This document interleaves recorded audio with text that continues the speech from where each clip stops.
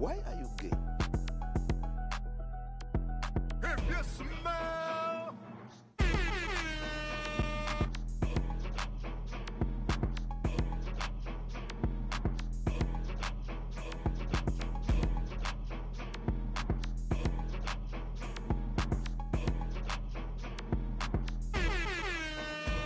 You got a video you want me to react to? Join the Ace Pit Discord right now. Scan the QR code on the screen, hit the entertainment tab, click reactions, and drop it in. Super easy. Submit today.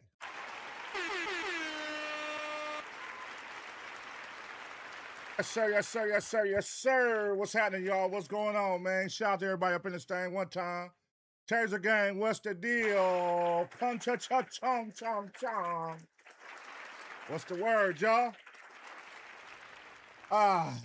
We up in here, man. We up in here, man. I would like to first start off and inform you on the misinformation that AD gave you guys today. I'm not sick. My girl is sick. You know what I'm saying? My family is sick. So I had to take care of my girl today. You know what I'm saying? Hold on. I had to take care of my girl, and you know my kids out of school. So, you know what I mean? She was down. So I had to be there for the children, man, for the youth. So yeah, that's why I missed the stream today. I'm not sick. I saw people like, oh, get well soon, brother, get well. I'm like, I ain't sick. Don't put that on me. Don't put that on me, man. You know what I'm saying? But it's all good. She feeling better. You know what I'm saying? Just finished eating with the kids right now. Got them settled. So, you know, they showering and all that. They good to go. And now I'm down here streaming, man. Let's get it on. Let's get to these reactions, boy. Shout out to the Taser gang, man. Shout out to the green side. Shout out to the gray side. And now we have the rat side. The rat side. Black Hearts Music is the president of the rat side. He said he's a rat. He loves, hey, whatever. And now if he can conjure up some people to join his side, hey, man, shout out to them. You know what I'm saying? The rat side. Shout out to them. If that's what y'all want to be, the rat side, that's y'all. You know what I'm saying? But I represent the green side and the gray side, man. The green side and the gray side of the Taser gang. All right, so we got some cool shit going. Hey, y'all know I went live the other day, right? And I was trying out the new angle, but I switched it up last night. And I was like, I'm going to switch it up. Let me see. So instead of that way, I'm going this way. Bye, y'all. So I could go this way. I could talk right here, and I can see the chat right here, so I can see what y'all talking about. You know what I mean? This is a better angle than what it was that way. But I was just trying a different look, you feel me? But when I go live and do like random hot takes, like the Streamer University is going on right now. So I got some funny clips I seen from Streamer University that's hilarious. You know what I mean? I want to react to that I saved. So I might do a little segment within this show and where we do hot takes from the Streamer University. You feel me? Shout out to everybody joining right now, man. You feel me? Ah, nice. Shout out Lady PU, Spider-Man up in the building, man. The OZ. Yeah, shout out to you, man. Rats. I hate rats. Danny F says she hates rats, man. If Danny F don't fuck with you, I can't fuck with you, man. I can't fuck with you. You know what I mean? Yeah, them clips, them Streamer University clips are hilarious, bro. They hilarious. They got some funny ones, man. So we gonna react to some. I'll probably react to some during the show. All right. So let's see what it do. Man. All right, cool. Let's get it. Let me see. I just noticed one thing. I gotta work on that later. I ain't gonna have no time to do that while I'm on stream. I gotta fix my little vertical, how it look when I switch screens right there. I'll work on that off screen. But all right, cool. Let's see. I got some Streamer University shit I wanted to react to. We're gonna do a reaction first. But then I do got some Streamer University shit. I saw Dub and the McQueen nigga call him out for a fade. That shit was comedy. Oh, let me see. Let me find it real quick. That shit was comedy. I said, damn, we called that nigga out on stream. He put that nigga on the spot. Bruh. All right, hold on. I got some shit. I got some shit we could do in the middle of these reactions. Let me bring it over here real quick. Let me bring it over here. All right, booyah. All right, cool. So we gonna get to that. But what's going on with y'all though, man? What's happening? How everybody feeling out there? How are y'all feeling out there, man? It's Thursday night. Shout out to everybody who's still up. You know, we do this Thursday night. We do it for the late nighters, man. So shout out to all the late nighters who on here, man, who at work, doing it up, who at the crib, who up, who just got home from work, the nigga who on the road, who at their job, whatever you doing right now, man. Appreciate you tuning in. You feel me? Shout out to Danny F for hold on, I did a reset real quick. Let me turn the volume up. Shout out to Danny F for the 10 gifted. I see you just gifted 10. Appreciate you. Let me turn the volume up. All right, there go the volume. All right, let me see. All right, we got the volume up. Can y'all hear me now? It's better? My bad. My computer, before I went live, my computer had to do an update. So whenever it does an update, it lower my volume all the way down. But we all good. We back at 83. But yeah, man, shout out to everybody who on this thing, man. You feel me? Appreciate everybody who stay up late. We normally go live at 7 on Tuesdays. On Thursdays, we go live late night. So that could be 9, 10, 11. Fortunately, I was able to go live at 9 o'clock tonight. So I definitely appreciate y'all staying up. I know it's late for a lot of y'all. You feel me? Especially on the East Coast. A lot of y'all got to work in the morning, shit like that. So if you are up still watching, appreciate you, man. Appreciate you, man. Now, we got some reactions. I think tonight I want to mix it up. I'm going to do some law and crime. I'm going to do some hot topics. And I'm going to react to some streaming university shit. We gonna mix it up tonight, man. We gonna mix it up. A little bit of this, a little bit of that. That's just how I'm feeling tonight. Let's just mix it up and react to a couple different things that's going on. You know what I'm saying? Somebody has sent me the Flacco point and shoot thing. I was like, I just reacted to a Flacco point and shoot. I'm like, damn, he already dropped another one on him, so I ain't gonna react to another Flacco point and shoot right now. But we do got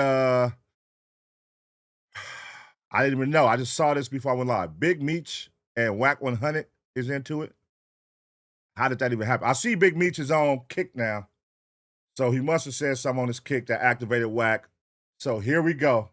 Whack is definitely finna unload on Big Meech. I can see that coming. I could call that. DJ Academics destroys mall for lying about missing Jay-Z concert. Okay. So I want to get caught up on that. And then on hot topics, law and crime, we got New York tour manager hid this secret until it was too late. Don't know what that is, but that's the Family Channel. Y'all know I fuck with the Family Channel. I'm sure it's going to be something interesting. Here's why you don't bring a pit bull to Walmart. I see Nolan Wells. They got a new update. Law and crime just dropped on him. So we'll react to that. An armed felon makes the worst choice of his life. I don't even know if we're going to react to that one. Hold on. What do I got in the... yeah, I think so. I think we're going to fuck with that one. Let me move this up right here. Let's move this up. All right, fucking man. Let's just react, man. Let's just react. We just going to do it up. I'm about to smoke. Glad you went live. I didn't even know you smoked, Spider-Man. What the hell? Yeah, shout out Texas Southern Bill. Texas Southern Bill, what's the word? Cali Tech. Texas Southern Bill said, I don't care for hot topics. Well, you know, Texas Southern Bill, that's why this is your show, and I'm doing my topics tonight. I fuck with you, Texas Southern Bill. You already know, though.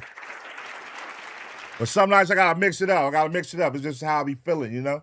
Some nights I want to do all on crime. Some days I want to do hot topics. Just how I be feeling. I be wanting to be entertained by different things. You know what I mean? Tonight, I want to be entertained by different things, not just law and crime. So, that streaming university shit is hilarious right now. So I definitely want to watch some of those clips. It's out of pocket. I don't know. I've been seeing some wild shit. I'm just like, this shit. I don't know. I feel like it's a little more turned up than the last streaming university. As far as like energy wise, I feel like it's a little more turned up. a little more activated. You know what I'm saying? But Dub and his roommate. Hey, what's the fat nigga that Dub got? His roommate? I got the clip saved, bro. That shit is fucking comedy. That nigga in there snoring like a bitch. What's that nigga name? The fat nigga? We gonna react to that, man.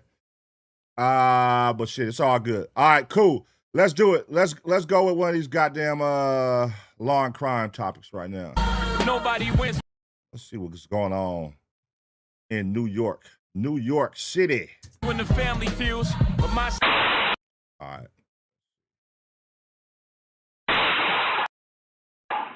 Where the fuck is the topic at? Where's the name? This is the New York tour manager hid the secret until it was too...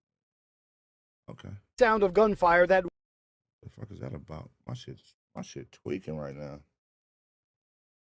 Fuck. When the family feels, my... Right, my shit tweaking. All right. All right, y'all. We back with another reaction right here on ABP Reactions. And right now, we finna see what happens after a New York tour manager hid a secret until it was too late. Let's go. This is the sound of gunfire that woke residents on Murdoch Avenue. The focus of that investigation, a black Jeep someone opened fire on, killing Julia Anderson, who is sitting in the driver's seat. Usually comes home at 12 o'clock in the night, and usually when she comes, she always making some kind of little noise or something, so I know she's home. But then I was wondering what happened. I didn't think she was gonna die. The victim's sister, too distraught to speak on camera, but 4-7 precinct in the Bronx took out alleged killer Michael Foster. He's a 58-year-old man who was living in the house, the same house as the victim, Julia Anderson, on Bell Avenue in Mount Vernon, New York. 58 years old. God damn, nigga. Why would you want to go to jail at 58? Along with her mother. And we're still waiting for official word on what his exact relationship to her was, but police are charging him with murder, manslaughter, and 10 counts of criminal possession of a weapon for that horrific shooting on Monday night. A New York group home employee was killed in the middle of the night, only a month before her 40th birthday, by at the time an unidentified man on a scooter. With people questioning the mom's response to the local news, which you'll later check out, some assume she was part of the group who just grieved differently. You know, the ones that laugh to keep from crying? But of course, this is the daughter she birthed. Well, 48 hours after her daughter's demise, police were making arrests. And looking back to how the witness was killed, everything seemed calculated. Authorities would arrest this woman's uncle, who happens to live in the same house as his niece and sister, the victim's mom. Now, the home is where we will find the motive and break down in the story. But with the public getting the news, most are wondering, after looking at the victim's mom's initial news interview, did she know? Plus, I might as well tell you guys this now and out the gate. The uncle, who we'll later identify, is a well-known figure in the New York rap scene since the early 2000s. But What? before we go over this one, I want you guys to remember, I don't give you no angle. I just give you the story. So with that being said... Hold on, y'all. Hold on. My son right here. Hold on.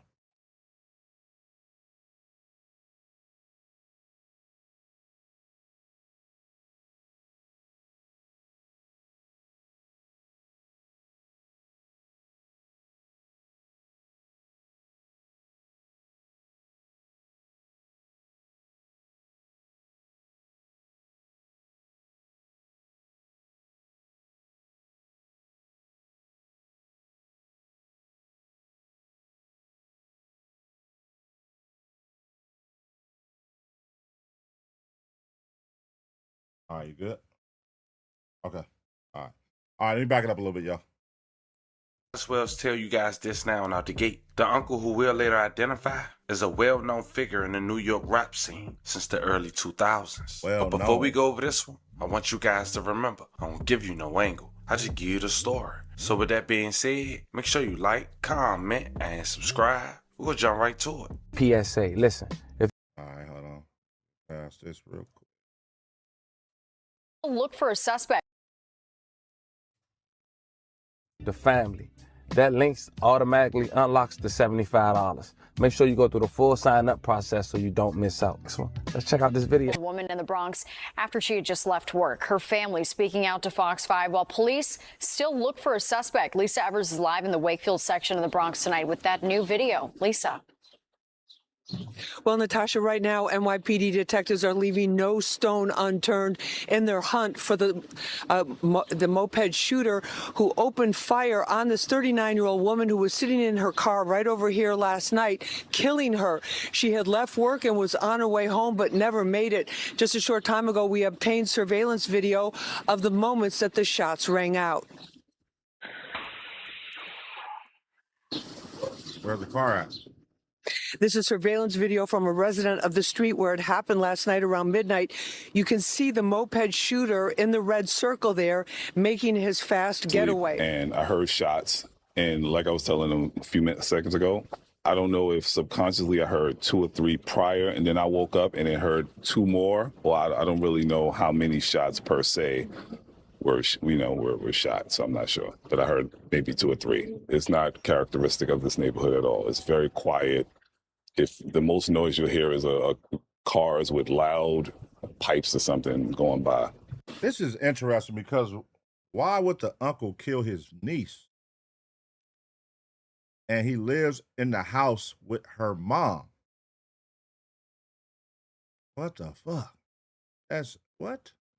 This is crazy. Fam, that was the brief surveillance footage of a 39-year-old woman being gunned down just a mile away from home, leaving work, as we mentioned, a month before her birthday. The incident took place July 13, 2026, as they mentioned on a news conference. It was a Monday. The victim name was Julia Anderson. She was standing next to her black outline pink Jeep, as you see above. Anderson, who also lived nearby Mount Vernon, was found sprawled on the ground outside her ride on Murdoch Avenue when police responded to a 911 call about the shooting. She was rushed to Jacob Medical Center, where she died. May she rest in peace and love her condolences to her family.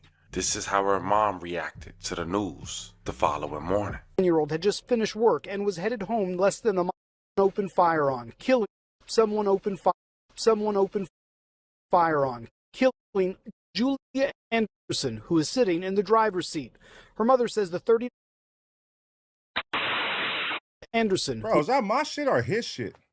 What the hell? That shit tweaking out, cuz. Her mother says the 30 That's his shit. I ain't my shit. Anderson, who is sitting. This is the sound of gunfire that woke residents on Murdoch Avenue. The focus of that investigation, a black Jeep someone opened fire on, killing Julia Anderson, who is sitting in the driver's seat. Her mother says the 39-year-old had just finished work and was headed home less than a mile away in Mount Vernon. She usually comes home at 12 o'clock in the night, and usually when she comes, she always making some kind of little noise or something, so I know she's home. But then I was wondering what happened. I didn't think she was going to die. The victim's sister, too distraught to speak on camera, but says Anderson had just wrapped up a night shift as a caregiver at a group home for developmentally disabled adults in the Wakefield section of the Bronx. George Enriquez is a neighbor and co-worker. I felt it so much for that girl this morning when I heard the news that you don't know. I think I was going to have a heart attack, bro. But... Bro, what's up with your collar, bro? That there collar is crazy. What the hell? Who was pulling your shirt, big dog? All right, let's get back to the story. All I can tell, she's a very, very nice person.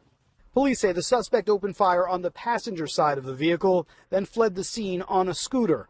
Anderson was rushed to Jacoby Hospital, where she was pronounced dead. So he waited till his niece came in the car. Soon as she got in the car, he was on like a bird? You know, them little scooters? He drove by from the passenger side and shot it up. And then went right back home a mile away to go back in the house with where he lives at with her mama and her sister and her. Like, nigga, what? That's some crazy shit. My younger daughter came and she told me, she was gone. So my heart felt like it was going to come out. Oh, gosh. Anderson was just 1 month shy of her 40th birthday. Police continue to search. Now, before we continue and get to the motive and also the arrest and who the uncle is, it's important to know this. It's a stereotype that exists in some Jamaican communities and in Caribbean conversations. It's not something that's true of Jamaicans generally, but it has roots in some real social legal issues surrounding land and inheritance. A few reasons this topic comes up so often is because family land is extremely valuable. Many Jamaican families have owned the same property for generations. Even a modest home or a few acres of land can become worth a significant amount over time, especially in a grown or tourist area. Many people die without a will. When someone passes away without a valid will, multiple relatives may have legal claims to the property. That can lead to disputes between siblings, cousins, grandchildren, or relatives living overseas. Family land can have many owners. In Jamaica, land inheritance over generations may end up being jointly owned by dozens of descendants. Oh, don't tell me he killed her over some land. Don't tell me you took your niece out over some land, bro.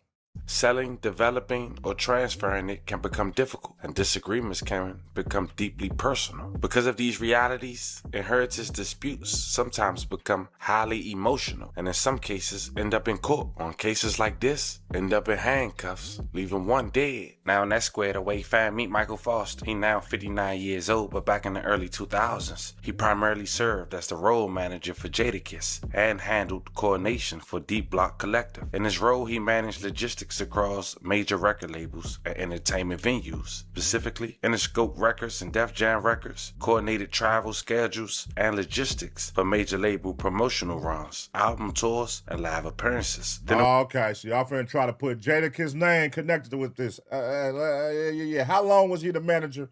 And did he get fired for doing a terrible job? If so, remove Jadakiss' name and don't bring it back up. Cause nigga, don't put this on, bro. This nigga, clearly he's a fuck up. Nigga killed his goddamn niece with cameras everywhere. You're 58 years old. I would expect this from the young niggas, brother. You're 58 years old. What are you doing riding around on a scooter going to kill your niece with all these cameras and all this? You crazy. Was Paperboy Entertainment. He worked on independent artist logistics, touring planning, and management strategy. Then there was Deep Block Management. He assisted with the day-to-day on-the-road operations for Jadakiss and his associated group members. Fast forward to 2026, and he get arrested for murder for killing his niece just 2 days after her demise. Police allege he got on a scooter to do this heartless crime, and most saying out the gate from family members. All this happened to be allegedly for inheritance. After looking up public records, the home that they live in was owned once by the victim's grandmother. In return, the kids stayed in there, and it was gonna go to the victim's granddaughter. But the uncle made sure that never happened. And as tough as it is for me to ask this question, we all have to wonder now, did the mom know? Breaking new video at this hour of the man charged in the deadly shooting of a 39-year-old woman in Wakefield. Family tells News 12 that the alleged shooter is the victim's uncle. This here is 58-year-old Michael Foster being walked out of the 47th precinct Wednesday night. He has been charged with murder, manslaughter, and criminal possession of a weapon in the shooting death of Julia Anderson. That's a disgrace, bro. That's a disgrace, man. So you killed your niece because she was going to get the house and your bum ass living there. And she probably was going to kick your ass out of that motherfucker. And you like, fuck that. I was supposed to get this house. And the only way you going to get the house is if you kill her. Possibly. Next to kin, you know what I mean? Whatever, you're the son. You're older than the mother. Who knows? But whatever the case is, stupid plan, terribly executed. And what are you doing at 58 years old, killing your niece over some land, bro? Come on, my nigga. You almost out of here, bro. You 60 years old. You almost out of here. Relax. According to police, Anderson and Foster shared the same address. The 39-year-old was shot multiple times outside of her Jeep on Murdoch Avenue just before midnight on Monday, just across the street from the group home where she worked. The investigation remains ongoing. Now, the same morning that the uncle got arrested, video started surfacing online of police in and out their home, collecting evidence, trying to comb through what they could present as evidence to try to find a motive.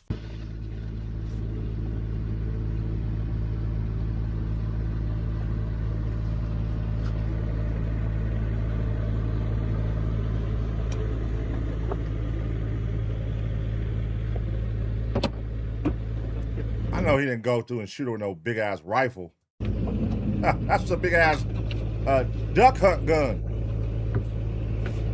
Elmer Fudd gun ass nigga.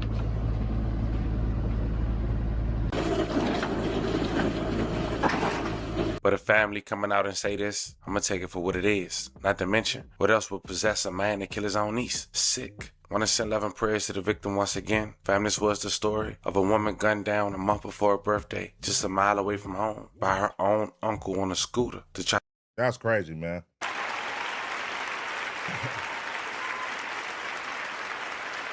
That's a terrible, terrible situation right there, man. What will possess you at 58 years old to kill your niece that's about to be 40, that you probably watched raised and, you know what I mean, that you probably watched grow and you raised over some land? Would you kill your niece that you helped raise or you was in her life over some land when you're 58 years old? Like, my nigga, I mean, I get it, man. Some shit people be looking at the value. Oh, the land is probably worth this much.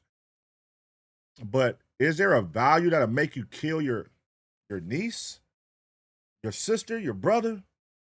Like, what, just because it's worth $1 million, you would take out your own family member and get caught 2 days later and serve the rest of your life in jail? Nobody won. You're in jail. She's dead. Now what happens? Whatever your plan was, it didn't work out.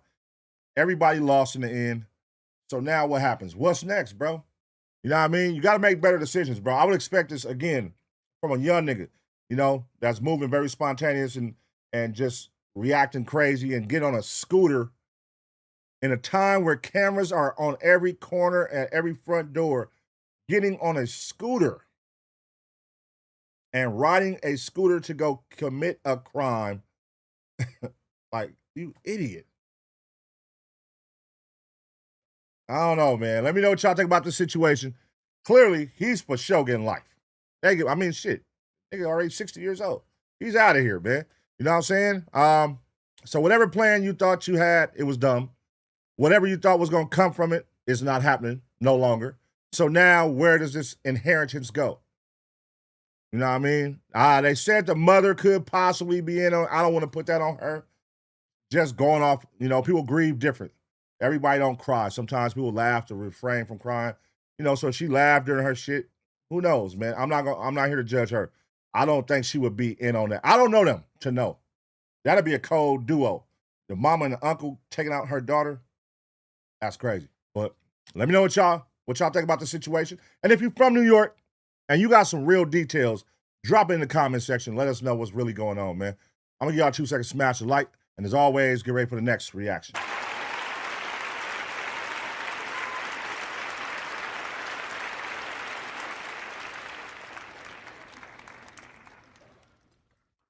That's terrible, man. Killing your family members like, over like, damn, I'm finna go kill this motherfucker. That's my land. I'm finna go kill this motherfucker. Like, what do you think? You think you finna get away with it? Like, okay, there's a way where I would understand, like, okay, I can see where he thought he was gonna get away with this. But your plan was to ride up outside of her job on a scooter and shoot her car up and ride your scooter back home. Idiot, bro. Oh, hell no, man. What the fuck, man? Like, what? At least come up with, like, if you're gonna do it, at least come up with, like, a stone cold plan. That where if you got caught, you was like, damn, they're good. They're good. They caught me. Because I know this plan was cold I had. But when it's a plan like that, you should have knew you was going to get caught, stupid. I could have told you that. If you would have told somebody, hey, this is my plan, nigga, to get the land. I'm going to go catch her outside her job. I'm going to ride up on a scooter. I'm going to shoot her shit up. I'm going to ride back home. Nigga would be like, hell no, don't do that shit, stupid. That don't make sense, nigga. That don't even make sense, bro. Why would you do that? Like, somebody would have talked you out of that. And you supposed to be a business manager, a role manager. You got to have some sense, man. You got to have some sense, man. You done been in charge of people's careers, bro. So you clearly you know what you're doing. Now, you probably got fired. They said early 2000s. It's 2026. So who knows what you did after that. This is back in the day. So who knows what you've been up to? You could be on crack. You could be on meth. You could be on drugs. Who knows? Who knows? But terrible idea, man. Terrible idea, man. Don't kill your family member with no goddamn land. You take that shit to court or something, man. Figure that shit out. That's dumb. All right, cool. Let's see, man. What else we got? Shout out to everybody up in this motherfucker. Dumbass uncle. Listen, man. You got to watch your family members, bro. That's one thing these reaction shows, bro, how janky motherfuckers are. The people closest to you. You got to watch your family members. You got to watch your co-workers. You got to watch your child's father, your child's mother. You never know, man. There's some janky motherfuckers in this world, man. They be thinking crazy, and you will have no clue that they gunning for you. They coming for your ass. You know what I mean? So just be alert, man. Just be alert, man. There's some wild motherfuckers out here, bro. All right, let's see what we got, man. What else we got? Here's why you don't bring a pit bull to Walmart. Let's see. We're just doing some long crime. Then we're gonna go on hot topics. BCW video, Let's see. This was submitted by the Taser gang, man. Y'all sent this, so I'm gonna react to it. All right, y'all. We back with another reaction right here on ABP Reactions, and right now we are about to see why you should never bring a pit bull to Walmart. Let's go. In this BCW video, we're taking a look at an incident that happened in Orlando on April 9th, 2025, when police had been called about an aggressive dog at Walmart.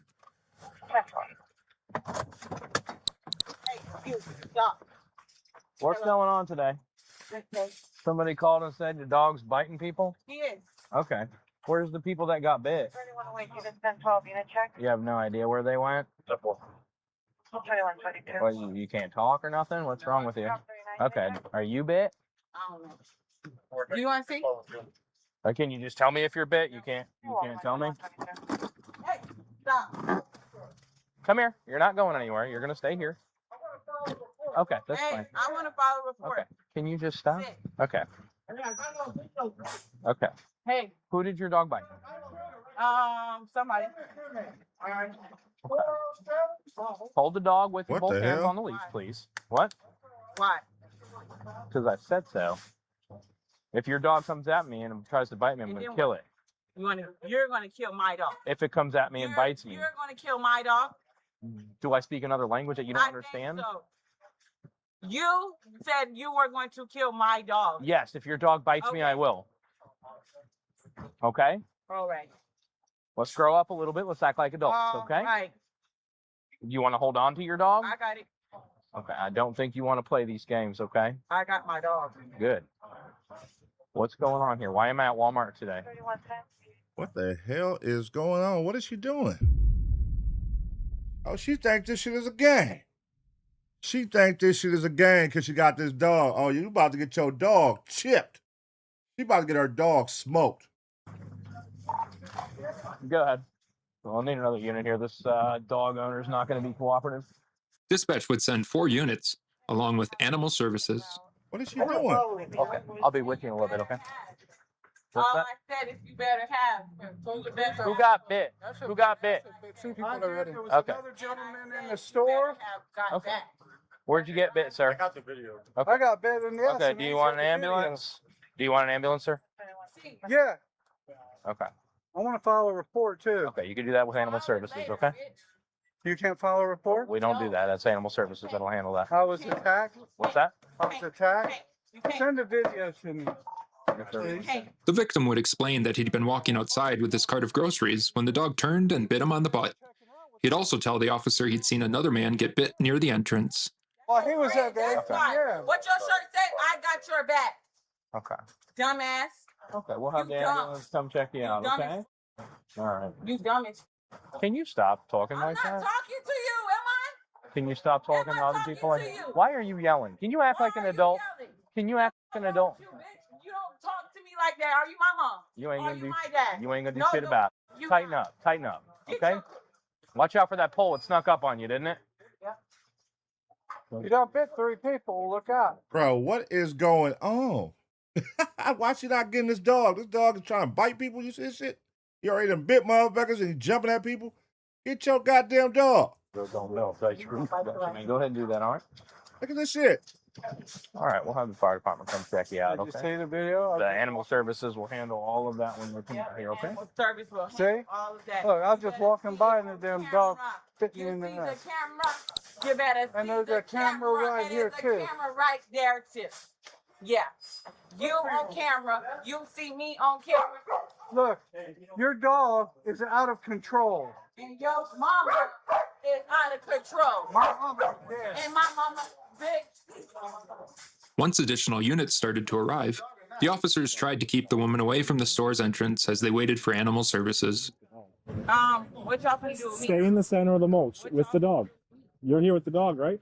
Duh, don't you see my So dog? you're stuck here with the dog. So stand right there. Well, I don't give a Stand in the middle of the mulch with the dog. Holy shit. Let's go. Sit. Sit. Hey, can I get your name and date of birth? Hey, you can't get a thing out of me. I'm asking your name and date of birth. Thing. Why not? Is she drunk or what? And where the hell? Animal control better hurry the fuck up. Her dog about to get smoked. You can't get shit. Play hot boy and then you can get the away from me. What are you That's talking what about? you do. You. Racist ass cop. Nah, I don't know my name. Baby, you should be your research. Do I got a car? Yeah. Do you want to see it? Sure, is it here? No. Oh, you walk here, okay. Yeah, let's go. Let's go. I told you to stay over here. And I told you to stay right there. Man, you understand you're not. I understand everything. Good, very good. Thank you. So you'll know to just stand right over here. And I know you Thanks, better appreciate get back. I don't think you want to play with me. Yeah, I don't think you want to go down that road. Sit. Down. Down. Oh. Down. Hey. Down. This dog don't listen to shit. She said shit. That dog ain't listening to her. Can you please get your dog into the mulch? Thank you. Let's get out of the road. That's all I'm asking. Perfect. You stay in the mulch. Ma'am, come on. Where are you going? Holy shit. It's gonna be a bang guy. Don't let a bang guy. All right, there go animal control. Animal control finna come grab this dog and she finna act up. All right, so we gotta freaking grab her. Yeah, I don't want to grab the dog. when he grabs the dog. Yeah, that's what we're gonna do. Hey, Hey, come back. Where are you going? where are you going? Where are you going? Where? I told you to stand here. And I told you to stand here. We're not doing that. And we're not doing it. Hey, look at me right now. Keep your dog there. You stay right there. All right? That's all. That's all we're doing. Don't touch All right. him. Don't touch him. All right. Don't touch him. You got it? Don't touch him. Stop. Taking this up. Hey. Put your hands behind your All back right. until we get this sorted out. All Cut right. your shit. Yeah. Lighten up. Okay. I got it. We're good. You got it? Yeah. Got it? You better move back. Back. Back. Drake. Get back. Draco. Draco. Draco. Undo this. Draco. She named her dog Draco, coulda. That's a cold name to name her dog, though. Draco. Stay here. Draco. Draco about to get chipped. No, it's around her waist. Draco. Who's got a knife or scissors? I got some. We're just gonna go this way. There you go. I'm gonna have to hold this now. Can you cut it? The leash or the rope? Just cut the whole thing. You're good. Give me my shoes real quick. Don't go near. No, yeah, I'm not going there Shoes real quick. until your dog is. Hey, give me my shoes real quick. Draco ain't put up one fight, though. I will say that. He ain't a crazy ass dog. He ain't put up a fight. Until your dog gets away from the shoes. He shouldn't have kicked him off. There you go. Now you can get your shoes. Later, Draco. It's not very nice. You're not very nice. I know I'm not. Where you going? Everywhere. After the officers placed her into the patrol vehicle, they continued to try and get her personal information. Ma'am, quick question for you. No. See. Are you diagnosed with any mental illnesses? See. You see me, bitch? Do I see you? Yes. See. Are you diagnosed with any mental illnesses? See. Have you had anything to drink today? See, bitch. Z. What You is see a Z? Z? A Z. That means Z and Z. What? C. She started out saying C. Now she's saying Z. This bitch is crazy. This bitch is batshit crazy, man. Away from me. That's what that means. Z, bitch, Z. How old are Z, you? Z, Z. Z, Z, Z. Z, Z, Z, Z, Z, Z. Yeah. Hey, I'm asking you a simple question. Okay, so you're pretending like you're crazy, but you're not. I'm crazy. Are you intoxicated right now? Very. How much you have to drink? Drink. I don't drink. What do you smoke? Well, what do you smoke? I don't smoke anything. What do you smoke? Text your zone to Walmart, Orlando Market right now. Right now. What is this broad talking about, cuz? This bitch is, I don't know. I don't know if this is mental illness or if this is drugs. Which one is it? Or is it a combination? That's my sister. Where's the dog? Oh, shit. Hold on. Her sister is there. Wait, so her sister was in the store? Oh, let's find out. Going with Animal Control. He's bit 4 people, so. Wyatt, what the Okay, yeah, I'll Talk to her. Yeah, just roll the window up. Can I ask you I'm trying to figure out what's the deal with you here? I didn't bring him here. He brought me here. Is your sister? Yeah. How old is your sister? She's 18. Okay. The officer charged the woman with resisting without violence. She pled no contest and was sentenced to 3 months of probation and ordered to attend anger management. Animal Services also gave her 2 citations and mandated she attend a responsible pet owner class. What the fuck, bro? That's crazy. You want to listen to music? Yeah. It's gonna be my music though. I'm sorry. Why? What's your The evil scheme. I don't like it. If you can't swim. Dum. Did you buy anything at Walmart? Nope. You're just hanging out? Yeah. At the Walmart. Yeah.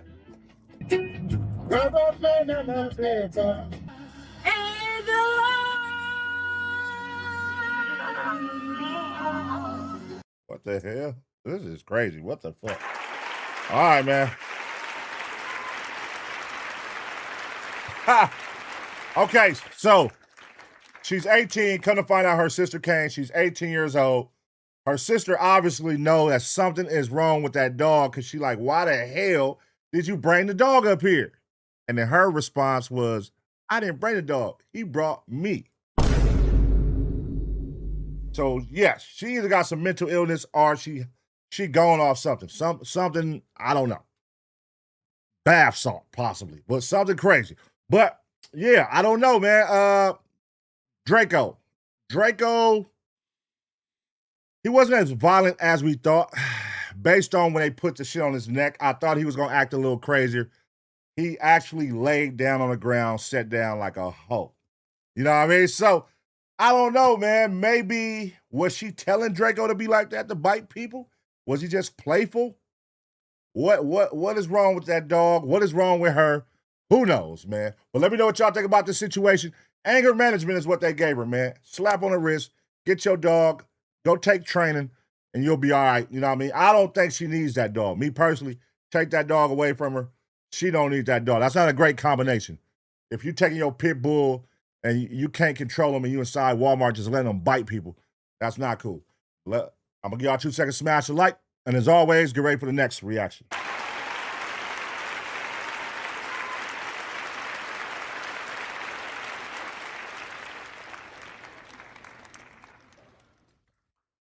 That's crazy, man. Pit bulls, man. Pit bulls. See, that's why people don't be liking pit bulls, man. You know, when you think of a pit bull, you think gonna get bit. It's actually some nice pit bulls out there. It's actually some cool pit bulls that don't be tripping. Don't be trying to bully the scene. You know what I'm saying? But then you have those type of pit bulls that live up to the hype of what everybody expect. Oh, he gonna bite me. And then he really does bite you. You know what I'm saying? But that says a lot about the owner as well. You know what I'm saying? Because a great dog owner could prevent, you know what I mean, people from getting bit by their dogs. Their dog will listen to them. You know what I'm saying? When it's time to attack, they will attack. When it's time to stand down, they will stand down. You know? But maybe she just had a wild dog that she found on the street. She don't take real good care of him. She let him do whatever at the house. Who knows, man? But all in all, terrible situation. Shame on her. Let me move this up here. We just reacted to that so that I know. All right, cool. Let's see what else we got here, Mom. Makes the worst choice of his life. Let's see this one right here. And then we're going to watch this Nolan one, man. Let's watch this one. It's 9. Let's watch this right here. All right, y'all. We back with another reaction right here on ABP Reactions. And right now, a neighbor. Wait. Where the fuck is the title, bro? Why it's not showing? It's 9. Man kills neighbor for blasting loud music. Why isn't the title showing, though? That's tripping. YouTube that made some switches. They don't show what's going on no more. All right, y'all. We back with another reaction right here on ABP Reactions. And right now, a man kills his neighbor for blasting loud music. Let's react. It's 9 p.m. at an apartment complex in Clarkstown, Washington, where police respond after a man called 911 to report he had shot and killed his neighbor over a noise complaint. You get that guy called? Okay, do me a favor. Slowly walk out to the gravel and then walk down to this guy right here. Is he in your apartment or his apartment? This is his apartment. I just went over. Police identify the suspect seen here, a 76-year-old David Boyd, a resident of the apartment complex for just over a year. Okay, why did... I'm gonna take my phone. Yes, do me a favor. Put your hands behind your back right now. You're going to go in handcuffs. Is this 76 years old? You done made it 76 years, my nigga. And this is how you go out. He's in number 4.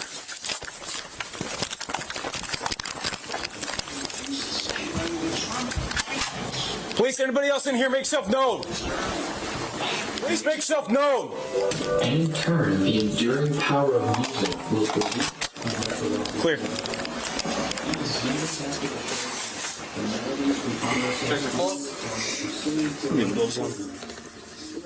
Inside the apartment adjacent to David's, police find 53-year-old Chad Van Scotter dead from 3 apparent gunshot wounds, 2 to the chest and 1, quote, right between his eyes, according to police. Next, David is escorted to a patrol car where initial investigators begin questioning. He's in number 4. That's personal right there. You shoot the nigga between the eyes, that's personal. What I will assume is this isn't their first encounter, their first rodeo. He probably been having some ongoing, you know, old people be grumpy, especially we got an old neighbor. They be grumpy. They be, turn down the music. Oh, you know what I mean? Before 9 p.m., they want the music low, all kind of shit, you know, but maybe they was drug buddies too. Who knows, man? This nigga's old as fuck, killing people though. Okay, let's go this way.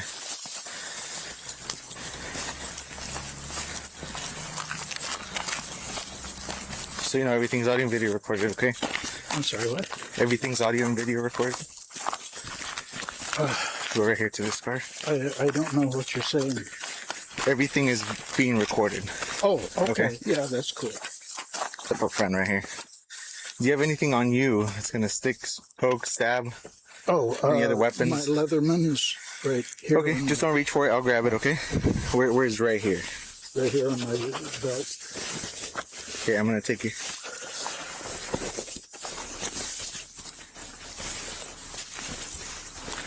This right here? Yes. Oh, he got a military jacket on. He one of them old military vets.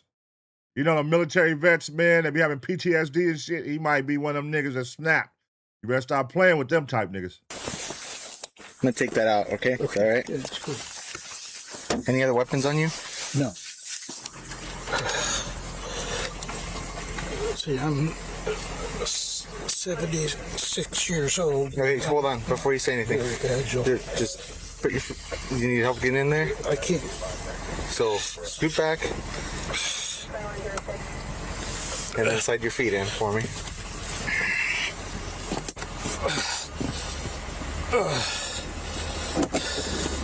Okay, everything in here is being audio and video recorded as well, okay? Okay. All right, I'm gonna read you something, okay? This nigga too old to be going to jail, bro. He could barely get in the car without fucking about to have a heart attack. What the fuck are you finna do in jail, OG? All right. So at this point, this time you have the right to understand the rights I've explained to you? Okay. Having those rights in mind, were you willing to answer some questions for me? Sure. Okay. Can you walk me through what happened tonight? Well, basically, Chad thinks that I said something derogatory about him. Okay, who's Chad to you? Chad, he's just my neighbor. Okay. I don't even know his last name.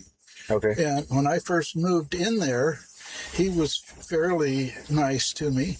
We would come out and sit and smoke pot out in the front of the house there. I knew it. They was druggies together, man. Listen, that ain't the only thing they smoked together. They probably did some more shit together, man. But this isn't their first rodeo. Okay. And would come over and talk to me when I was sitting out in front of the house. And he indicated that he wanted me to be his chauffeur and to drive him around and do things for him. Okay. And I said, well, I can't afford gas to be hauling you around or anything. And so, I don't know, a couple weeks in, he just suddenly stopped coming out and stayed in his house all the time. And a couple of workers were working down here in this first apartment, and I had walked down and talked to them, and one of them had asked me if Chad was bothering me. And I said, no. I said, occasionally I hear him closing his cupboard doors in his kitchen, but otherwise he hasn't bothered me any. And for some reason, they told him that I had said he was banging his cupboard doors and keeping me awake. Okay. Well, his cupboard... Nah, OG. Nah. OG, you lying. That part don't even make sense. OG lying. This nigga lying, cuz that part made absolutely no sense. Some workers was down there and they asked you, hey, is Chad messing with you? No, he's not. All of a sudden they go tell Chad that you complaining about him. You was complaining, nigga. You're a liar. Doors aren't anywhere near my bedroom, so it was just them trying to get the two of us at odds, I guess. Okay. And so he came up, banged on my door, started screaming and hollering at me and slapping me. And I just backed up and closed the door and called the police. And there was a couple officers came out and talked to us, and he... When did this happen? Oh, this has been probably 6-7 months ago. Okay. Man, what the fuck? He asked you what happened tonight, man. I'm sitting here listening. I'm like, what is he talking about? What happened tonight, nigga? Approximately 7 months prior to Chad's shooting death, police said they responded to the complex after David allegedly threatened to shoot Chad, who he said tried to push his way into his apartment after other repeated noise complaints. Told you ain't their first rodeo. The two neighbors were reportedly told to be considerate of the other and to stay apart if they couldn't get along. But later the same day, David allegedly called again with more noise complaints that ended with one investigator noting the victim's television volume to be at a, quote, reasonable level. And it's just got gradually worse since then. He puts a radio or a TV or something in the little bedroom right next to my bedroom, and if you go in there, you can hear it. It's just blaring into my bedroom, and I can't sleep with it blaring. And he's done that on a regular basis, and I've called the police on him on several occasions, and they say, oh, there's nothing they can do about it. Okay. And So then he went to the management company and told the manager that I was harassing him. The alleged disagreement sparked multiple office complaints from both Chad and David, according to an incident report. Chad expressed his desire to move just 5 days before his death, allegedly saying he was, quote, going to get out while he can. A property manager also reportedly told David that he was the, quote, common denominator behind repeated noise complaints, including a past allegation of using an air horn to retaliate against different neighbors. See? He trying to paint like he the victim. When, nigga, you out here tripping on everybody, nigga. You out here, you an old head, cause you old head niggas be tripping, bro. Y'all niggas don't got nothing better to complain about. Y'all don't got nothing better to do. Y'all just sit here and bug neighbors and pick on neighbors for being too loud, for having too many people at their house, for having their car parked in the driveway wrong. Like, they find any little excuse when they be this age just to mess with people. Like, take your old ass to bed, Grandpa. Stop worrying about motherfuckers, man. Okay. And I actually had gone and got a set of earphones and a wire and had my TV where I listened to my TV with my earphones. I didn't have it up to where he could even hear it. And he just, about, I don't know, once every 2 or 3 weeks would start blaring radio or something in the bedroom to keep me awake. In the last couple of months, I've been sleeping in the little bedroom on a cot because I can't sleep in there with that radio blaring all the time. Okay. And what was you doing with the air horn? When that radio was blaring, was you inside with the air horn blaring back and yelling through the walls with that loud ass speaker? What was you doing? See, y'all notice he's just leaving himself out of it and he's just victim. Everybody, everything is happening to him. He ain't said what he be doing in return. But the reports clearly says you fuck with all the neighbors, nigga. You're the common denominator, brother. You fuck with everybody. So what happened tonight? For some reason, he put a radio in his kitchen. Okay. And just had it blaring. And I couldn't even hear my TV because of that radio that he had blaring in there. Okay. And you snapped. Then I went, turned everything off and went and laid down in my cot. And I still couldn't sleep because I could hear the radio blaring in my front room. Okay. And then, I don't know, about 8 o'clock or so, I got up to go to the bathroom, and I went out there, and he had taken the radio out of that area and put it over in the bedroom area and had it blaring. It's still blaring right now. Blaring. This nigga said cot, nigga. Who the fuck? What, you got a cot in your house, nigga? This nigga keeps saying blaring. Listen, brother, you're lying, nigga.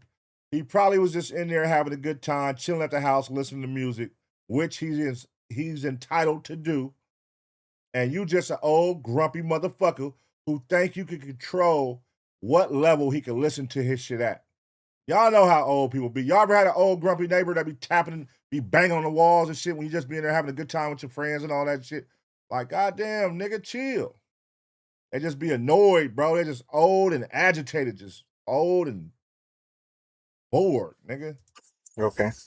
And I couldn't take it anymore. I can't sleep. It's like I'm paying $850 a month for that apartment, and I can't sleep. I can't do anything in there because of him. I'm like a little mouse sneaking around in there, closing my doors real softly so that I don't irritate him. And so I went over and knocked on the door, and he come to the door, and he had a stick, and he tried to hit me with the stick. So I had the gun in my hand, and I shot him.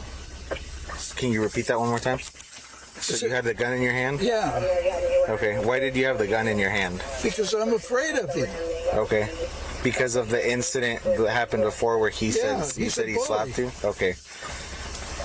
So you walked outside because his music was up. You walked out with a gun in your hand to go knock on his door Why do you got the gun in your hand already, brother? That's where you fucked up. You shouldn't have said it was in your hand. You should have said after you saw the stick, you reached for the gun and grabbed it out. You could have came with that story. But walking out with the gun already in your hand, nigga, hold on. You came over there tripping. Night, was there anything that he did to you physically? Yeah, he hit me with the stick. He hit you with the stick? Yeah. Okay. Where did he hit you with the stick? In the face, and he didn't leave a mark or anything. He just he tried to hit me hard, but he couldn't because the door was there in the way. Okay, and then what did you do? I shot him. Okay. How many times did you shoot him? I think 3 times. Okay. David admits to shooting his neighbor, who he says attacked him while he was trying to confront him over the noise. Next, we join one officer inside the home, where during a safety sweep, we get an idea of the alleged sound he's referring to. The testing of oxygen is always high, so we have to worry about that. It was too low in the game. It originally sounded like this. It was a little more muffled, so what I did was I gained it all the way up. And then I took the lows, which were all the way off. Let me tell you how ridiculous it is. With the lows off, the highs off. I'm gonna run in there and take a look at that stick. It's a cane. It's a cane? Yeah, I'm sure they've got it right now. Okay. Did you hear any of that? All of that? Yeah. Okay. It's a cane. That's what So is he clearly deceased? Where did he shoot him? Looks like the head and the chest. Oh. Guys, do I need to turn around or can I go around your vehicle? Just turn around that way. Okay. Back with David, he has a few questions for the transporting officer. Excuse me? Is there any heat back here? Could you... Yeah, let me crank it up over there, okay? I'd appreciate it. Thank you. Yep. He was dead, wasn't he? David, I'm not going to discuss anything with you. This nigga is tripping. He was dead, was he? So you wanted that nigga dead. You a fucking psycho, OG. Hey, OG is a psycho, bro. He trying to play victim, but he know what the fuck he was doing. Imagine being 56 years old and you lose your life because you don't want to turn your radio down and your neighbor come kills you. What? Out of all the reasons in the world you could die for, because you don't want to turn your radio down. Oh, I'm sorry. Right now? Okay. Moments later, David arrives at the police station, where he shares a few thoughts with one officer while waiting for detectives. I was so stressed out. I feel relaxed now that it's over. That guy just had me wound tight as a rubber band. I feel just relaxed now. Oh, this nigga's a psycho, cuz. This nigga's a psycho. I feel relaxed. He first he confirmed the nigga was dead. He was dead, wasn't he? Now that he was dead. Well, he didn't tell him, but he knows. He shot that nigga in the head. That was a personal. If a nigga shoots you in between the eyes, that is personal. They hate you. They want to kill you. Boom. Then shot you twice. Boom, boom.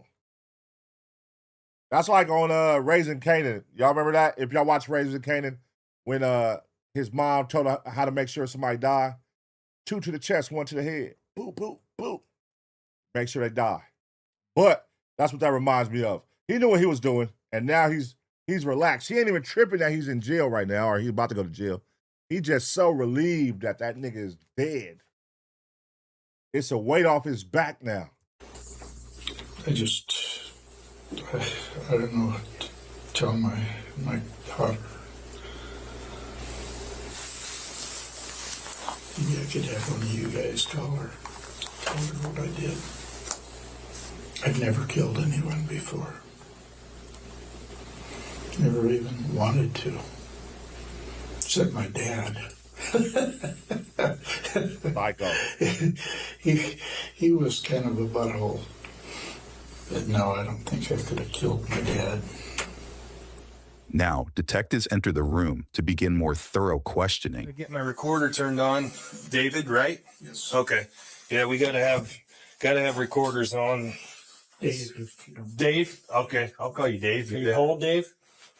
Chili? I'm going to turn this heater on behind you. Is that all right? I appreciate it. Okay.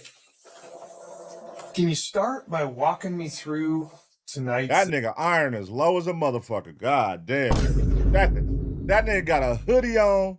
He got a jacket underneath the thick jacket and a shirt underneath that motherfucker. And he still needs the heater on. God damn, nigga. Advance.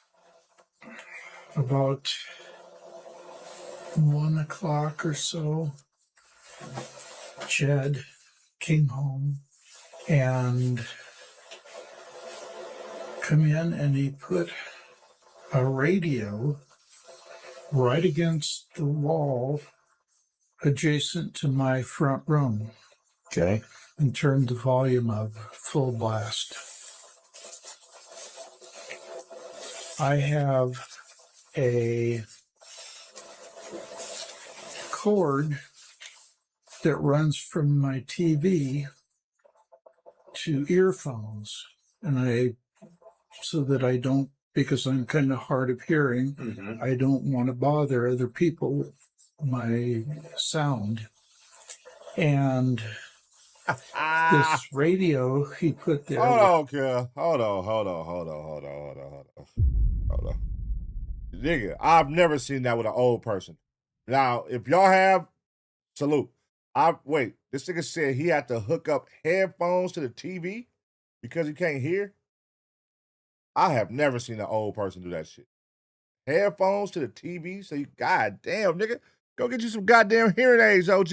What the fuck? So loud through the wall that I could just barely hear my TV on the earphones. Okay. And this is an ongoing thing with him. He'll have a bad day and take it out on me by blaring music. He at one point had some bass speakers, and he would go and he would just turn them bass speakers up full blast and just blare whatever it was he was playing. And so I finished the show that I was watching and went in the little bedroom. See, I've got 2 bedrooms there, the big bedroom and the little bedroom. The little bedroom is over in the corner. And because he's been blaring that in my bedroom, I've been sleeping on a cot in that little bedroom. Hold on, man. See, now this ain't making sense. You can't even hear a TV in your house. To the point where you can't hear, you got to put headphones. How the fuck are you hearing what's going on in somebody else's house next door? To the point that's annoying you. Why are you so mad when you can't even hear, nigga? See, now this lets you know you're using this noise complaint as an excuse. Because you just admitted you can't even hear your TV that's right in front of you. You just looked for any reason to fuck that nigga over.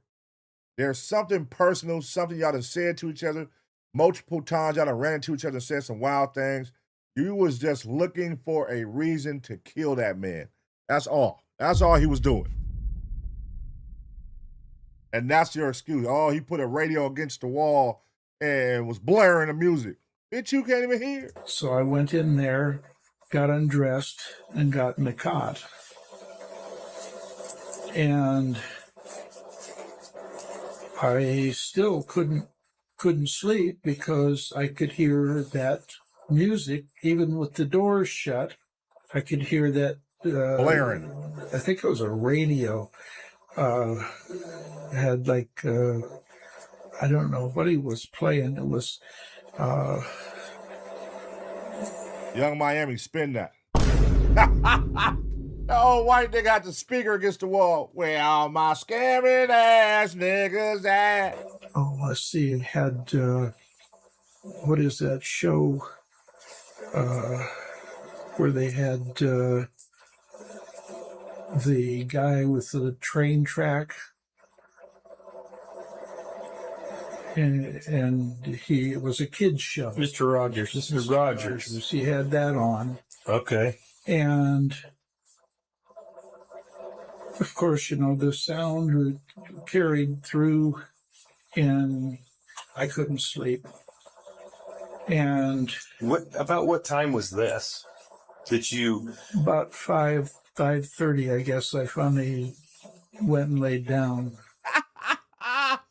5:30? Bitch, you can't tell me turn my music down at 5:30, OG.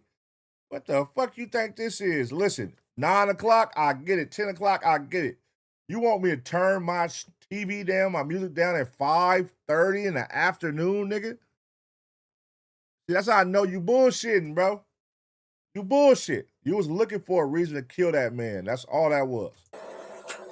I was just getting to where I was thinking I might be able to nod off, and he turned the radio off. And then he took it and he put it in the little bedroom adjacent to my big bedroom and turned it up full blast again. So now it's closer to where I'm trying to sleep. Okay. And I want to see the size of his speaker or the size of this radio he keep talking about. Because the way he talking, this shit is pushing volumes, nigga, all the way through the wall, all to his room where it's so loud he can't sleep. I want to see the size of this radio, the speaker he's talking about. That's so loud he can't go to sleep. A nigga who can't even hear his TV right in front of him. It's so loud I can't go to sleep. How loud is this speaker? I'm just totally stressed out from him doing this to me on a regular basis. I mean, it's been several months, and he goes in spurts. And pretty soon I think everything's okay, and I'll be able to go in and go and sleep in my bedroom, and then all of a sudden he'll start blaring music or the radio or whatever in there to keep me wound up. Okay. And he's a bully. He just, you remember when you came out before, he had pounded on my door, opened my door, and he stood there and slapped me 2 or 3 times and started screaming at me and spitting on me. And you and the other officer that was with you said that there was nothing you could do. See, that's the real issue. He already came through and disrespected your ass. He slapped the fuck out you already, called you a bitch. You already said that he told you gonna be my personal chauffeur. It sounded like he was Deboing your ass. And you couldn't take no more. Nigga, he was over there marking you out, doing what he wanted to do, having it his way. And you finally snapped. Like, I can't do it no more. He doesn't respect me. And you walked over there with your gun. You know what I'm saying? It was for sure a revolver, because you an old nigga. All the old niggas carry revolvers. You had a revolver, a 6-shooter, and you walked next door and you put that shit on that nigga forehead. Wow! Took him out of his misery, shot him twice in the chest while he was laying down. And that's what happened. And you thought you wasn't gonna get in trouble. And you think you finna be scot-free because he was playing his music too loud. You finna keep using that excuse as a reason to kill somebody. Let's really make that make sense. Just because somebody playing their music loud, you could take their life, my nigga. That's what you feel like. You basically trying to say, hey, that's why I did it, and he's been a bully. Well, guess what? It don't work like that, big dog. And so let's stay on track. And you said he's a bully, and so then what happened next? I just I've kind of lost it. It's like, what am I going to do? I called the management company and talked to a girl there, and she said, oh, she'd call him, and when she called him, he turned the music up, or the sound up. louder than it was before. And he's done this before when I had called the police and the police had come out, and after they'd leave, he'd turn the sound up louder than it was before. One witness later told police that David was allegedly overheard yelling at Chad, calling him names, and said that the victim complained about David's alleged ongoing harassment. See, I knew it. David, all this victim shit you keep doing, you are the aggressor. You the one causing all this shit. You the one picking on Chad. You hate Chad, bruh. Meanwhile, a worker referred to David as, quote, crazy, and requested additional help while working in close proximity to the suspect, according to another witness. Finally, one neighbor described David as annoying, always complaining, and cantankerous. The management called me, I don't know, a week ago, and he's reading me the riot act that I'm harassing Chad. Gotcha. And that Chad has been there longer than I have. It's like, what's that got to do with it? We're both paying the same amount of rent. Right. And I just couldn't take it anymore. I got dressed and I went and took my gun and walked over there, knocked or rang his doorbell, and he didn't even bother turning the sound down on the like he normally does when somebody rings the doorbell. And this nigga is crazy, man. Do y'all hear this old nigga? He's literally batshit crazy. Came and opened the door and saw that it was me, and he grabbed that stick he had there and started swatting at me, hit me in the side of the head with it. Because you had your gun out, stupid. What was he saying? I don't remember. It was kind of garbled. And then he realized I had the gun in my hand, and he kind of backed away a bit, and then came at me again. And when he came at me, I shot him. I think I shot him right in this area, in the chest. And then I think I shot him like in the chest area a second time. Man, this old nigga lied his ass off. He trying to act like he don't remember what he did. And he kept coming at me, and so I pulled the gun up and shot him in the head. And then you left and then called police? After I shot him in the face, I walked back over to my place. After obtaining a search warrant for David's apartment, investigators said they later found the gun and shell casings alongside what they described as a murder note where David allegedly stated he was, quote, fed up and was, quote, going to kill this asshole. What? This nigga wrote a murder note? I'm telling y'all, this nigga's batshit crazy, bro. Like, he's literally complete opposite of what everybody else is saying about him. Right now, he's making it like he don't be doing nothing wrong, and Chad just messes with him. And everybody is saying, you're the nigga that be fucking with everybody. You're crazy. I don't want to be around this nigga, David. David's always complaining. David's always yelling. David's always doing this. Bro, you're annoying as fuck. That's crazy. Like I say, he had me wound so tight that every time he'd turn that radio on, I'd get sick to my stomach and just shake and just so stressed out living there next to him. Mm-hmm. So Dave, you said that you just had it tonight. Yeah. Basically, last straw. I couldn't sleep. And so you got up and you got dressed. You grabbed your gun. You walked over there and rang his doorbell.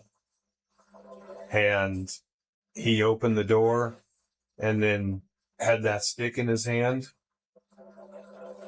And when he saw that it was me, he grabbed that stick. He had it sitting right by the door. He grabbed that stick and started swinging it at me. And you said you thought he hit you around the head, The side of the head here. right there. But you said it wasn't very hard, didn't hurt. Well, it was so long that he couldn't really get a swing. Couldn't really swing it. And that makes sense. When he tried to swing it, then the bottom of it would hit the door. Oh, okay. And so he couldn't really hit me that hard with it. So anyway, I got to ask you, when you did that, why didn't you just back away and call police? I've called the police over and over. Each situation, and every time they say, "Oh, there's nothing we can do." Well, each situation is different, right? So why didn't you just back away at that point and call? I was the aggressor. I was the guy that was at his door. So what are the police going to do? They're going to arrest me for harassing him. Okay. I've never shot even an animal before. And I was expecting him to, do something, but he just fell down and didn't move anymore. What do you mean by that? What do you mean he was expecting him to do something? To do what? Like squirm or something? What is he talking about? This is a sick nigga, man. Yeah. Once he fell, after he fell down, was motionless, then what happened? You spit on him. You didn't go inside, correct? I kind of looked in there to see if he was moving. And he didn't move, so I just figured he was probably dead. Did you know at that point you did wrong? I don't think I did wrong. You don't think you did wrong? No. Okay. Ah. Then what? Then why did you? Like you said, the guy was a bully. Right. Man, I'll give you the right to go over there and kill the nigga, fool. You got to say he did some shit to you with a gun, nigga, or something like, nigga, but playing music? Only thing you keep saying is he plays music loud. That doesn't justify you going next door, shooting somebody twice in the chest and once in the head because they play music too loud. So you don't think you did wrong because he's a bully? Yeah. Okay. And he attacked me. But why would you say you didn't feel like spending the rest of your life in prison? Because I figure that's what's going to happen. Why is that? What other choices there? All right, Dave. This time you're under arrest, okay? Okay. For murder in the second degree. You've been cooperative. I appreciate that. So if you just put your hands out here like this. Yeah, get your old ass up. You out of here, Colonel Sanders. It's over for you. You're out of here, buddy. Okay.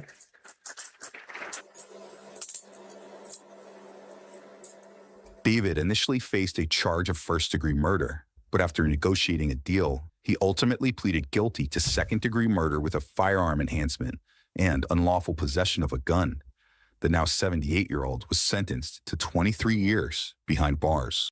Damn. Yep. You out of here. But you know what?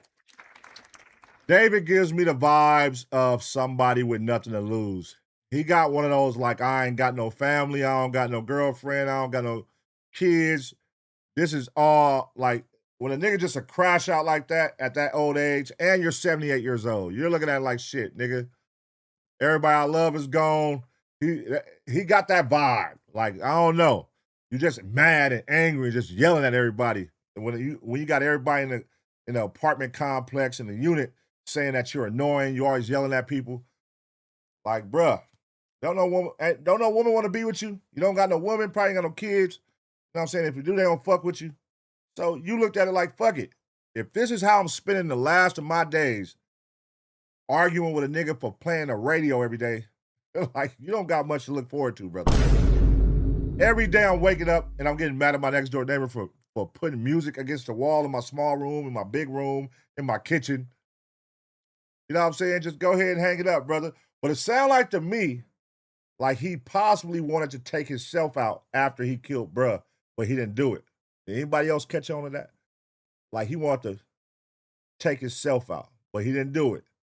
And now, 23 years in prison, which he's not going to make. But there you go, man. Now you get to spend the rest of your life in prison where them niggas finna be loud and do whatever the fuck they want to do and you can't control shit in that motherfucker. So it's over for you, OG.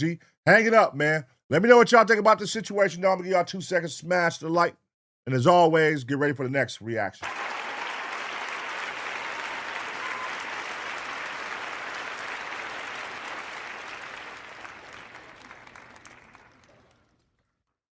Yep, sad situation, man. But, I mean, at the end of the day, these niggas is crazy, bro.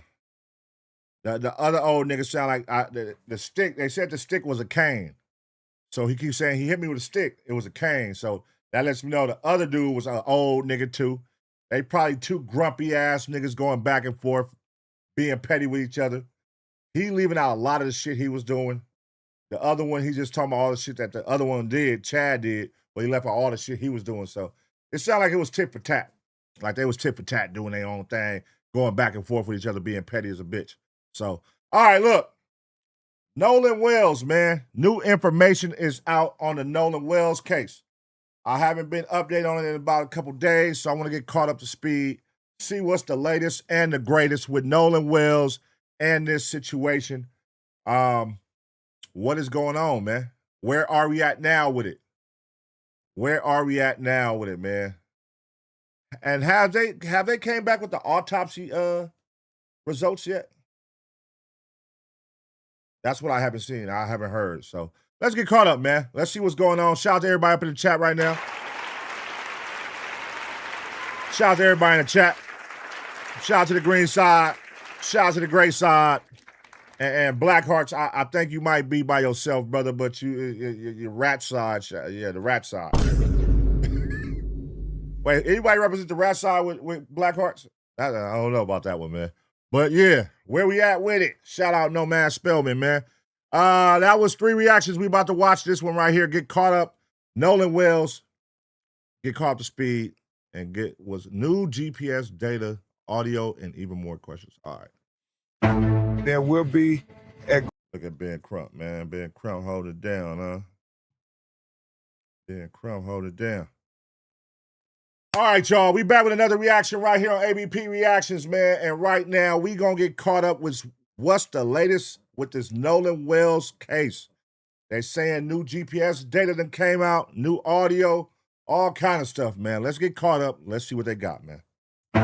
there will be a grand jury that she will turn this case over to once they have collected all the information. The investigation into the death of 18-year-old Nolan Wells is picking up speed as it's now being reported this case may be headed to a grand jury, just as newly released GPS data and dispatch audio are raising new questions about what happened in Nolan's final hours. We're going to break it all down and what this could mean right now. Welcome to Sidebar, presented by Law and Crime. I'm Jesse Weber. Okay, so we have to talk about a huge new phase that we're now entering in the investigation into the death of Nolan Wells. If you recall, 18-year-old college football player disappeared while out boating with friends on the July 4th weekend. They were going to Horn Island. This is off the Mississippi Gulf Coast. His body was found nearby 2 days after he vanished. Now, the family has met with the district attorney, and this investigation, it is now being reported, may be headed to a grand jury. If that is true, we are one step closer to possibly finding out who, if anyone, is responsible for Nolan's death, or whether anyone committed any crimes in connection with this investigation. And to be clear, I'm not saying that's the case, but when you hear the reports that this may be going to a grand jury, that's what you have to be thinking, right? Because when you think of a grand jury and potential crimes, it could mean a whole host of things. But let's not forget, there is still a lot of mystery that needs to be solved here. Key pieces of the timeline seem to be still being debated. Some of the most important evidence hasn't been fully analyzed yet. And we also, and maybe most importantly, we still do not know Nolan's official cause of death. We don't know when the results of the family's independent autopsy is going to be released. Last week, we were hoping to have that update for you on July 10th when the family's attorney, Ben Crump, said he'd initially expected to have the preliminary findings, but for now, we're still in the dark on that. Crump has said that flight cancellations are causing transport issues in getting Nolan's body to D.C. for that examination. And at the same time, there is no autopsy results that have been released as part of the official state investigation either. At last check, the toxicology reports are still pending. Okay, so it's still not out. And that's very vital to this. That autopsy is going to explain and tell a lot, and they still haven't got it. That's very crucial information that they need ASAP. To be clear, by the way, last week, Jackson County Sheriff John Ledbetter indicated there is no reason to suspect foul play. We have no reason to believe that that conclusion or belief has changed. But as we know, investigations do develop, they evolve. And yes, we are learning some things. But here is another big update that we got to talk about. We have learned from Ben Crump, again, the family's attorney, that Nolan's phone will undergo a, quote, mutual inspection, meaning both the state investigators and the family's own experts are going to analyze the phone. So that could potentially be a game changer here. It does raise questions about how this would work. It does raise questions about how the evidence is being processed. Does it contaminate the evidence in any way? How do you have this dual investigation? And I mean, the family reportedly believes that data may have been deleted from that phone. So that raises an interesting question, as well as why Nolan didn't have his phone. We've talked about that before. You're going into the water. Maybe you wouldn't have your phone. Maybe you leave it on board. But then again, if he was planning to go out and hang out with this girl, as the reports have been, why wouldn't he have taken his phone? So some interesting questions there. And we should also point out that the phone is currently in the hands of Crump's independent investigators. That's what the reporting suggests. And by the way, the family recovered Nolan's phone using the Life 360 app, and they have apparently had it since. And then we have this. This is big too. This is a big update. New details are emerging about the timeline surrounding Nolan's death. What do I mean? NBC News has obtained audio of what seems to be Nolan's friends calling for help when that boat that he was in trouble. Listen to this. We're sinking. Can y'all please come? And is everybody on board in good health otherwise? Yeah, everybody's on board. So from that little bit, and reporting by outlets like NBC News and the New York Post, it seems that boat likely had 7 people on board. The boat was having trouble at around 4 p.m. The boat operator reportedly said, "Hey, we're at the west tip of Horn and our bilge pump stopped working. I want to get this boat unsank and towed back." That boat was reportedly towed for 3 miles. It picked up speed less than an hour later. We're actually going to talk about that a little bit more. And look, we also know from the Jackson County Sheriff, again, John Ledbetter, that Nolan did not come back on that boat. We don't know for certain if Nolan was on that boat during the call or if he was already off the boat at that point. But look, as far as we can tell, what we seem to know is that at some point between that call and 4:31 p.m., when the boat left, it seems Nolan was no longer with them. So what happened in that window? And how the fuck they don't know shit with all these goddamn people? That's the one thing I don't get. Like, all these goddamn people that was there, as far as friend group, as far as people on the island, it ain't nobody that can confirm he was still on the island after this time that his friends said they left. Out of all them people on that goddamn island, this is the only black kid that will be walking around on that damn island. There's nobody saying, "Hey, yeah, I saw that kid. I saw him." Like, I don't get it. Like, what the fuck? And then out of all the friends that was there, you're saying all of them got the same consistent story? Nobody has came forward and was like, "Hey, they're lying"? That's rare. You know what I'm saying? Usually if motherfuckers lying and covering up, somebody eventually "Hey, I got a secret. One of them was lying, or one of them told me this, or I recorded him saying this, or he confessed this to me." Like, you know what I mean? But what's y'all thoughts? What are y'all thoughts on this, man? Do y'all think it is what they are saying happened? He stayed behind, they don't know what happened, and he ended up dying? Or do y'all think this is a cover-up? Because at this point, it's like we need something to break through. We need like something solid, something strong. Because right now it's he say, she say, assumptions. Where is the hard evidence? Hey, real quick, look, summer's here. Summer's a time for ease, more relaxed days, and you're going to want comfort. Fast forward. Turns, quince.com/lawcrime.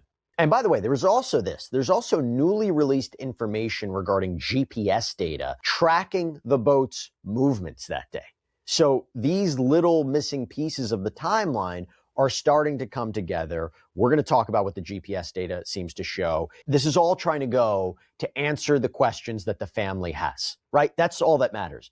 Can you answer the questions that the family has? Now, we're going to get into it all. I actually want to start with what we learned at this press conference about this grand jury. So Ben Crump announced that the family met with Jackson County District Attorney Angel Myers McGrath, and arguably the biggest takeaway from that meeting came directly from Crump. She shared with the family that there will be a grand jury that she will turn this case over to once they have collected all the information and finished their investigation. We also agreed that we will have a mutual inspection of the cell phone with our experts and their experts. Attorney Eric Hertz is helping lead the investigation team with former law enforcement experts who are going to help us with the cell phone download. So everybody will be able to see at the same time what the cell phone has. We also talked about trying to make sure we dot every I and cross every T. I know that we're getting about 50 calls a day to 100 calls a day from people who were there on Horn Island, people who are familiar with individuals that were there on Horn Island. There we go. Now, what are they saying? I'm like, it got to be people calling. It's always somebody. When it's this many people at a beach, it's going to be people calling, nosy motherfuckers, people who think they know, you know what I mean? It's always somebody's calling. So what are they saying is what I'm interested in. Are they saying, hey, they're not lying? Hey, they are lying? What are you getting more of? And so we continue to be steadfast in trying to get to the truth of why Nolan Wells is dead. Now, I got to be clear about something. This grand jury doesn't mean that they're charging someone, but it does seem to mean that the DA could present the evidence to a group that will decide whether charges should be brought. And it also becomes a question whether the DA would actually move forward with that. Look, as we previously discussed in this case, there's been a lot of misinformation that has been spreading online. You know, in our last episode, we addressed this viral video that has been circulating, the one that was initially believed to show Nolan in some sort of argument over his phone. But a friend of Nolan's later came forward to the media and said it wasn't Nolan in the video. It was him. He had this argument. And Ben Crump acknowledged that they're getting conflicting accounts. That's what a witness told us, and that's what we reported out. Then another witness had come forward and said, no, that was his voice.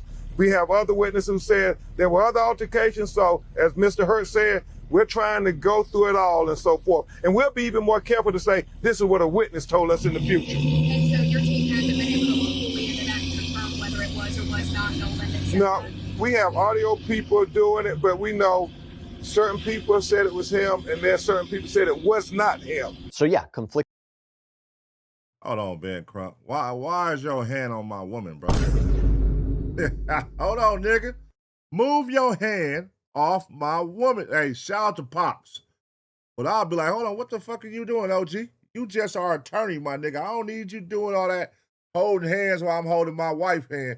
Listen, homie, who going for this shit? Listen, why are you holding her hand like that? Witness accounts, police are still searching for any images or videos unedited that could provide insight into what happened that day. And the family, again, is still waiting for answers while planning their son's funeral. Nolan's mother, Christine Wansley, spoke about what the family has been going through.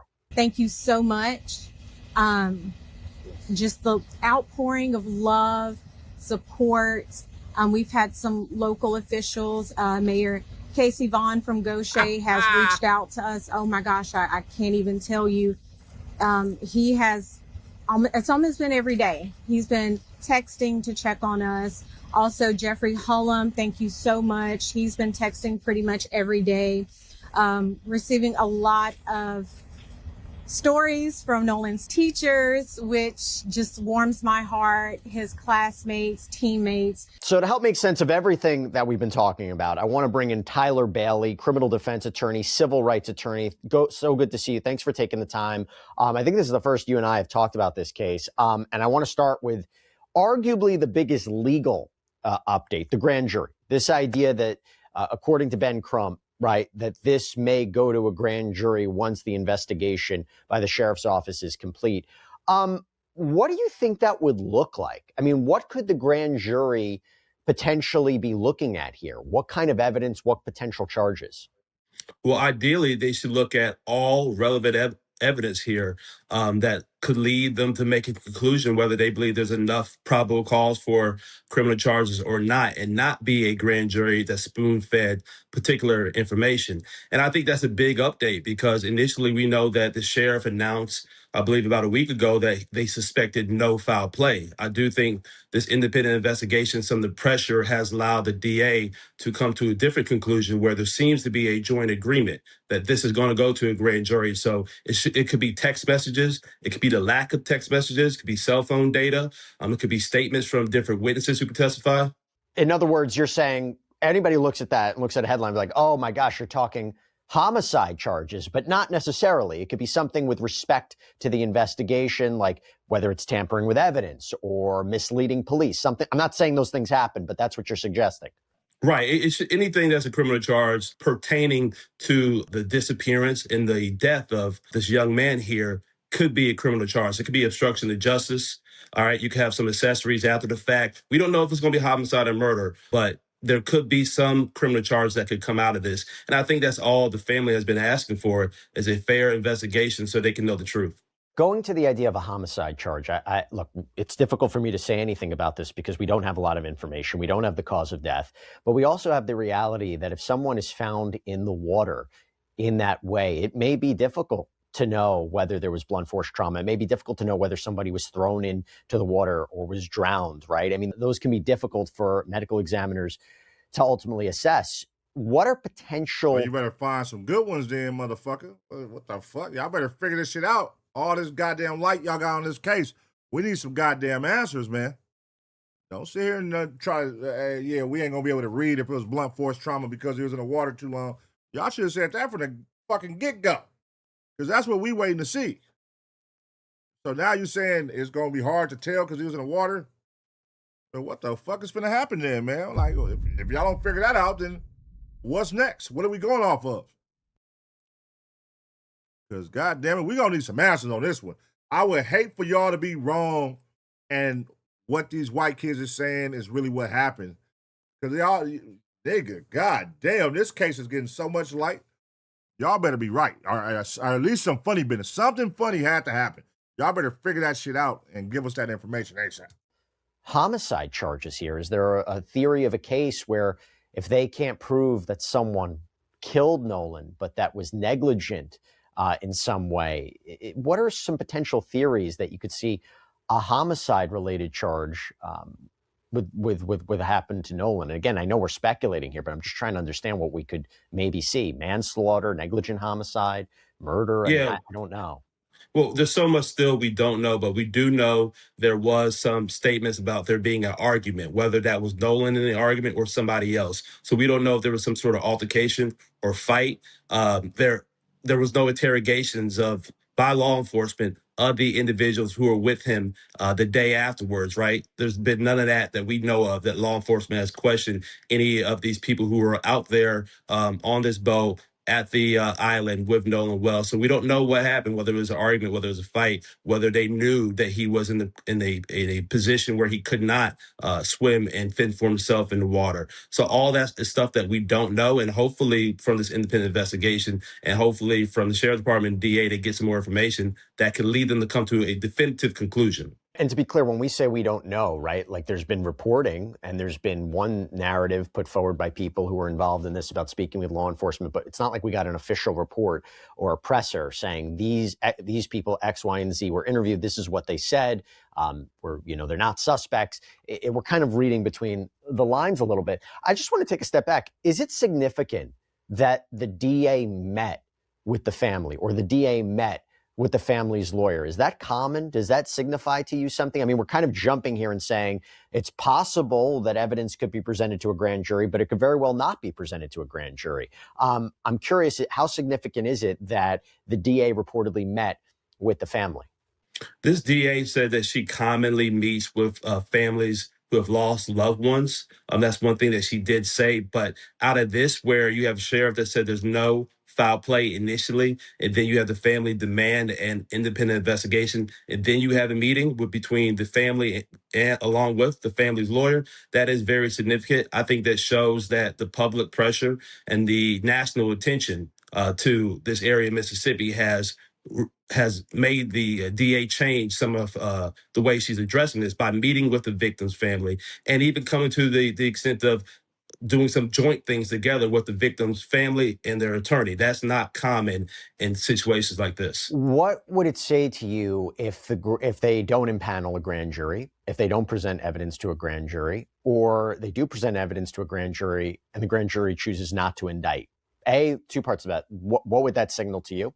And B, would we know about any of that? Grand jury proceedings are secretive. So there will be, for example, no media coverage of the grand jury. There's no defense lawyers are not allowed to be there. The victim's family attorney, Ben Crump, won't be able to be there. It'll be a prosecutor who's presenting the case to the grand jury that's been impaneled. If they decline to press charges, there will ultimately be questions.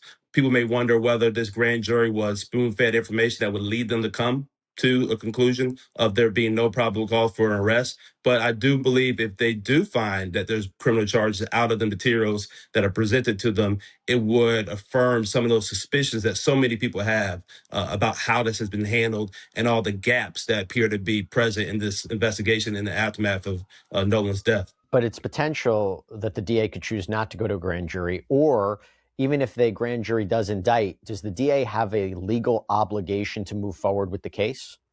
Prosecutors have prosecutorial discretion, so they do not have to go to the grand jury. I believe it's my understanding that they have actually reached a joint agreement that they will present some evidence to the grand jury one way or the other. But the prosecutor can say, well, we decided not to do that. We don't believe there's anything. So they have discretion to pursue charges, not pursue charges, present evidence to a grand jury or not.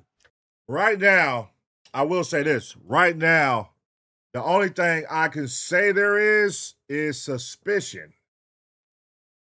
But they still have yet to present anything. And listen, man, I'm just outside looking in. There hasn't been nothing they presented. Yeah, it's an awkward situation. You know what I mean? Black kid hanging with all white people. All of a sudden, all the white people don't know where the black kid is at. Yeah. We all get that. But when it comes to going to court, what have you presented that makes this trial worthy or case worthy? Like, what have you presented? They have yet, nothing has been presented yet that's strong or solid. It's just all speculation. The picture in the pool. You got people that were saying, oh, this was the night of. Then you got people saying that wasn't the night of. That was 2 weeks before. That was a week before. Then you got Ben Crump saying that was him arguing over the phone. Now you got him taking it back right here saying, oh, that's what we heard. That was him arguing over the phone. Then you got somebody else saying that wasn't him, that was me arguing. So it's like, what solid facts do you have? Y'all need to find some fast. Because at this point, it's going to seem like you niggas just being media whores and just taking all this clout and attention and using it to your advantage for shit because y'all really ain't presenting nothing. And we want to be with y'all. Trust me, we want to Ben Crump and all. We want to ride with y'all, the black family. But goddamn, man, what do y'all got? Give us something. Y'all got to get that autopsy. Y'all got to get that phone. Give us something, man, to make just one thing that's a solid fact. Like, okay, this is something right here. And this is something we have proof of. That's what they have yet to present. What is something solid to stand on this motherfucker to back up these accusations, man? Because right now, it's like, yeah, the scenario looks crazy. The scenario is crazy. And yeah, the parents want answers. We want answers for sure. This is a highly talked about case. It's all in the media. It's all in the press every goddamn day. Let's get this shit moved. We need some answers, man. Get on it. We need some answers, man. We need answers, and we need them now. Because, God damn it, y'all dragging this out. How long, typically, timeline-wise, would it take a grand jury typically to reach a decision once a case is presented? It really depends. There's no telling. It matters how many witnesses will be testifying before the grand jury, the amount of evidence that's going to be presented to them. So it's kind of too soon to speculate as to how long the grand jury would be impaneled on what they would hear. But I do think there's a couple of things that show that they may not even be there yet. The incident report, I believe, has not been given to the family yet. So usually those are available within 72 hours of the death or the initial incident. The family has received the incident report. There's still cell phone data that I believe. What? You know what I'm saying? Like, what is going on? That has to be collected from at least Nolan Wells's phone. So there still may be some time for a grand jury is actually impaneled. I want to go to this next part. I mentioned this earlier. NBC News obtained this audio of what appears to be Nolan's friends calling for help for the boat, right? The boat was apparently having problems. I want you to take a listen to this. We're sinking. Can y'all please come? And is everybody on board in good health otherwise? Yeah, everybody's on board. Tyler, that's significant. That is a significant piece of this puzzle. What does that tell you that there was this reported call about the boat that, by all accounts, Nolan was on at some point? It's having problems. Caller says everybody's on board. Again, we don't know for certain whether Nolan was on board during that call, but again, I think that's significant that this is happening. What does it tell you? It's very significant. I mean, one, the statement is that everybody is on board, and we don't know if Nolan was on board or not at the time, is very significant, given that he did not arrive back home safely when that boat reached dock later on that day. And he allegedly left or wanted to stay behind with a female that he met that day at that island on the lake. So it's very significant. The statements could either be, one, if it's not true, of course, it's a lie that everybody was not on board, or if he was on board at the time this call was made, what happened after that? And if you're talking about now dispatch getting involved, there being a towing situation, I'm thinking more witnesses, eyewitnesses to what they saw about the boat or who was involved. And by the way, let me go to this part. So CBS News obtained GPS data from the Mississippi Department of Marine Resources, and it tracks the boat's movement. So I want to walk through that timeline. This is information they say they obtained via records request. So it appears to suggest that this boat, this vessel, left the dock at approximately 9:56 that morning, arrived at Horn Island at 11:14.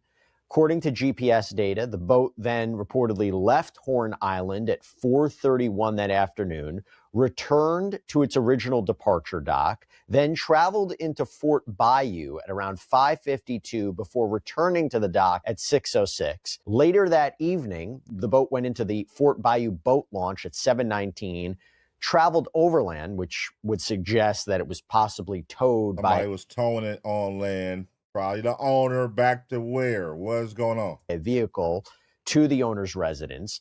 And to just kind of put this into perspective, I believe Ben Crump has claimed that Nolan was last seen on the island at 3 p.m. Tyler, what do you take away from this GPS data?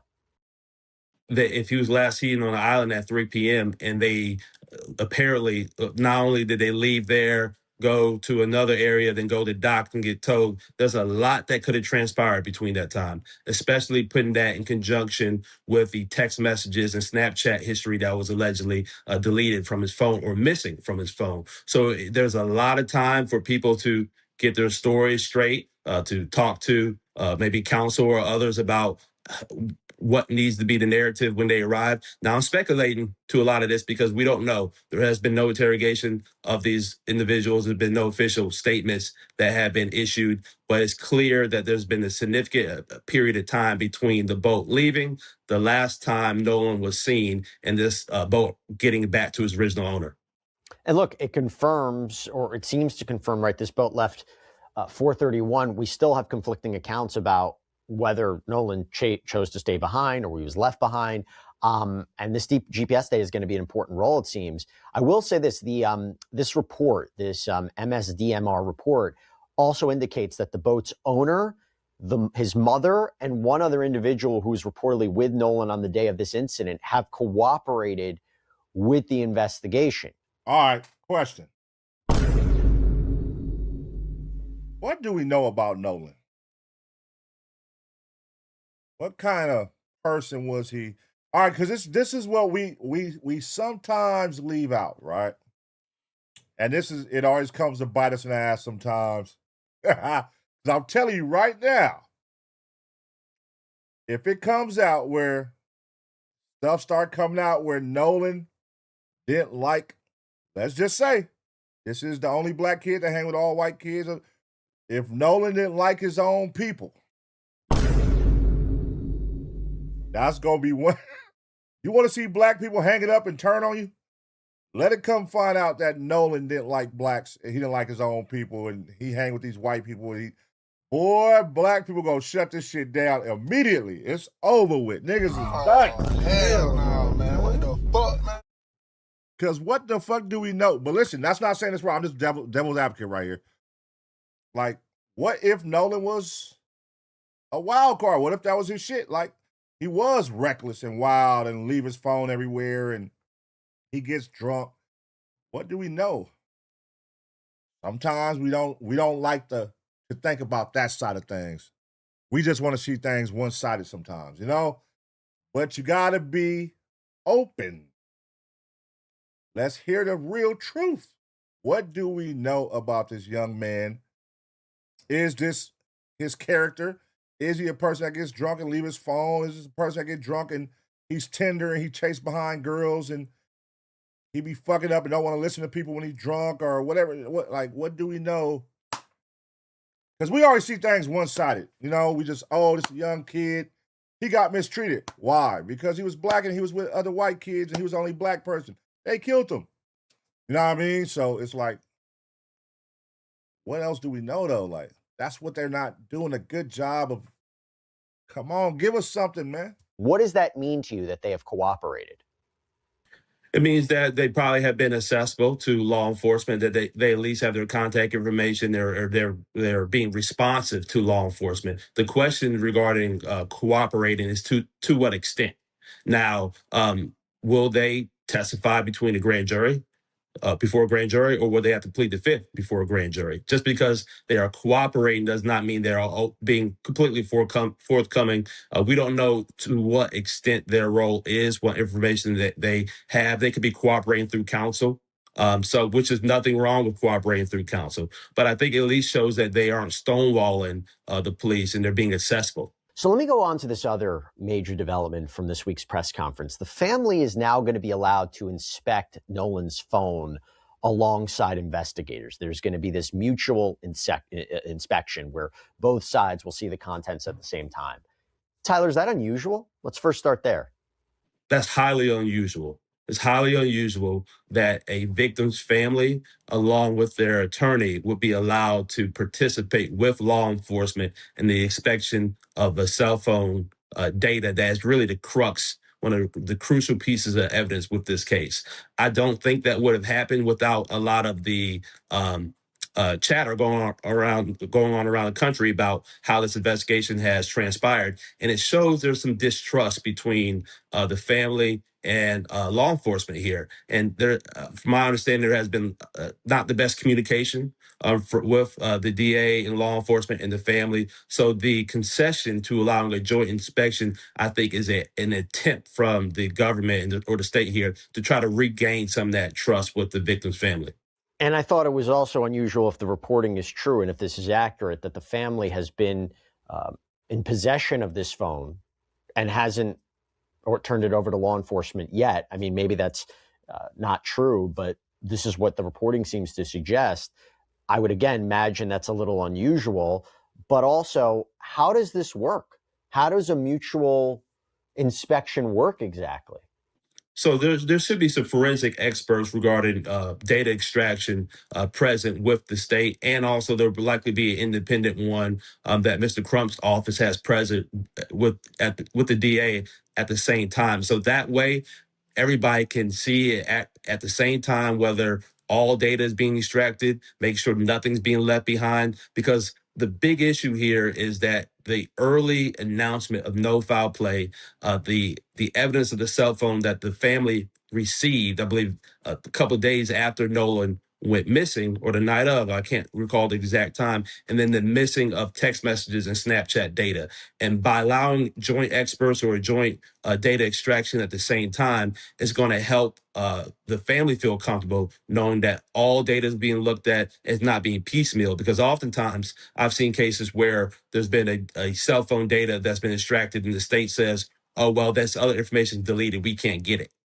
But that's not normal when a forensic expert can see what's been deleted, what's been altered in the data. Does this potentially present a legal evidentiary issue? If you have multiple hands on the phone, does that contaminate the evidence in some way? If there is a case being presented against a defendant, couldn't a defense attorney really hone in on that and say, look, I mean, you have to exclude this evidence. There's a chain of custody issue. Or do you say, look, digital evidence is different. It's not like a piece of clothing, right? I mean, talk to me about that. The defense attorney may, depending on what happens here, let's say there are criminal charges and they are ones of homicide or something that's very serious or substantial, and this case goes to trial, the defense attorney would jump on that and likely try to have that data excluded.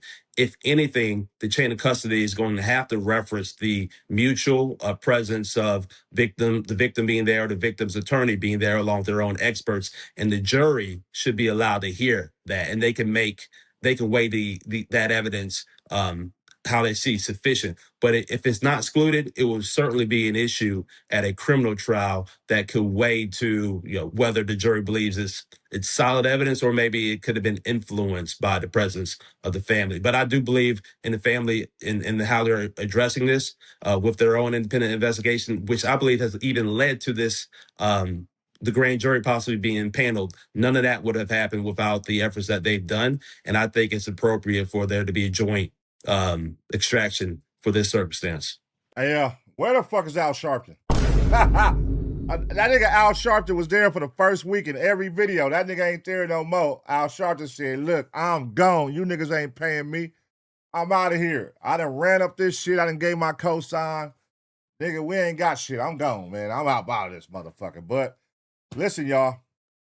Find something, man. Find something. This could be like the David case, y'all, where they was acting like, you remember we thought the David case they didn't have shit? We like, damn, dog, it's pretty obvious he did the shit. And then it was, 6 months went by? And then they came out. And then once they went and presented everything what they had a slew of shit. So maybe it could be they just don't want to tell us yet. Maybe they do have shit. They just don't want to spoil it. That's where TMZ got to kick in. TMZ had the nigga on the David case, their own personal private detective. He was out there finding all kind of shit and exposing what LAPD had. LAPD was coming out like, no, we don't. We don't got that, even though they had it. No, we don't.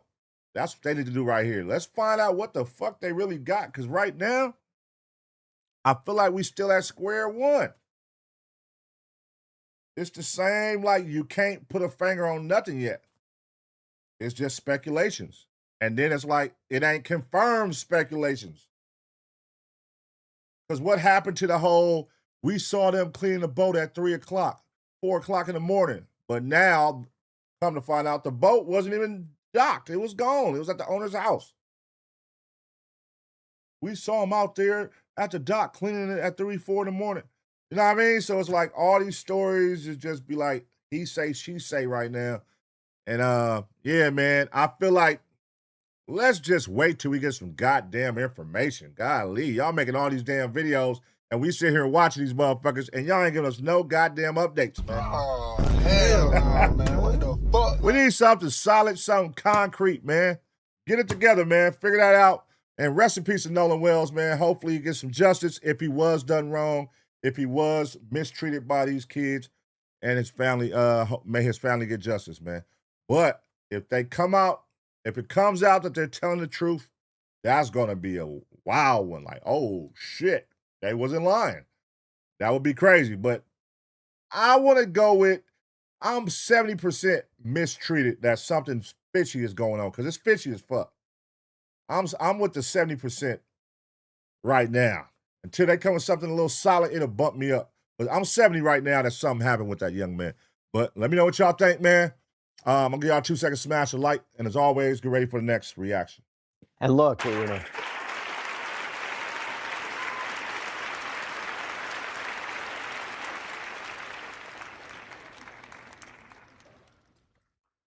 All right, man. I'm like, damn, bro. Y'all ain't got nothing new, cuz. Y'all niggas just making videos to make them at this point. Nigga, give us something, cuz. What y'all know? They don't know shit. Man, shout out to y'all, though, man. What's going on up in this chat? Nestor Isaac was having Logo Secret. What's going on? Spider-Man. Dom and your Don was having Dom. Mr. Nobody to You was going on. Letitia was having. Allen's MW was going on, man. Flow 92. Sion Baptiza. I am 100%. What's going on, man? All right. Shit. Let's see.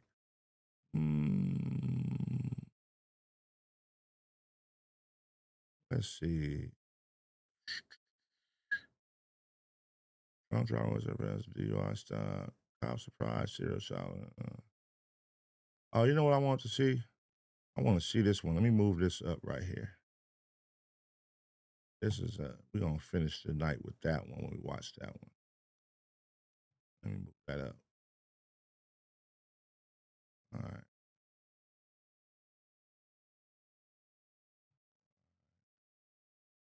That up right there. Let's see.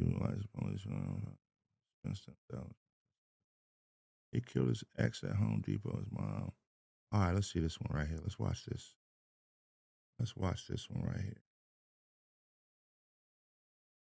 The shooter's gone. All right, let's watch this. Why you can't see the title no more? It was ex at Home Depot. All right. Fuck with it. All right, y'all, we back with another reaction right here on ABP Reactions. And right now, we finna see what happened when a boyfriend kills his ex at Home Depot after his mother texted him the address. Let's watch. The shooter's gone. The shooter's gone. What was he wearing? Is there any victims I need? There's a victim down on aisle 52 right here. Hurry, gunshot. This is 20-year-old Keith Agee. Within minutes of sitting down in this room, he will admit to murder. The victim is 18-year-old Brooklyn Sims. 7497. Multiple people outside confirming shooting down by the garden center. A young mother shot dead inside a Home Depot store. Keith is her ex and the father of her 1-year-old daughter. With a confession already on the table, this looks like an open and shut case. This woman is Sheila Agee, Keith's mother, and the grandmother of Brooklyn's daughter. At first, she looks like nothing more than a grieving family member, but detectives are about to find out she knows a lot more about this murder than she's letting on. On August 11th, 2023, a chaotic scene unfolded inside a crowded Home Depot in Pensacola, Florida. At approximately 1:21 p.m., a series of loud pops echoed out from the back of the store, sending shoppers and employees sprinting for the exits. 17497. Multiple people outside confirming shooting down by the garden center. That's some crazy shit, going up inside of a Home Depot and killing your baby mother. Like, nigga, out of all places, you go inside of a Home Depot? Traffic for a unit. The shooter's gone. The shooter's gone. What was he wearing? I couldn't see it. Real light faded blue shirt with two Light faded blue shirt, stripes down the side, white male ran back toward Davis Highway. Go ahead. Is there any victims I need? There's a victim down on aisle 52 right here.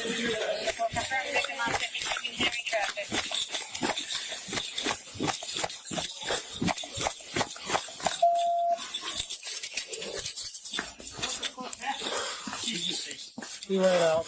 She's gone. 174, confirm signal 7. The victim was 18-year-old Brooklyn Sims. She was a young mother to a 15-month-old daughter working a shift for a contracted inventory company. She had been targeted in the middle of her workday, shot at least 7 times at close range. 7 times? God damn. Nigga.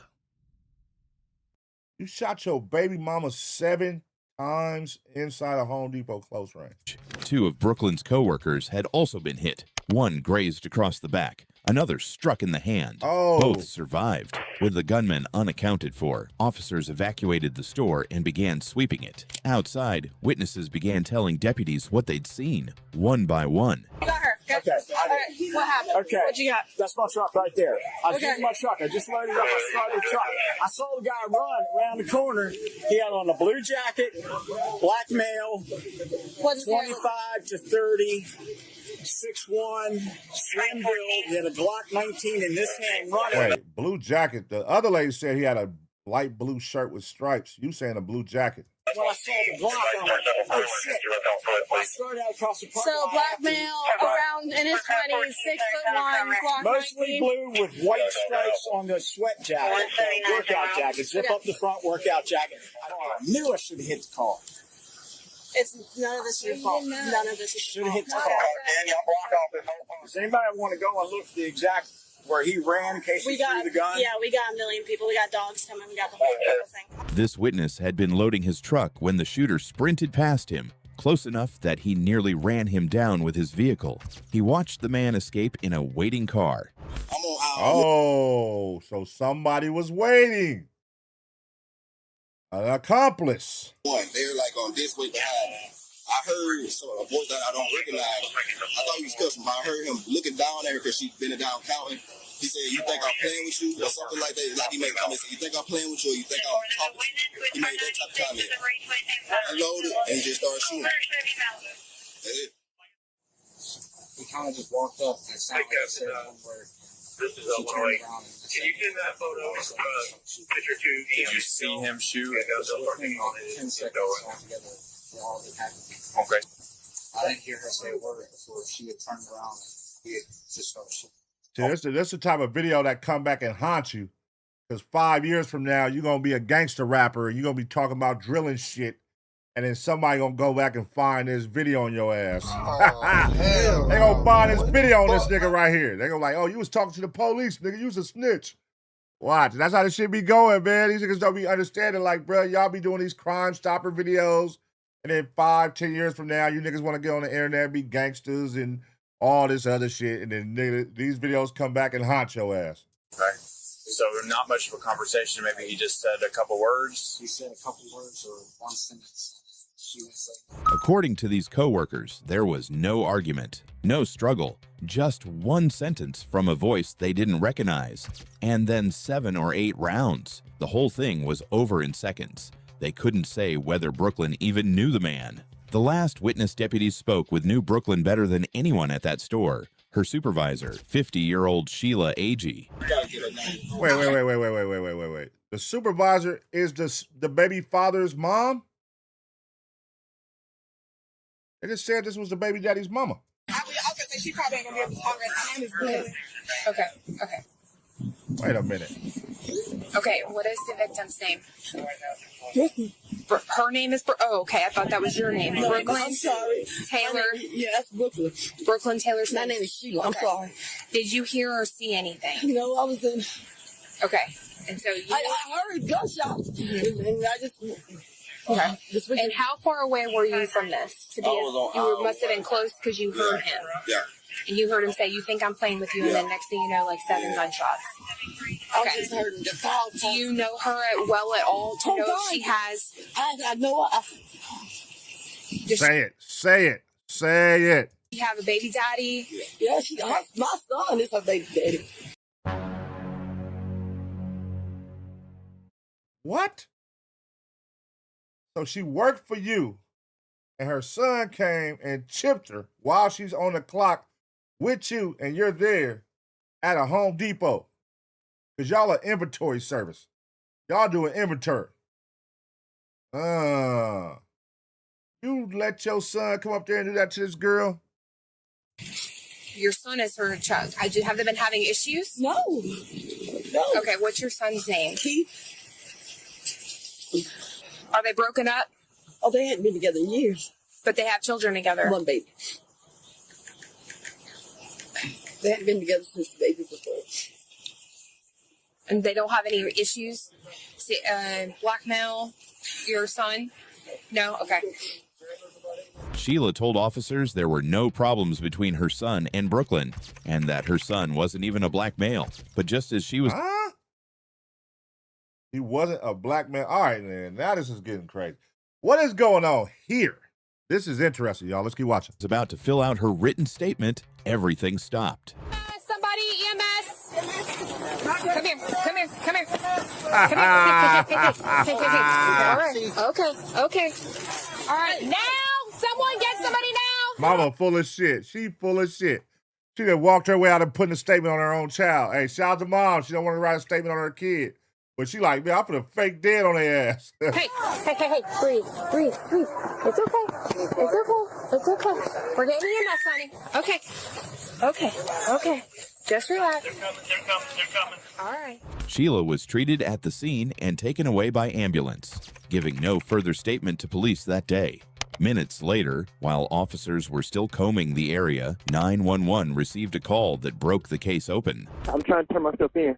Okay, where are you at? Pensacola, Alabama. Pensacola, Alabama? Yes, ma'am. I don't know what street I'm on. What are you trying to turn yourself in for? Ma'am? What are you trying to turn yourself in for? I made a mistake. I don't know. No, you're fine. Just calm down. We'll get someone to help you. Man, look, I threw my gun. I don't have a gun, but I just want them to shoot me. I can't. Okay, you're fine. Are you at a business right now? Candy Can filming in front of IMAX. That's what you're at the movie theater? That's what it is. Okay, are you in the parking lot of the movie theater? Yes, ma'am. I'm in the parking lot by myself, and no cars around me. They'll see me if they pull over here. Okay. Officers found him waiting in a AMC IMAX theater parking lot, shirt removed to show he was unarmed. Body of water did you go through? Was it that way or was it that way? It was that way? Okay. That's close to work. You tender motherfucker. Why do y'all think he killed his baby mama? The mama said they haven't been together since the baby. Why would you come up here and kill her? To come up here, listen, it's one thing to wait for her at her house. It's one thing to wait for her in a parking lot or something. But you walked inside of a Home Depot while she's on the clock at work and killed her in front of everybody. That is like a level of like fed up. Like what could possibly have happened that made you do something so stupid like that? Millions of witnesses. Your mama is her boss. Like, you just put so much people in jeopardy, bro. Like, what the fuck? Like, now your mama gonna look suspect. If she was helping you, now she finna get exposed. This is crazy. Where the car's at? Yeah. Okay, all right. Gonna walk over here. I have a seat in the back side of my car. Go ahead and move all that stuff out of the way. But or just throw it right back there and we'll put it in my trunk. You good? The suspect was 20-year-old Keith, Brooklyn's ex-boyfriend, the father of her child, and the son of Sheila, the grieving grandmother who had just told police there were no issues between them. At the station, Keith had already admitted to the shooting, so detectives took a gentler approach, trying to understand why. What we can try to do is, Well, help us. We want to understand, but before that... How about we start with just your name? I don't even know who I'm talking to. How can I understand if I don't even know who you are? Right? I told you who I am. It doesn't matter. Yes, it does. It does too, because I He don't said his name on the phone call when he called the dispatcher. want to be told no stranger. Nobody cares about me. Nobody gives a fuck. How can nobody give a fuck? We don't even know who your family is. to be able to tell anybody. They don't care.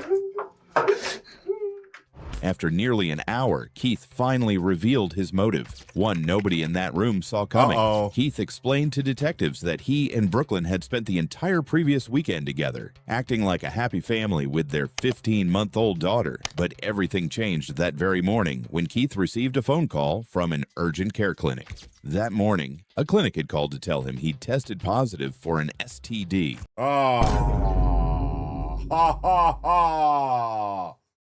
I did not see that coming. I thought he killed her over like her having a new dude or them just, she not letting him see his kid.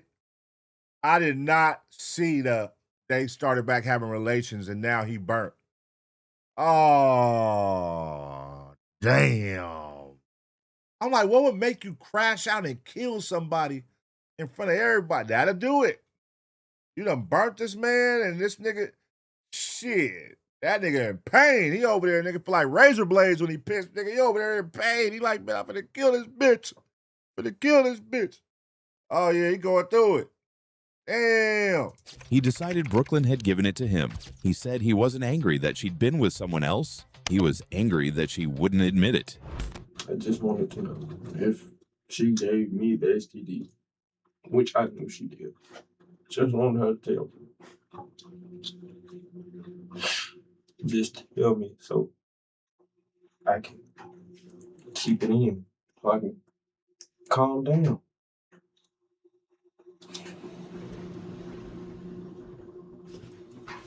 Because I'm putting the pieces together. You didn't have one going in, did you? No, sir.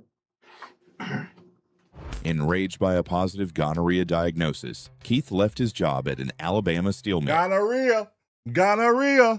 Drove home to grab his Glock 19 and drove straight across state lines to Florida to confront her. But as detectives began processing Keith's phone, they realized he didn't find Brooklyn on his own, and his final chilling admission broke the entire case wide open. I had text my mama beforehand. You text your mama what? I had text my mama beforehand. Okay. Snitching on your mama is nasty work, nigga. Telling on your mama? Hopefully it's something when your mom didn't know what you was doing. But if you about to say that your mother was in cahoots, you told her you about to kill her and she told you where she at, that's fucked up. Okay. And recipes that young girl, by the way. Y'all got my phone. Y'all got to open. I did it.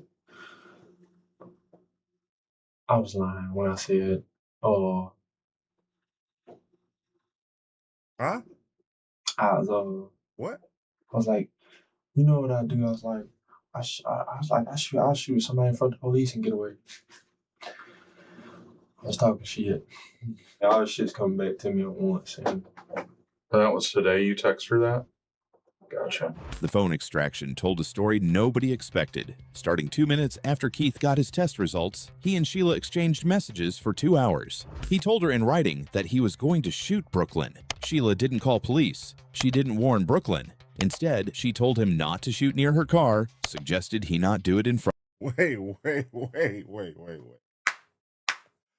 Wait, that's a sick response. Don't do it near my car. I just got it washed last night. Don't shoot her near my car. I don't need no blood splatter all on there. I paid $65 for that car wash. What the fuck, mama? What are you talking about? Front of the baby, and then sent him the address of the Home Depot. What was your involvement? Wow. Run that back. Listen to this shit. Warn Brooklyn. Instead, she told him not to shoot near her car, suggested he not do it in front of the baby, and then sent him the address of the Home Depot. What was your involvement in what happened on Friday? My involvement in what happened? My only involvement in what happened was Keith texted my phone and said that he was gonna, his thing come back, I think Brooklyn gave him something, but he was gonna let it go, and that's fine. Would it surprise you to find out that the text messages on Keith's phone weren't deleted? Damn, mama. You really said that. That's crazy. Between you and him that day? Between me and him? I mean, no, it surprised me. It would surprise you? Okay. Would it surprise you that I have 32 pages of y'all's text messages? No, that wasn't right. Okay. Do you want me to read some of those? I think you can. I mean, you can. If you want to, sir. As the investigator began reading her own words back to her, Sheila spun a desperate new alibi. She claimed Brooklyn had stolen her phone and was actually the one replying to Keith. Oh, shut the hell up. Oh, hell no, man. What the fuck, man? Oh, my God. Mama, come on, mama. So the baby mama stole the phone, and you're saying she the one holding this long-ass conversation and wasn't expecting him at all. If this was her, she would have been expecting that nigga with a gun or something. She wouldn't have went to work if this was her, mama. And how did she have your phone for that long talking, and yet you got it back? Make that make sense. Golly. People are stupid, man. Pretending to be her. You're getting off right now. I'll give you the address here, and you can ride over It had to be Brooklyn. I would never. and do it so that you don't have to do it in front of Casey. I would never do that. But I understand where your hands Why are. would Brooklyn send that message I don't to know him? what I don't know. I would never understand. Hold on. Here's the problem. Yes, sir. So what you've told us thus far is that, well, Brooklyn took your phone. She I didn't think she took it. But then you're texting him. Now, conveniently, you're only sending the messages that make you look good. No, Hold on. Let me finish. That you're trying to talk him out of it. And then you want to come back with when there's the messages that he'll talk about shooting, and then also, oh, Brooklyn's got my phone again. So you guys are just handing the phone back and forth. No, I'm sorry. Well, I know that's what what you're saying. I know that's what you're saying. Ooh, get you a lawyer. Get you a lawyer, because they got you in a trick bag right here. Get you a lawyer. Shut up. I won't ask no more questions. I want a lawyer. I need legal counsel. Nigga. Because this makes no sense what you're telling me. You're acknowledging the text message, and then when the one that comes up that's bad, no, that wouldn't be that was Brooklyn. So what you're saying is, because he's reading You're these right. to you. You're right. So what you're saying is, you and Brooklyn are standing there handing No, this phone back and forth. sir. Bear in mind, we got video of the Home Depot. I'm saying no. That we're not sending that back and forth. You never had a clue where y'all were at, other than you were in Pensacola. And even if you knew, you know how many Home Depots there are in Pensacola? I mean, he could have driven around all afternoon trying to find y'all and probably never gotten there. I'm sorry. But you shot the address right to him. Come on, come get her. After I've called you a bitch for not doing it, after I told I swear to God, I didn't do that part. Okay. Come on. Okay. Wait. The mama called him a bitch for not doing it? Hell no. Oh, hell no, man. What the fuck, man? What the? This mama is evil as a bitch. Man, rest in peace to that young lady. They set her up. Mom set her up and then gaslighted her son to come do it. Come do it then. Just don't do it in front of my baby, in front of my granddaughter. Come do it then. You ain't gonna do it. You all talk. Oh, you gonna come do it? Hey, just make sure you don't do it by my car. Here go the address. Don't do it. Hey, long my baby ain't in front of her. Damn, she cold, and she probably right there smiling in her face at work. So again, we're back to, we switched back the phone back and forth. So it's me texting, it's her texting, it's me texting, it's her texting, it's me texting, it's her texting. The flow doesn't, your story doesn't hold water because the flow doesn't make sense. Confronted with store surveillance footage showing her pacing and texting completely alone during the exact window she claimed Brooklyn had her phone, Sheila's alibi collapsed. She finally admitted to sending the address. You don't come up here and kill this bitch. No. I did not know he had a gun. He told you he was going to shoot her up. He said that all the He said, time. if my mom will open the door, if she won't get out of the car, I'm going to open the door I thought and shoot he her. was talking Don't shit. shoot me. I thought. This is crazy. If you don't come up here and shoot this bitch, damn, this is crazy. Moms is with the bullshit. Rest in peace to this young lady, man. But Moms is cold, nigga. This is your mom, his mom talking to him like this. Like she is big homie. Like she, you know what I mean? Bring your bitch ass up here. You ain't finna shoot this bitch. You scary. You ain't finna, you all talk. Come do it then. Damn, Moms. That's how you feel? You throwing your son under the bus. He was talking shit. He talks shit like that all the time. And then that's when I went to Hey, say to guess you, what? He wasn't talking shit. sir, I did not know that. I did not know that. I don't think I'd have taken a chance if it'd been me. I understand that, sir. She was arrested and charged with principal to first-degree premeditated murder. Keith Agee stood trial first. He took the stand in his own defense, trying to convince the jury that the murder wasn't planned, that he only snapped at the very last second when he found her on the aisle. Seeing Brooklyn brought sort of a sense to me, brought me back down to earth. You know, being hot the whole way there, driving mad, seeing her kind of brought me back down to earth. So I remember pointing out my finger. I never got close enough even to touch her. I said, "Hey, you gave me something." And she said, "Not this again," and turned around and proceeded to walk off from me. How does that make you feel? Like a bitch? I've never been so mad in my life. What happened next? He shot her. I pulled my firearm from my waistband and I proceeded to shoot Brooklyn. The jury didn't buy it. Keith was found guilty of first-degree premeditated murder and sentenced to life in prison without the possibility of parole. But it was only after his conviction that the most heartbreaking detail of the entire case was made public. Uh-oh. State prosecutors revealed text messages Brooklyn had sent to Sheila days prior, including official medical records from a doctor's visit on August 5th. Oh, say it ain't so.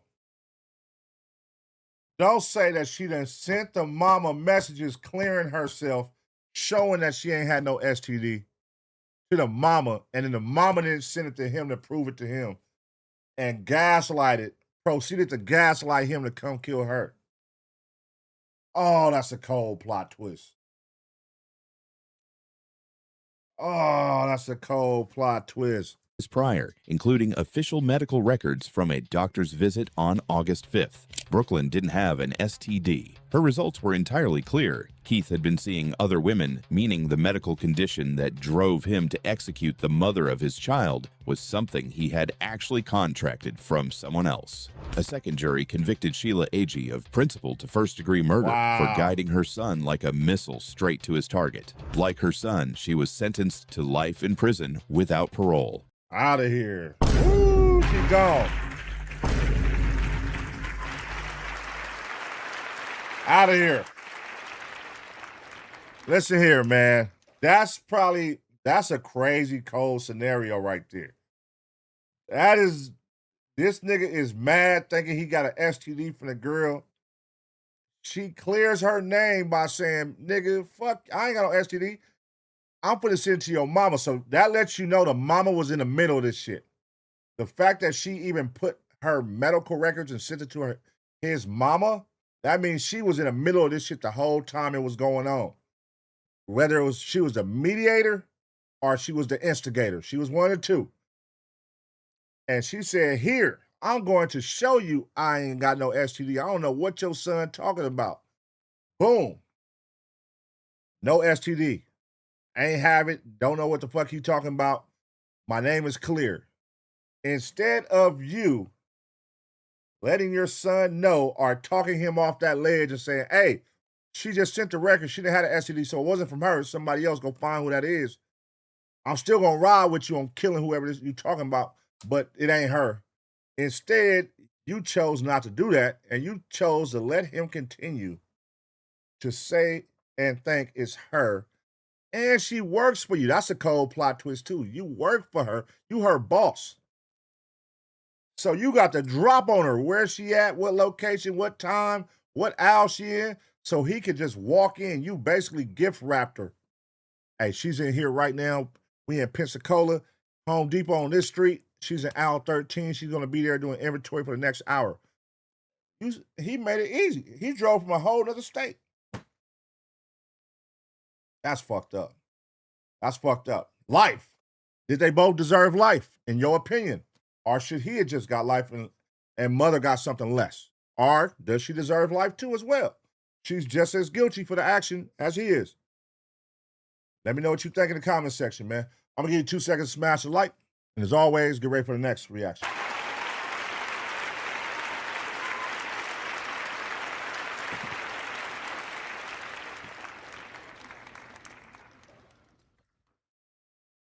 Damn, bro, that's a wild scenario right there. The mother knew and didn't say nothing, God, and you kept on gaslighting that nigga. You ain't finna come up here and kill this bitch. Damn, that's wild. Damn, sad situation right there, man. What the fuck? All right, where was the one I wanted to? This one right here. Hold on.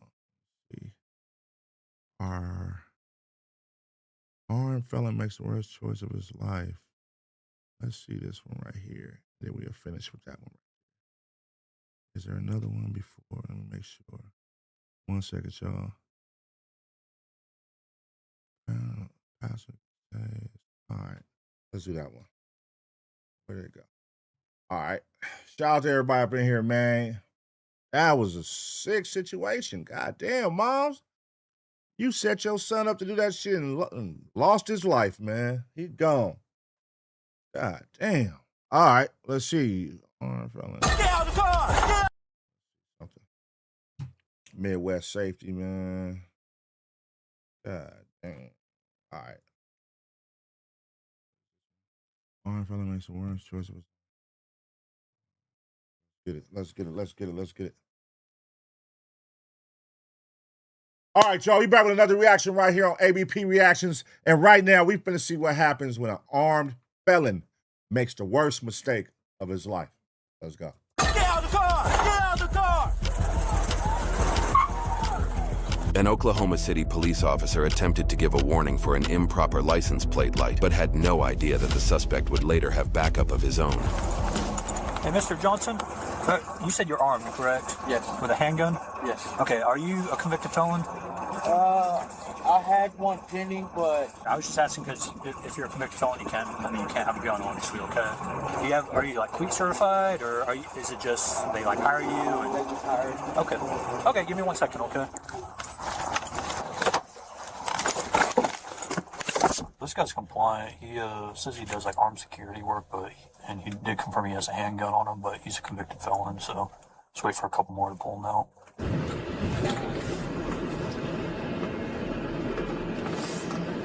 We're gonna have you step out, okay? Let me just see your hands, all right? We're just gonna have you step out, okay? Because you can't have the gun on you, all right? I mean, I can unclip it. Okay, it's on my belt. Don't reach for it, okay? It's not loaded. Okay, that's fine. Go ahead and step out, okay? You're also a revoked driver, okay? So go ahead and step out. Revoked driver for what? Hey, step out of the car. Uh-oh. You can see that look in his eyes. He's thinking right now. I'm about to smoke this nigga. That's that I'm about to smoke this nigga look right there. Look. Open the car. Why am I... Hey, step out. Just listen, okay? Step out of the car. I'm not going to ask you again. Or just open the door, okay? I mean...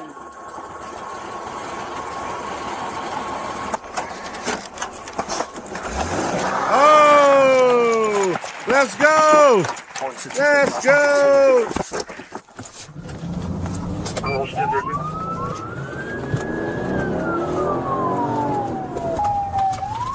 Sticker off on it?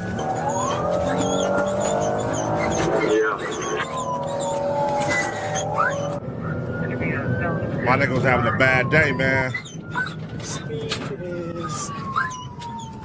Oh my God, what an idiot. What are you doing? Going southbound on Pitt.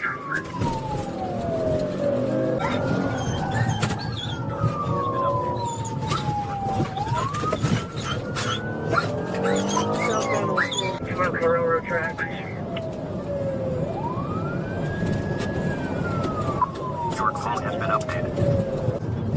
My nigga flying that motherfucker. Was that a Beretta? A Chevy Beretta? That's what it looked like it was, too. That nigga was flying. He flying that bitch. Passing 2 cars, pretty yielding. He's able to curve pretty hard going like that, so I don't know how long he's gonna last. Slow down, nigga. Slow down. Oh, slow down, stupid. Your call has been updated. What are you doing? Units are blocking the intersection. He's reaching on the seat, guys. Be advised, you guys have a gun. Your call has been updated.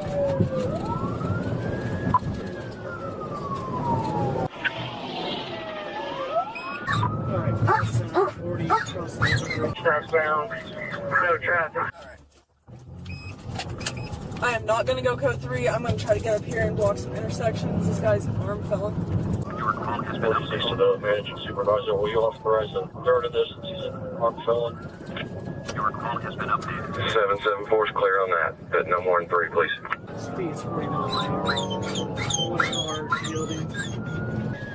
Still eastbound, no traffic. Speed's about 40. Just crossed Indiana. Oh, he just fired at their ass? Yeah, he's shooting at us. He's shooting? Oh, shit. Shots fired. Your call has been updated. $1,500. He's still shooting. Yeah, he's shooting out at us. Northbound McKinley. All right, he just stepped it up now. Now he's shooting at their ass. Now how they gonna handle this situation? How they finna handle this now? 1 car. Speed's about 30 miles an hour. Took up on the railroad tracks. Alright, looks like he's gonna try to bail here in just a second, but continuing northbound, still firing shots. 2 more shots fired. Alright, cross the railroad track. Gonna be going westbound on, looks like 20th. Yeah, 20th Street. Can we authorize a couple more units on this? He's shooting at us. I know that gotta be some shit. Like to be the car behind him. If you're the officer behind him and this nigga is shooting, I know that gotta be a nervous ass drive to keep pursuing his ass. Cause like you in harm's way like a motherfucker. What if he just happened to have a great shot and shoot through your windshield and tear your ass up? That gotta be some shit, man, to keep pursuing that nigga. I would have like shoot back at that nigga.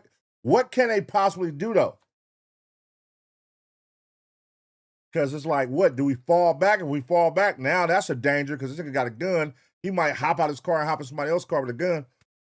But we got to continue to pursue him. But at the same time, we can't just shoot back at him.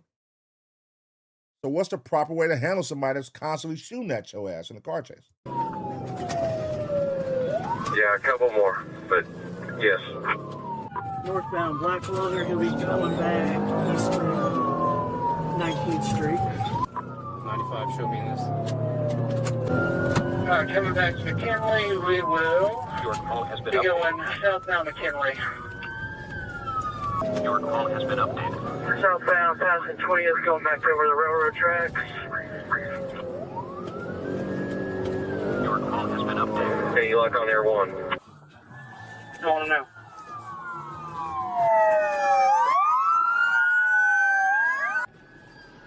Alright, westbound 22nd Street. Westbound 22nd, no traffic, speed's about 20 miles an hour.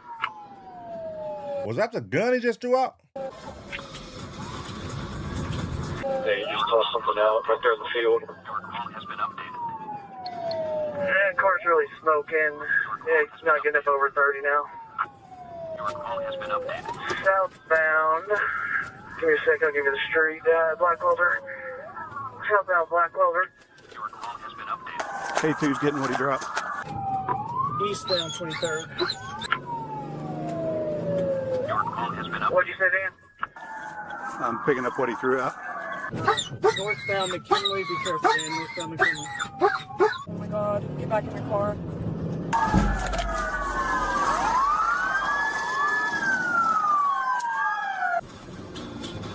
Back, westbound 22nd. Oh, look. That truck done circled back again. He about to hop in that truck. No traffic, only police officers out here. Speed's about 20 miles an hour. He's got to live over here somewhere. Incident assigned. Alright, back southbound Blackwelder again. Your call has been updated.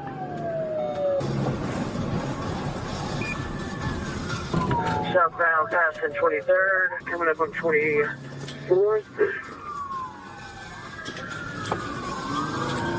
Westbound 24th. Call has been updated.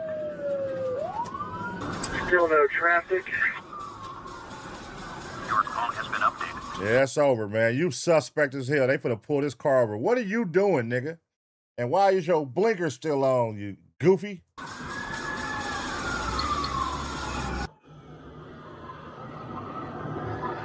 Westbound crossing Indiana. Oh, he right behind the. Oh, he finna hop in the car.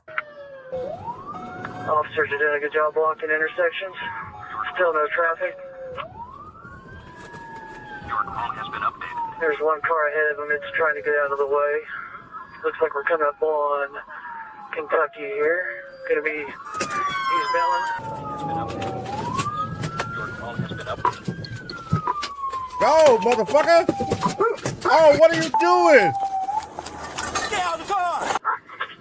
This nigga went the wrong way. Oh, hell no. Nigga, you supposed to be my getaway driver, fool. And you put the car in reverse and drive right into the police? You fucking idiot, man. You fucking idiot. Stop! Stop! You had one job. Stop! Crossfire! Crossfire! Everybody move forward to that. Switch cars. Hey, he's in the other car. He jumped in the other car. He carjacked him. Huh? He got another car. He's got two different cars. Yeah, don't get a perimeter set if everyone's going 97. Clear is still not up. Your call has been updated. Hey, was that like some old people? Was that old people in the car? Am I tripping? Is that his parents? It seemed like it was an old man in the driver's seat. I couldn't really make out in the passenger seat. I couldn't really make out the driver's seat. It looked like it was a woman, though, an old woman. But if this is his parents, this is crazy. He's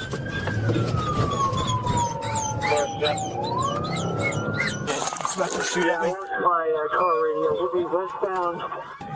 25th. He has switched cars. He's driving down towards Lightning Creek. What the hell are they driving? What the hell?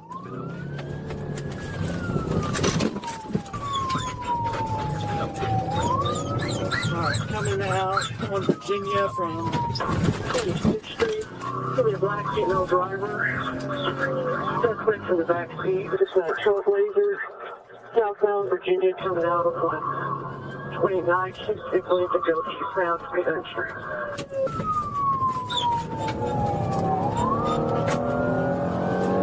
Alright, eastbound 29th Street coming up on Virginia. Let's see if I get my radio string back out. Southbound Kentucky. Okay, who do y'all think this is? As of right now, the cops think this is a hijacking. He hijacked the car. I don't think so. I think this is somebody he knows. Now, they just said a black female driver. This could be an associate, a friend, a baby mama, cousin. What do y'all think? Because obviously this person knows who he is. They was circling around in the area he was in. As soon as he hopped in, they took off, but they took off in reverse. I still don't get why they went in reverse, though. But long story short, they got on. And now she's flying this motherfucker. Yeah, she changed her mind. Stop right here. You're doing good. You're doing good. On this car. No traffic. She's 40 miles an hour. Your call has been updated. Flip a U-turn right now. Go, go, go. There you go. Good job. You're good after this. Good after this car. Eastbound across McKinley. Speed 60 miles an hour. No traffic. Officers are blocking intersections. It can become a danger to us just because of so many cars are involved. She's dragging something underneath the car, so she might have messed it up going through the park. West turn is going to be northbound.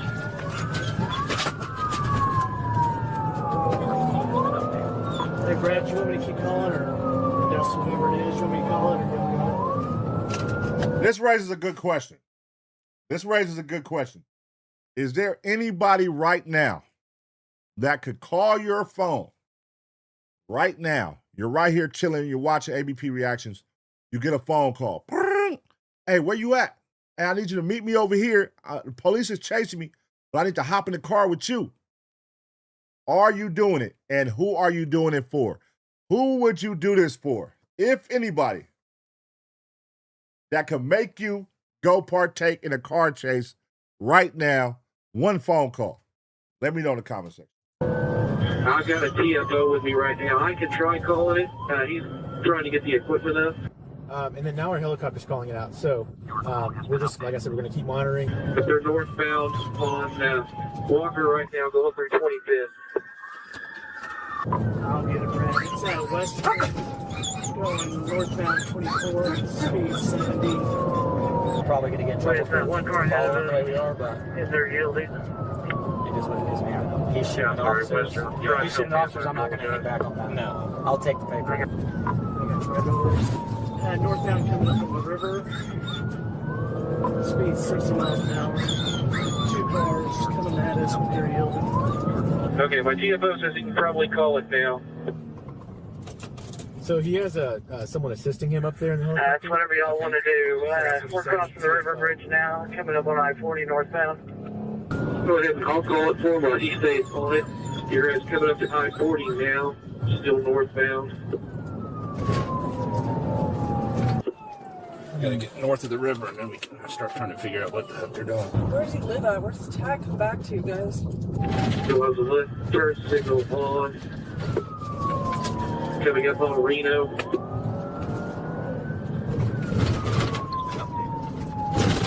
Going to be westbound on Reno. They really used this blinker.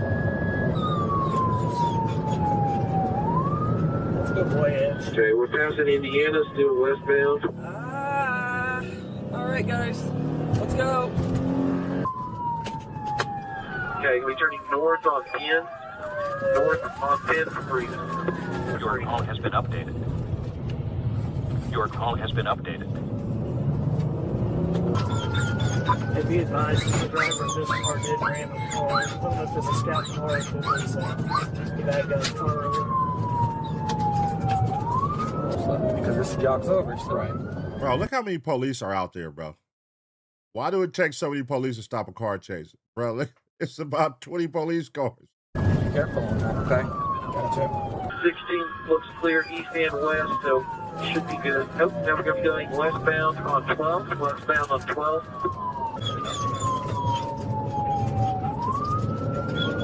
Okay, guys. Looks like they just turned off their lights. They are blacked out. There's one car at 12th and Young's, but it stopped. The vehicle is going to try to go north on Young's. North on Young's, still blacked out. Looks like it's at least occupied twice, about 3 times. There's a driver, front seat passenger, and a back seat. That motherfucking dog is ready. That dog is ready to hop out and attack one of these motherfuckers. Okay, going through 16th, still northbound. You guys are clear on Young's north, and I'm not seeing anything in the neighborhood. So you guys should be good for now. How close were you? Yeah, I'm on. Are you off? Nobody's in the car. Turning off camera. Slow down a little bit. They're a little more experienced than you are, okay? Right. Just keep that in mind, okay? Can you get address for this guy, please? Okay, we're going to be going west. Westbound on 22nd Street. Oh, I got his ID. Yeah, check his ID. Where's the left? Be advised, clear still on upward. Go southbound. Turn south. On Villa. Southbound on Villa. Yep, turn south. David Ray Johnson. Be advised,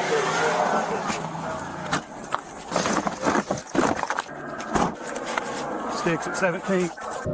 For every intersection, slow down because we don't. Slow down. Yep. Sorry. Go. We don't know if he's coming back, okay? Right. Oh, look like they got him. Good stick. Move around.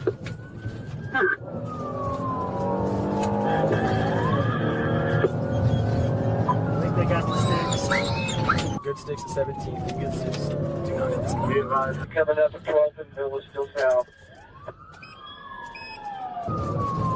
All right, it's about to be moment of truth now. If they got good sticks on them, that motherfucking tire's gonna go out. They gonna have to get out and run, ditch the car. What they gonna do? Give up? Let's see. Will they try to full on block it?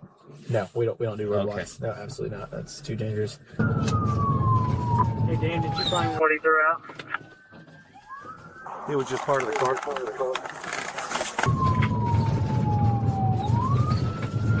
That driver's side back tire is gone.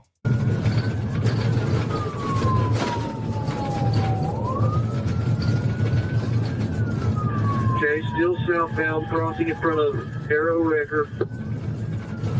Guys are clear stuff. So Yeah, dude, he's trying to get home. Trying to call this. He lives right there. Yeah. So stand by. This guy's got the whole department on him. Oh yeah. Well, he's shooting at officers. So yeah. Go southbound. southbound? Looks like we're gonna go. Man, y'all should go ahead and pit maneuver these niggas now. Y'all got to look. The tire gone. The road is open. Pit maneuver this nigga. First Street, Northwest First Street. No traffic. They're slowing way down. Okay, guys, clear is up, so if he does fail, we will have him on clear. There you go. Yeah, it's gonna get hairy in the flats over here. Eastbound First Street. Alright, both driver's side tires are completely flat. It's over now. First, they're right here. It's over. Coming up on General Pershing. We'll be going east, going across to Northwest First. Coming out on 10 here in just a second, guys. Okay, you have units stopping traffic on 10. Very low, very low. Don't get in the street, please. All right, it's countdown now. What y'all gonna do? Let's see. Y'all just gonna let them burn out? Let them just. Let's see. Yeah, guys, they're gonna have to bail here pretty quick, so everybody thrown out. All right, here we go. They about to wind down. It look like they're about to hop out. They're digging around in the car.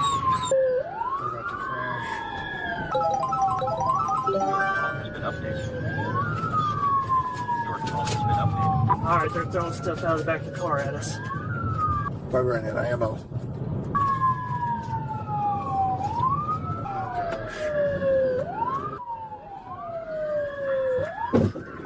The suspect should be wearing a black t-shirt. He's a light-skinned black male with long hair, ponytail. Oh my God. Oh my God.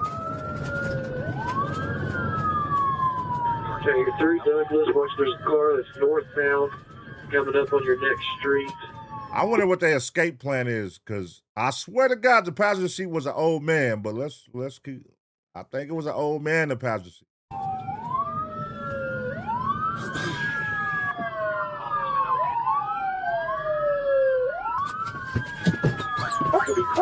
All right, here go the dog. Here go the dog. Guys, get ready.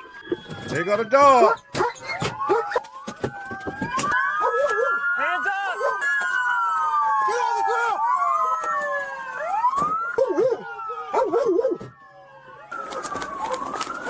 Hands up! Get your hands up! Turn away! Should have gone with Linwood or not. Subject coming out of the back. Hands up. That's not good. Let's go, guys. Oh my God, there's a dog. Okay. There's a lot going on. Oh my God. I did flip it. Dang. Walk back. Hands! Hands up! Get your hands up! Turn away! Try walking backwards. Keep your hands up. Hold on, homie. You done did all this just to give up and turn yourself in that easy? Motherfucker, you done got 2 more people involved. Bitch, we done came out here for you, nigga. You better fucking run till you can't run no more, nigga. Let that dog attack you. I know I didn't just come out here and catch some charges for you, only for you to hop out and give up. Man, hell no. I would be hot. I just put my freedom on the line for you, bro. And you just gonna give up like that, nigga? At least let me, like, nigga, run, nigga, so I can be like, damn, my boy was really trying to get away, so I feel good. I helped him because I knew he was really trying to get away. Man, you could have been did this if you was just gonna give up. You could have just gave up when your car crashed, fool. I don't have no weapon. Keep your hands up! Shut up!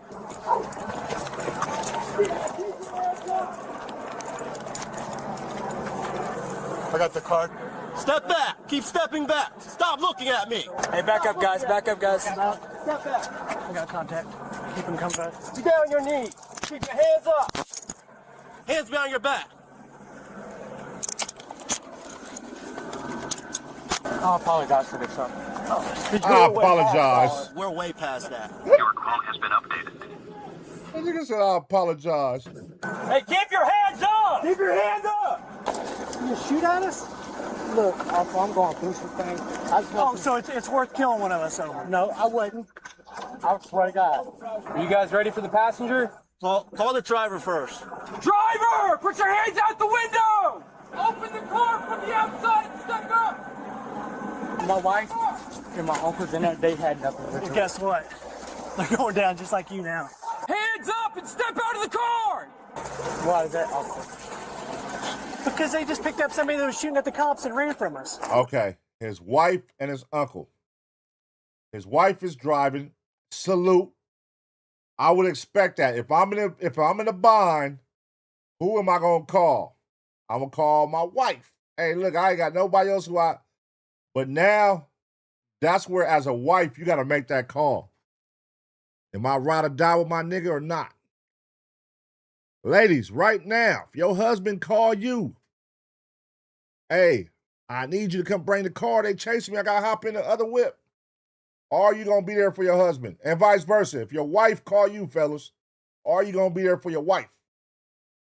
Step out of the car! Keep your hands up! Take 3 steps to your left! Watch the curb! Step up onto the curb! You got a fanny pack on? Yeah, it's right here. Don't touch it. I'm unbuckling it. Keep going, keep going, keep going, keep going. Got anything else on you? Keep walking. God damn, she built like Aaron Donald, cuz she big as a motherfucker. God damn it, she about to tackle one of you niggas.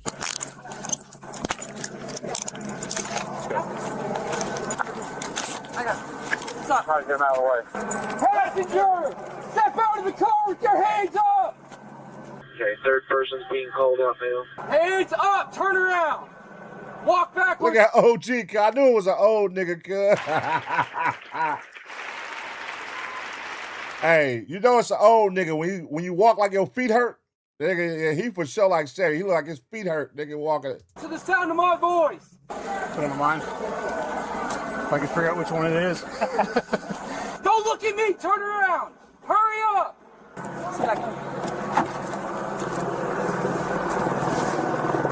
My sister just got shot. I just lost my cousin and found out today that we lost our Amy.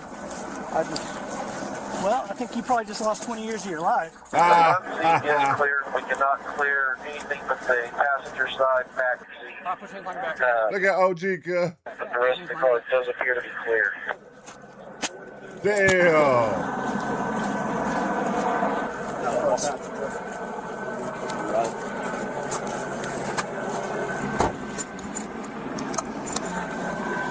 Clear.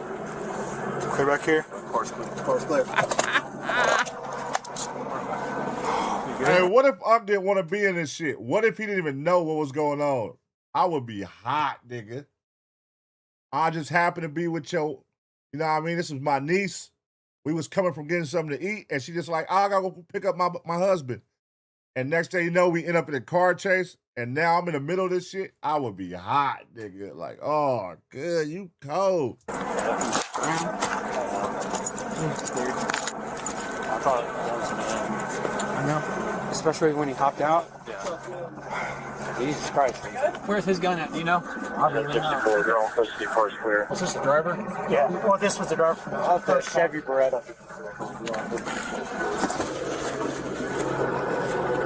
Thanks for your help, Brian. I'm so sorry, man. Well, Brad's home sick, but Dustin says you're welcome. You guys sound exactly the same. Thank you, Dustin. You did an awesome job. Going through it, man. I'm just giving you a hard time. Good job, everybody. Everyone's listening. I'm a mental health patient. Hey, sit tight. Were you in the car the whole time? I can't remember. What do you mean you can't remember? Were you in the fucking car? Nigga, that nigga like 90 years old, cuz. Look at cuz. He old as a bitch. He can't remember shit. And he don't want to tell. He being a G. He don't want to tell on his niece. Nigga, I ain't saying nothing. Or not. What's your first name? Jerome. You don't look like a Jerome. What's your birthday? I can't even think. Man, come on, man. What's your birthday? I can't think. What day were you born? Hey, listen, I'm not buying it. I'm not buying it. You know when your birthday is. I can't. You know when your birthday is. I can't. You're a grown man. When is your birthday? Well, we're about to find out who you are if you want to lie to me. I'm not lying. That's fine. We're going to fingerprint you. Ma'am, what's your name? Portia. I need to read you your Portia, Aaron Donald. rights before I can talk to you, okay? Portia.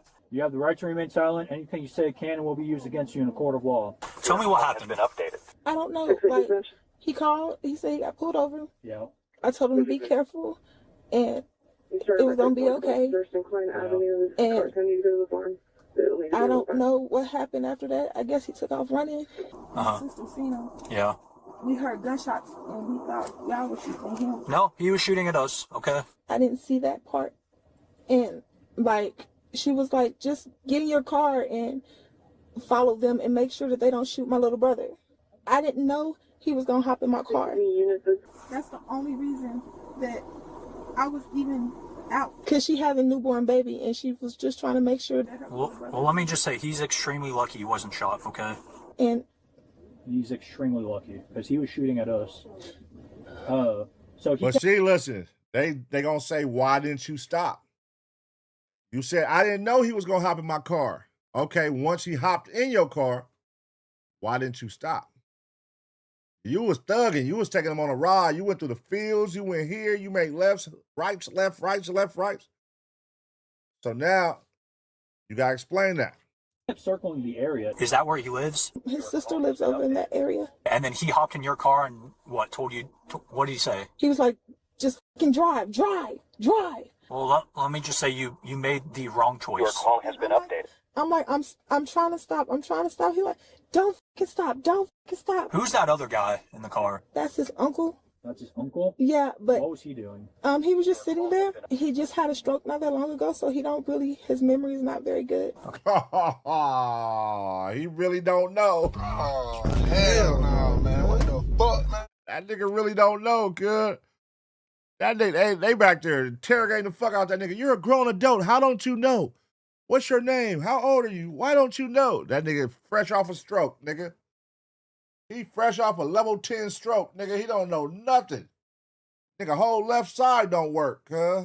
And y'all over here tearing this. Nigga, I can't think. My mind is not processing fast enough, officer. Hold on 1 second, motherfucker. Give me about 2 days. I can tell you my day. Okay, what was the deal with all the stuff you guys were throwing out? I wasn't throwing anything. Okay, was that Devin? Yes. Okay. And who's he to you? He's my friend. He's just your friend. Okay. You have dementia? Yeah, I can't. Oh, you said that was his wife. That's not even his wife. You can bullshit me later. Sit back in there.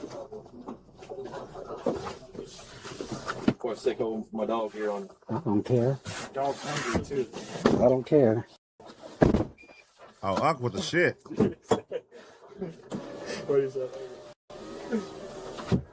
Yeah, that'd be him. Yeah, I apologize. No. You don't get to do that. I'm going through it, sir. I don't Hey, want 3 family members. So put us through it? That's why I'm. That's why you're shooting at us?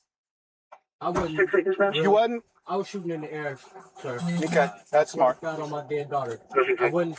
Because if I was shooting at y'all, Man, shut your mouth, man. God damn. This nigga. Do you really think the cops are going to feel sympathy for you, brother? They don't give a fuck that your auntie just died. They don't care that your sister died, your mama died. They don't give a flying fuck. You was shooting at them, nigga. They don't give a fuck about what you talking about, bro. Okay. Devin Ray Johnson. You have the right to remain silent. Anything you say can and will be used against you in a court of law. You were cool when I stopped you, okay? And you were right to tell me you had a gun and all that. I didn't think anything of it, okay? But when I looked up your history, you're a convicted felon. You can't have that gun, okay? my wife, my uncle, she didn't want to see me go to jail, and like. Is that who that lady is? Is that your wife? Yes, sir. Okay, she's. My uncle's in the past. Portia? Portia. She's your wife? Yes. Okay, she said she was just a friend, but Okay. And then that's your uncle, right? Yeah. Did he just have a stroke or something? Yes, sir. Okay, that's what she was saying too. So, where's the gun at now? I believe whenever I jumped out, it fell out. Fell out like on the ground or something? Yes, sir. You didn't throw it or anything? No, sir. I don't have any other questions, but let me just say you're extremely lucky you weren't killed tonight, okay? We almost shot you when you got out of the car, but Yeah, that's why. you're very lucky you didn't shoot back at us. Shooting out of the car, I mean, we had every right there to ram you off the road and use lethal force. Yeah. So you're lucky, okay? According to the police report, Devin Johnson's firearm was later found in the street in front of his abandoned Chevy with 2 live rounds still in the chamber. Police transported his uncle Jerome back to his home without charges. However, Devin and Portia were booked at the Oklahoma County Detention Center. For her part, Portia was charged with harboring a fugitive from justice and endangering others while attempting to elude a police officer. She pleaded not guilty and her bail was set at $5,000. Later, she entered a plea deal where she changed her plea to guilty and was given a 5-year deferred sentence with her first 75 days to serve at the Oklahoma County Detention Center. According to the Oklahoma Department of... She served that nigga. She took a plea deal and served her dude.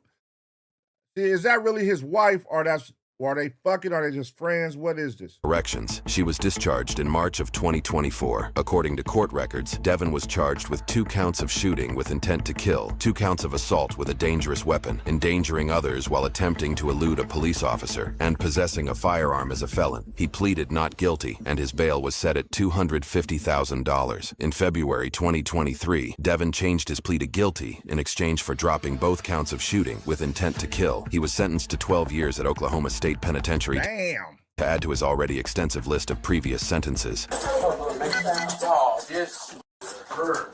Yeah. What you back for? You can't be our trustee no more. Back again, motherfucker.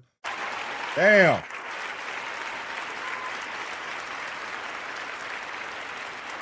Well, terrible decision, man. You make stupid decisions, you got to pay the consequences, man. You feel me? You could have just pulled over. Well, when they had you right there and just took what come with that, instead, you know, you went about it a whole other way, shooting at the police. Then you incorporated your friend, which you was calling your wife, incorporated your uncle. Luckily, they let your uncle go because that's fucked up. Fresh off a stroke, having to go to jail. But luckily, they let your uncle go back home. You know what I mean? The big mama held it down for you, big dog. So, but your ass, 12 years in jail. You probably could have went, I don't know. What would have happened if you would have just said, all right, cool, and went in when you had your little warrant, whatever they had in the beginning, man. But, you know, niggas don't ever think about that till it's too late. And try and use excuses about your people dying, your mother dying, this person dying, your daughter dying. The police don't give a fuck, man. They don't ever care. I don't know why people think like the police going to say, you know what? You're right. Let me let you out these cuffs. Go home, man. Have a great night. They're not going to do that. Not in a situation like this where you done had all these police chasing you around the city and you're shooting at them. And nigga, they over here nervous. Nigga, them niggas, they was about to take your head off. That's what they was about to do. Thank God they didn't though, brother, man. But 12 years in jail, was it worth it, man? And ladies, gentlemen, would you come pick up your spouse if they needed you for a car chase and they needed your assistance? Would you go help them, support them? I'm talking about your boyfriend, girlfriend, wife, husband. Would you go support them? Yes or no? Let me know in the comment section. I'm going to give you 2 seconds to smash a like. And as always, get ready for the next reaction.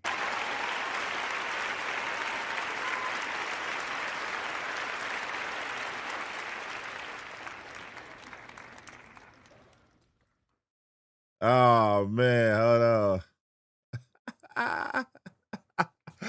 All right, shit. God damn. Hey, good night, Danny F, man. Good night to Danny F, man. Spin that shit, my dog. Good night to her, man.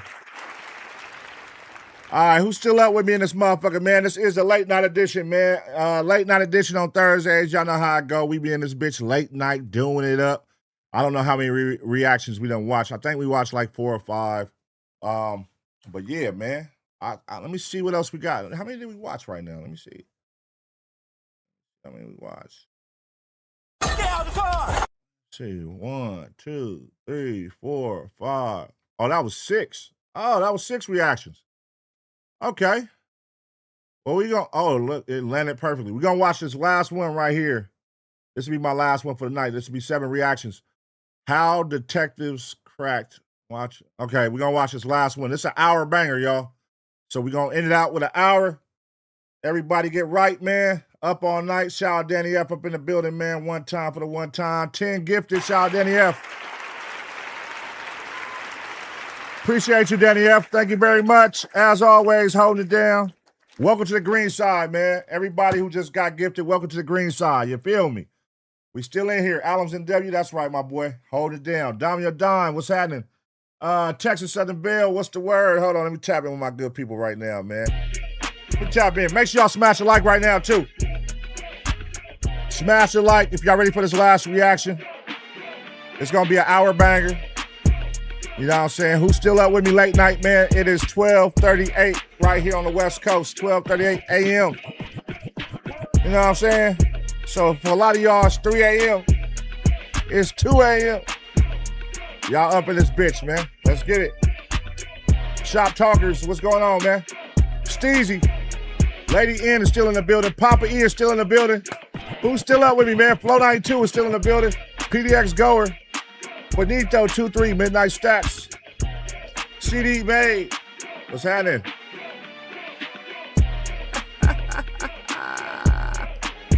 Oh, man. Shit. Nomad, what's going on? Westside Deuce, what's happening? Stars Bang. Shit. Letitia, 98. Ocean Reviews. Long live the Grays, man. Long live the Grays. What are you doing?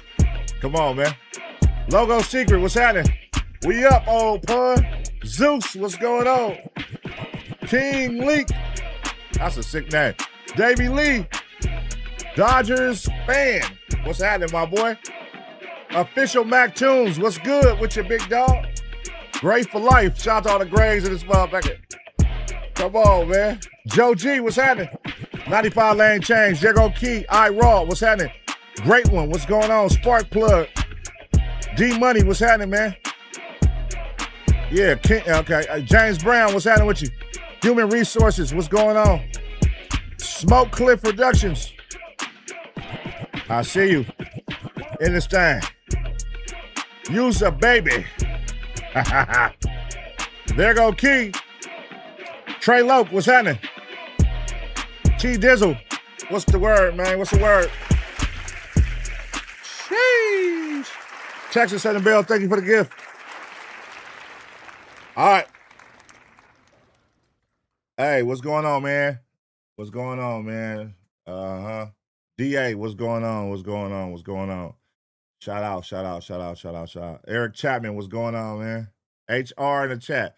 Who is HR in the chat right now? Who is HR in the chat? Y'all niggas is crazy, man. Ace Boy Jesso. Shout out to my nigga Creep, man. Hold on, Jesso. Let me make you a mod on here, Jesso. Hold on. My nigga Ace Boy Creep in the chat, man. Shout out Creep.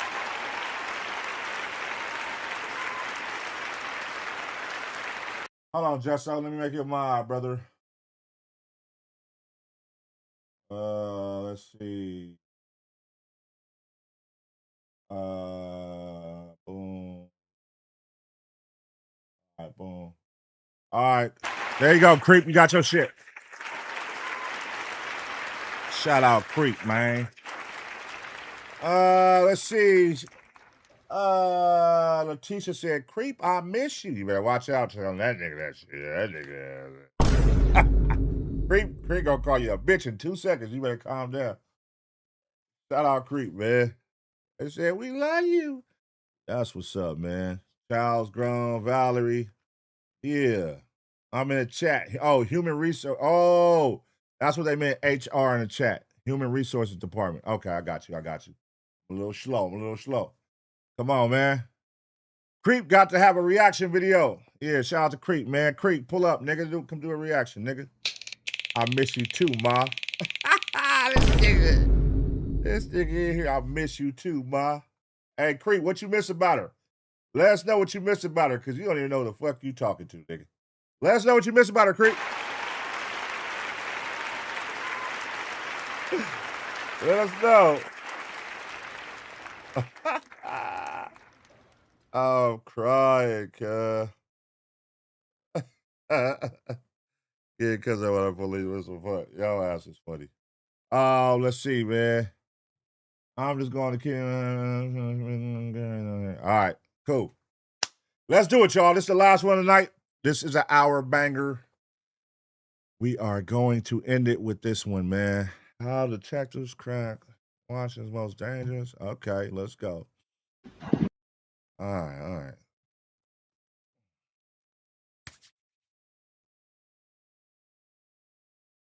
All right, y'all. We back with another reaction right here on ABP Reactions. And right now, we are about to see how detectives cracked Washington's most dangerous gang. Let's watch. These members of one of the most violent Washington gangs are in the middle of a casual meeting. In a few seconds, a pair of seemingly innocent teenage boys will become their victims. Oh, shit. Oh.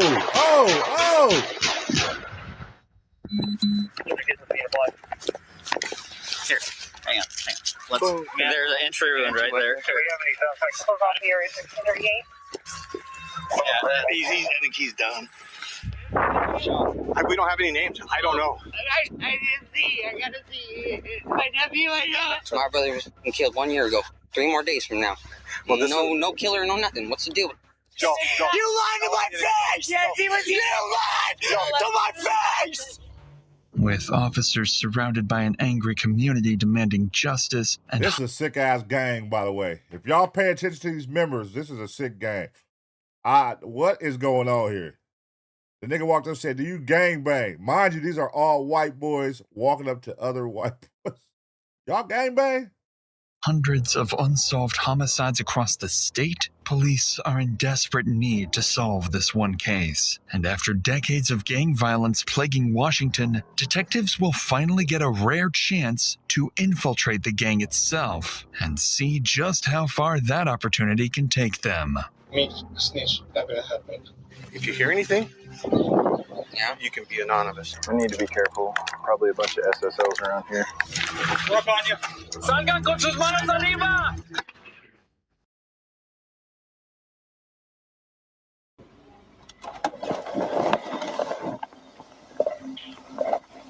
Hi there, how are we doing? Someone was calling for... It's around 1 p.m. in Moses Lake, Washington, and Deputy Zook is answering to an unrelated report of a stolen vehicle. In a few seconds, he's about to receive a call that will turn this routine day into one of the most important days of his career. And the truck's in his name, right? Like Yes. it's actually registered. We have one shot. What is that? Okay. There was a shooting right down the block, so I gotta go, but we'll come back when we're done, okay? 1634. Just a few blocks away, something else has already happened. Multiple shots have been fired, 2 young males are down, both critically injured. As Deputy Zook drives towards the scene, he and the entire police department are on the verge of a long-awaited opportunity to take down one of the biggest and most dangerous local gangs in the city. It's on me.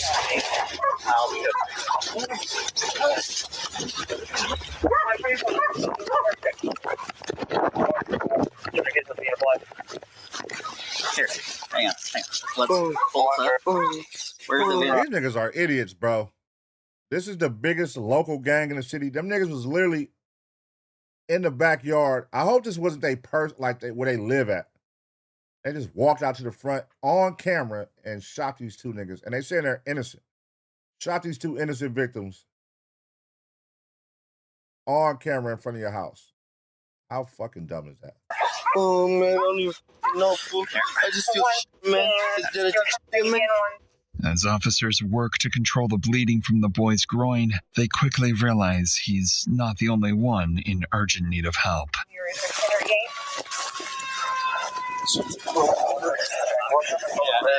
think he's done. Yeah. Do you have a pulse? Okay, let's try at least compression.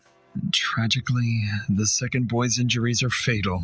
Despite officers' best efforts to save him, the gunshot wounds to his back, torso, and leg have already caused irreversible damage. Paramedics soon arrive and begin transporting both victims to the hospital. The deceased teenager is identified as Gavin Hayes, just 16 years old. Oh, damn, man. 16 years old? God damn.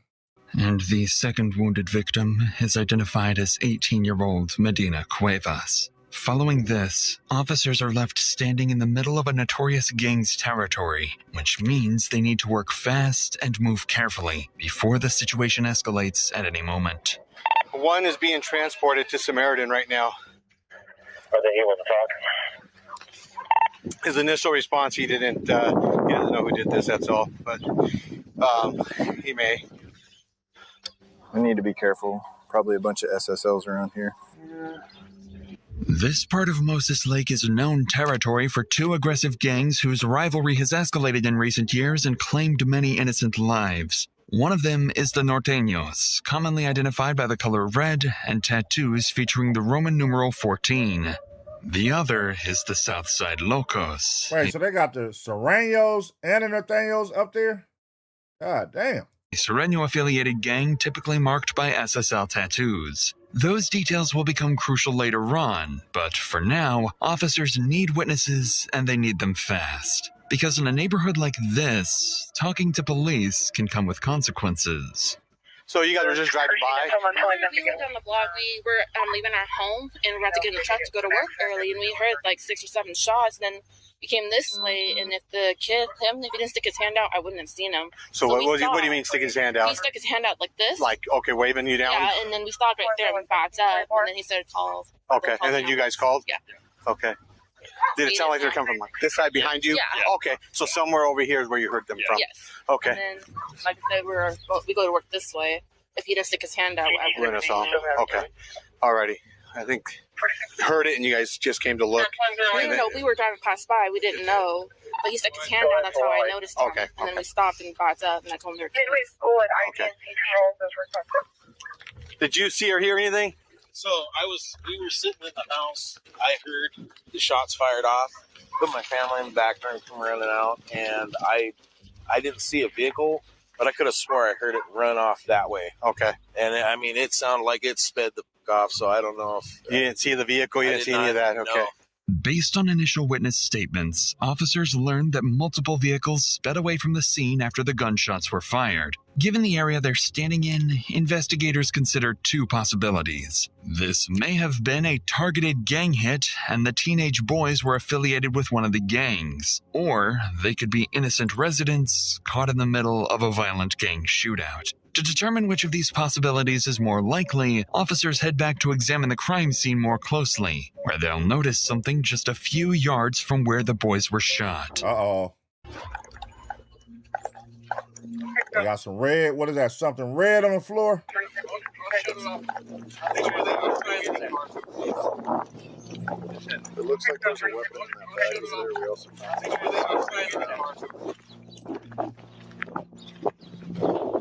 So is that where he went down? I don't know, because you see like some skid marks that come out, looking like they're going this way. I still want to know who house this is they was at. They said it was having a gang meeting. I wonder who house they was at, because whoever house it is, they just made that motherfucker hot. Right here, you can see turn marks that come out. I'm not even seeing it. This One more time, boss. Wasn't there a shoe print out here? You said a little round. This is the one you pointed out to me.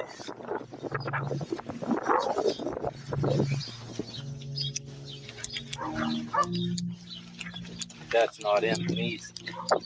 On the driveway of a nearby house, police discover several shell casings scattered along a red bag containing a firearm. Officers don't yet know who it belongs to, but the bag's red color immediately raises the possibility of Norteño's gang involvement. Who the fuck leaves the gun behind?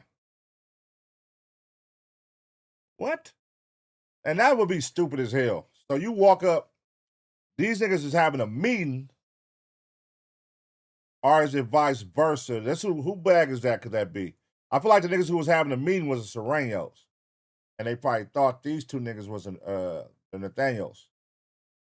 Or it could be vice versa. But who the hell had a noticeable red backpack and left a gun in it? Why not take the gun? More importantly, police already know exactly who lives inside the residence across the street. Oh. The house belongs to Luis Medina, a known and dangerous local gang member with ties to the Southside Locos dating back to his teenage years. Ah, there it go. I was right. Okay. The Serranos, they was having a meeting, and the Nathaniels was walking. So that was probably they bag.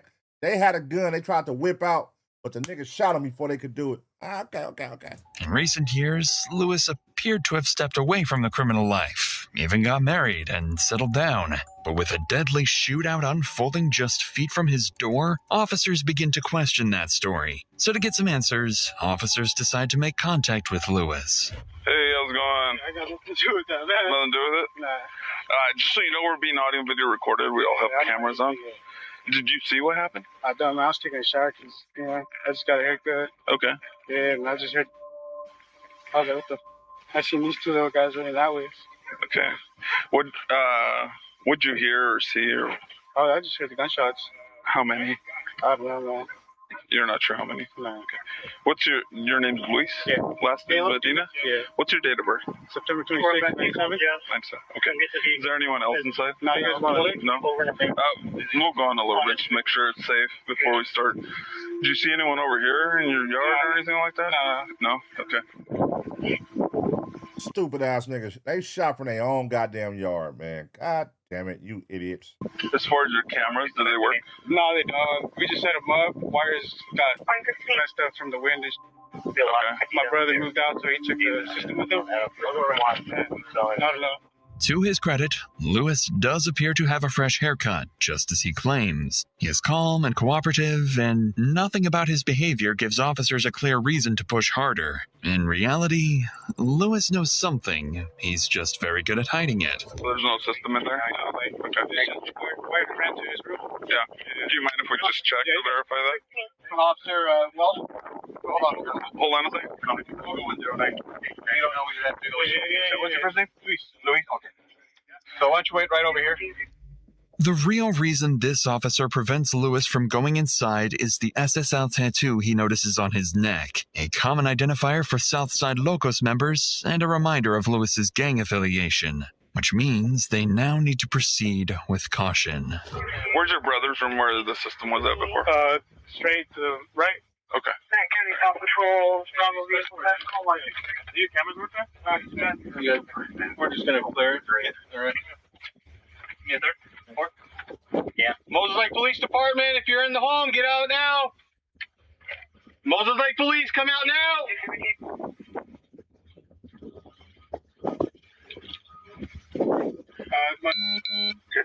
Come on out now. How many? Who else is in the house? Huh?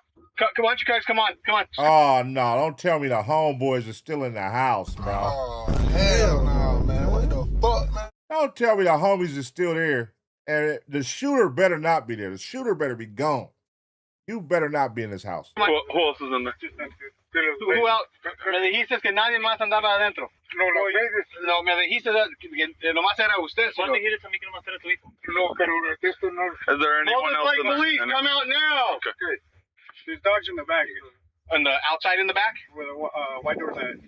Okay, thank you. What kind of dog? Just two people. Okay. Just, all right. I'll go back there with you because, We probably won't open that door till a little bit. One of them told me, like, there's a hard drive or something there. Yeah, that's going to be the video system. Yeah, so.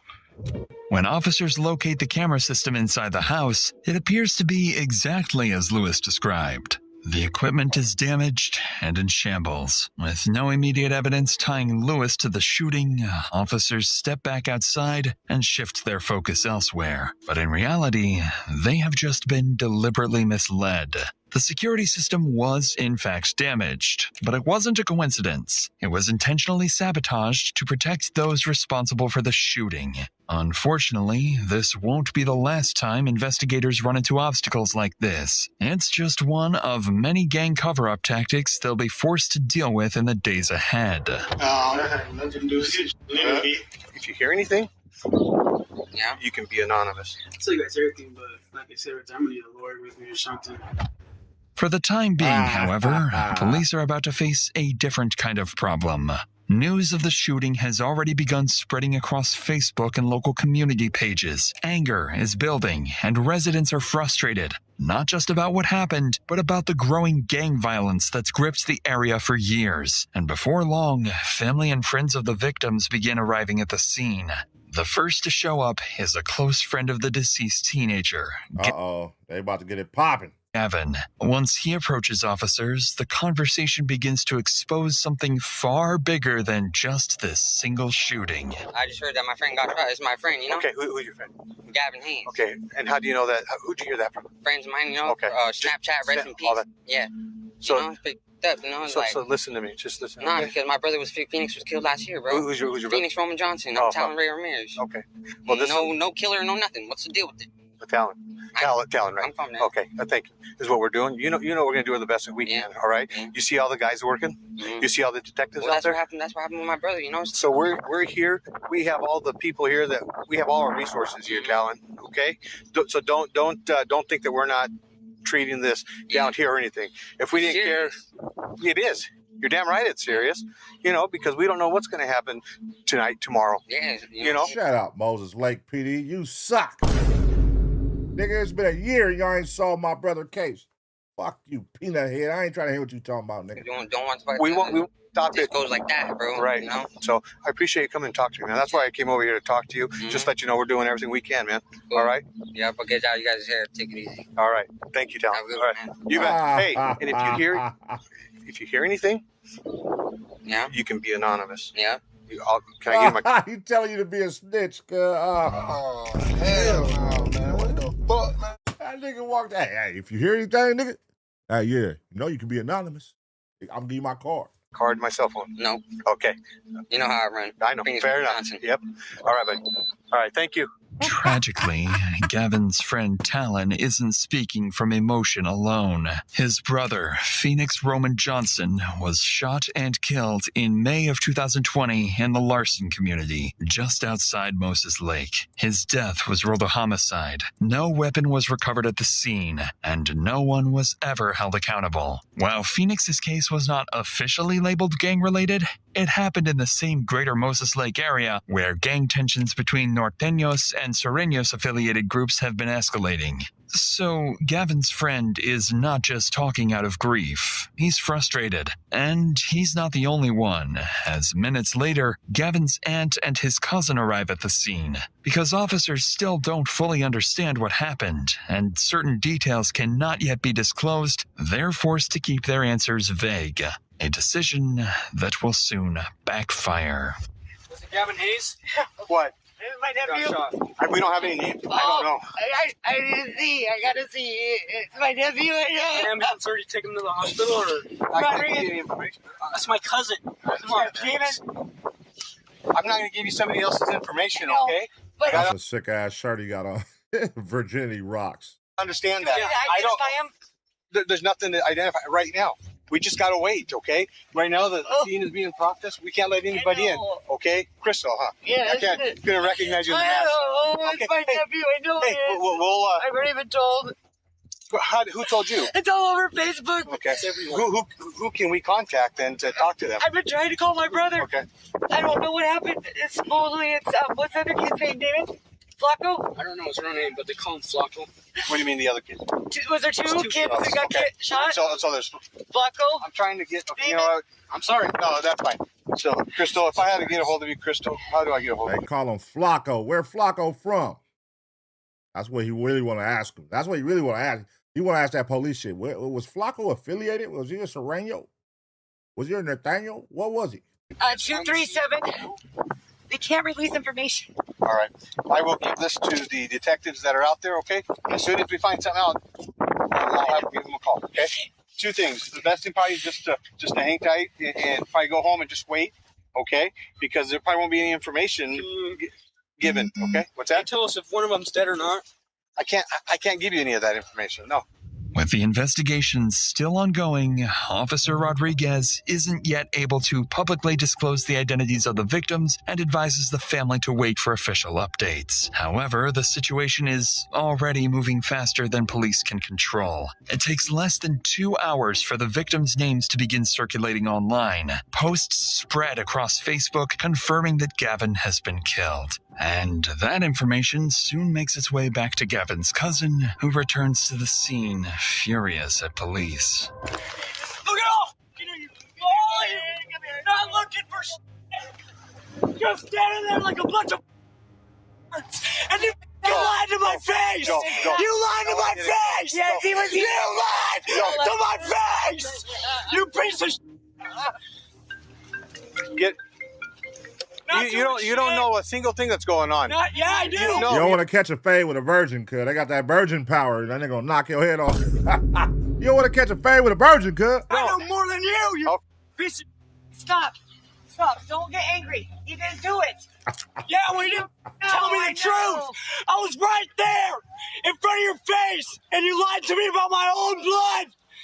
My own blood. That's how it goes sometimes. What's up with Auntie? You can't. You don't know you don't know it all. So you know her. I know you know. I know my family. You piece of. Okay. Oh shit. Not his fault. Let's go. It's not his fault, Damon. Hey, In the middle of his anger, Gavin's cousin says something that quietly stands out, claiming to know more about what happened than the police do. That statement gives more weight to the theory officers had discussed earlier, that the victims may have had some connection to the ongoing gang disputes in the area. That possibility begins to feel even more plausible when Gavin's father, Patrick, arrives at the scene. Hi. Oh, shit, Patrick. Is Patrick affiliated? And what the fuck? Do you got your knees cut out? What are those jeans you got on there, buddy? Oh, hell no, man. What the fuck, man? What are those jeans you got on? Buddy, why's your knees out like that? Why are they... What the fuck type of jeans are those? Your name? I'm Patrick Hayes. I'm Gavin Hayes' father. Oh, Patrick. Okay, I was given the heads up that you were coming. Okay. So right now it's still an ongoing investigation. You've talked to Sergeant McCain, and I don't know what he's told you. He just said there's one distance done. He was told it's done. Okay. And that's what you got a phone call from Daniel. Daniel is who called you. So again, it's ongoing right now. I'm not the detectives out there, but they are processing the scene, and we do have one person who has died. Yes. Again, I can't confirm anything. Okay. But you've talked to somebody who I'm guessing who's reliable to you. We do have a coroner out here. He will want to talk to you afterwards, just to get information identify the body. I'm not sure what the process is for the coroner. You know, it's not easy for you either. Just put it cut and dry. Right. So this is what it's not anything that's kind of surprising to us. Right. So I'm sorry to hear about that. It's really my, but like I said, let's if we can just hang tight here, Mr. Hayes. Okay, and I wish I can comfort you, the best I can, but you have support here, and hopefully we can get somebody over here to talk to you. Okay. Unlike his nephew, Patrick's reaction is noticeable. He ain't saying shit. He ain't saying nothing. I think he already speculating what happened. He like, nigga, the ops did it. Is Pops Nathaniel? Pops might be a Nathaniel. I think he's speculating what he know his son probably banging.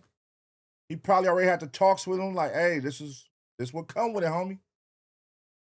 Because he don't seem like he emotionally damaged by it.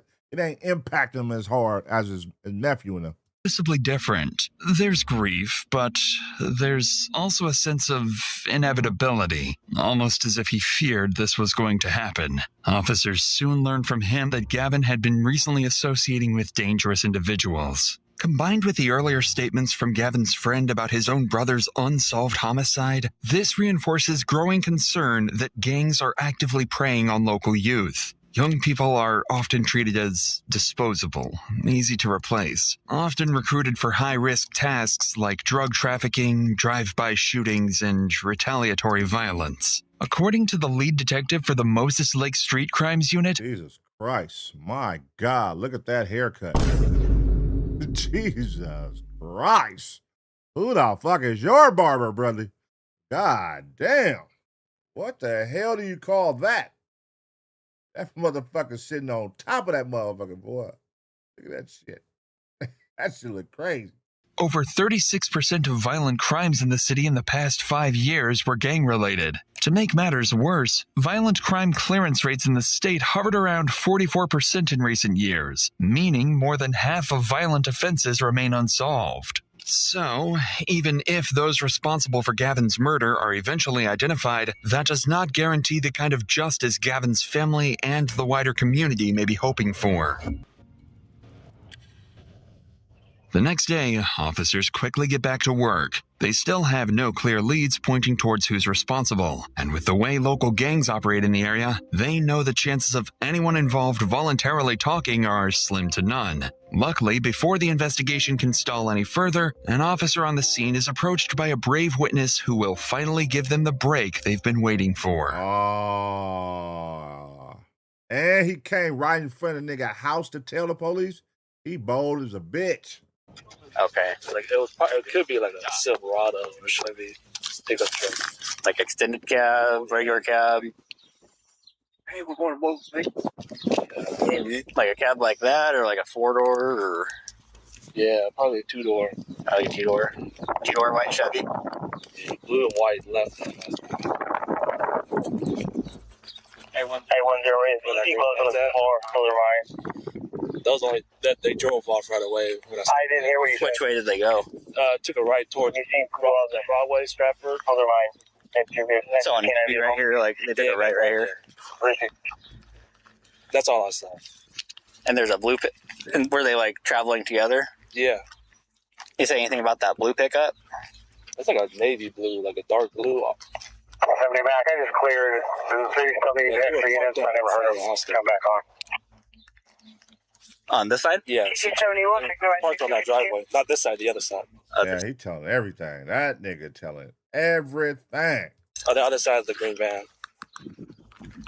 And they backed out and went that way. Based on the witness's statement, police now have a description of the vehicles that fled the scene: a white 2-door pickup truck and a dark blue Silverado. For the first time, investigators have something concrete to work with and a clear objective for the days ahead: locate those trucks. With that information on record, detectives begin digging deeper into Lewis's background to determine whether he knows anything about the vehicles. They quickly learn that he's still frequently seen around local gang members, reinforcing the suspicion that his ties to the South Side Locos never fully disappeared. Never fails, man. Them goddamn pictures. They go put them pictures together.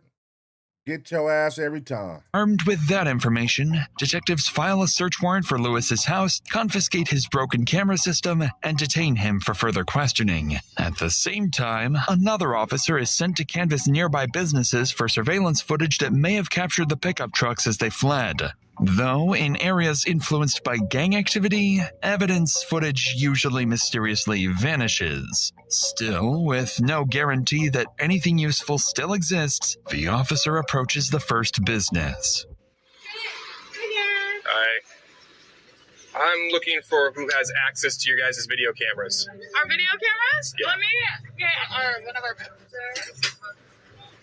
Hey, I think you just have the inside, but I can call my manager and double check. Yeah, because I'll need the outside for a car that came through here yesterday. Oh, okay, yeah. Let me call her. Hey, he said that, I called the owner, he said that there's like a black box and you should be familiar with it in the bathroom. And he's like, you just connect something to it. Right, USB, I'm guessing? Oh, no, he's like, he'll know. He's like, he'll know. All right, is it all right if I come and take a look? Yeah, he said he didn't want. Oh, this is involving a case from yesterday. 5:15ish. quite right before. So you don't have anything on the south side of the building? So that if I would go to. They have another camera facing. This officer seems to have just hit the jackpot. The owners still have their CCTV recordings intact, likely because the Southside Locos didn't have time to pass through and interfere. After checking several other nearby businesses, officers collect multiple surveillance recordings and forward them to detectives for analysis. When investigators begin reviewing the footage, they spot vehicles matching the witness's description. A two-door white Ford F-150 and a blue Chevy Silverado crossing the intersection of South Gibby Road and West Broadway Avenue before disappearing from view. Damn. And they would have been in the clear if it wasn't for that snitch-ass nigga that walked up. Damn. See, man, listen, man. Leave it alone, y'all. Don't do crime, man. Don't do crime. Don't do crime, man. Our niggas probably thought they was in the clear. They like, we gonna destroy the security system, nigga. They ain't gonna be able to get to that shit. Ain't nobody around here gonna talk. They would never, homie. Hey, fool, these fools will never talk over here, fool. And nigga, here come a nigga, I don't give a fuck. It's always that one nigga that I don't give a fuck. Yeah, they was in a blue car, white car. Nigga, this. Yeah, he didn't give a flying fuck. He don't give a fuck how deep y'all niggas is over there. Vehicle models confirmed and their direction of travel established, detectives are able to narrow their search to the residential neighborhoods off West Broadway. But that's not the only thing investigators gain. When the white Ford slows down at the intersection, officers are able to capture a clear view of the license plate. And when they run it through the system, it comes back registered to an elderly woman. Initially, they think it might be a stolen vehicle that's not yet reported, but that possibility is quickly dismissed once detectives learn who the woman's son is. Daniel Serrano Sosa, a documented member of the Southside Locos with a long-standing history inside the gang. According to investigators, he is considered highly dangerous. This becomes one of the most pivotal moments in the entire investigation. Detectives now have two suspects, Lewis and Daniel, both with ties to the SSL gang, opening up an unprecedented opportunity to go big and significantly damage the gang's structure. But before they can move forward with anything, they need two things: to locate Daniel, and they need concrete evidence placing him or Lewis at the scene of the shooting. As the investigation carries on, detectives decide it's time to interrogate Lewis. By now, they're deeply skeptical of his earlier statements and believe he was intentionally misleading officers. However, they also know that getting information out of someone tied to a gang is never that simple. Groups like the Southside Locos operate under what's often referred to as a code of silence, an unspoken rule that you do not cooperate with law enforcement, not just out of loyalty, but out of fear. Fear of retaliation, being labeled a snitch, and becoming the next target. If Lewis had any role in the shooting, the odds of him admitting it are slim. So once they step into the interrogation room, they're prepared to confront, intimidate, and bluff to make Lewis think they already have more evidence than they actually do and break the gang's code of silence. If they can convince Lewis that cooperating serves him better than gang loyalty, they might gain an informant and a backdoor to infiltrate the Southside Locos. Hey, what the fuck was still behind at the house with the security system? Like, they didn't get rid of the shit? Because what the fuck? They talking about they confiscated the security system. Why didn't they get rid of everything? I know he said it was destroyed, but why would you leave the destroyed parts there? Even though we know you now destroyed it. But why would you leave it there? Like, why would you not get rid, like, leave, like, the cords at least? But take everything else, because all they're going to do, if you left the main box, they're going to take that shit and they're going to find a way to get up in that motherfucker and get that information. You niggas got cameras on your house and y'all shot somebody in front of the cameras. So, again, I met you at your house. I'm Detective Monroe. We wear body cameras.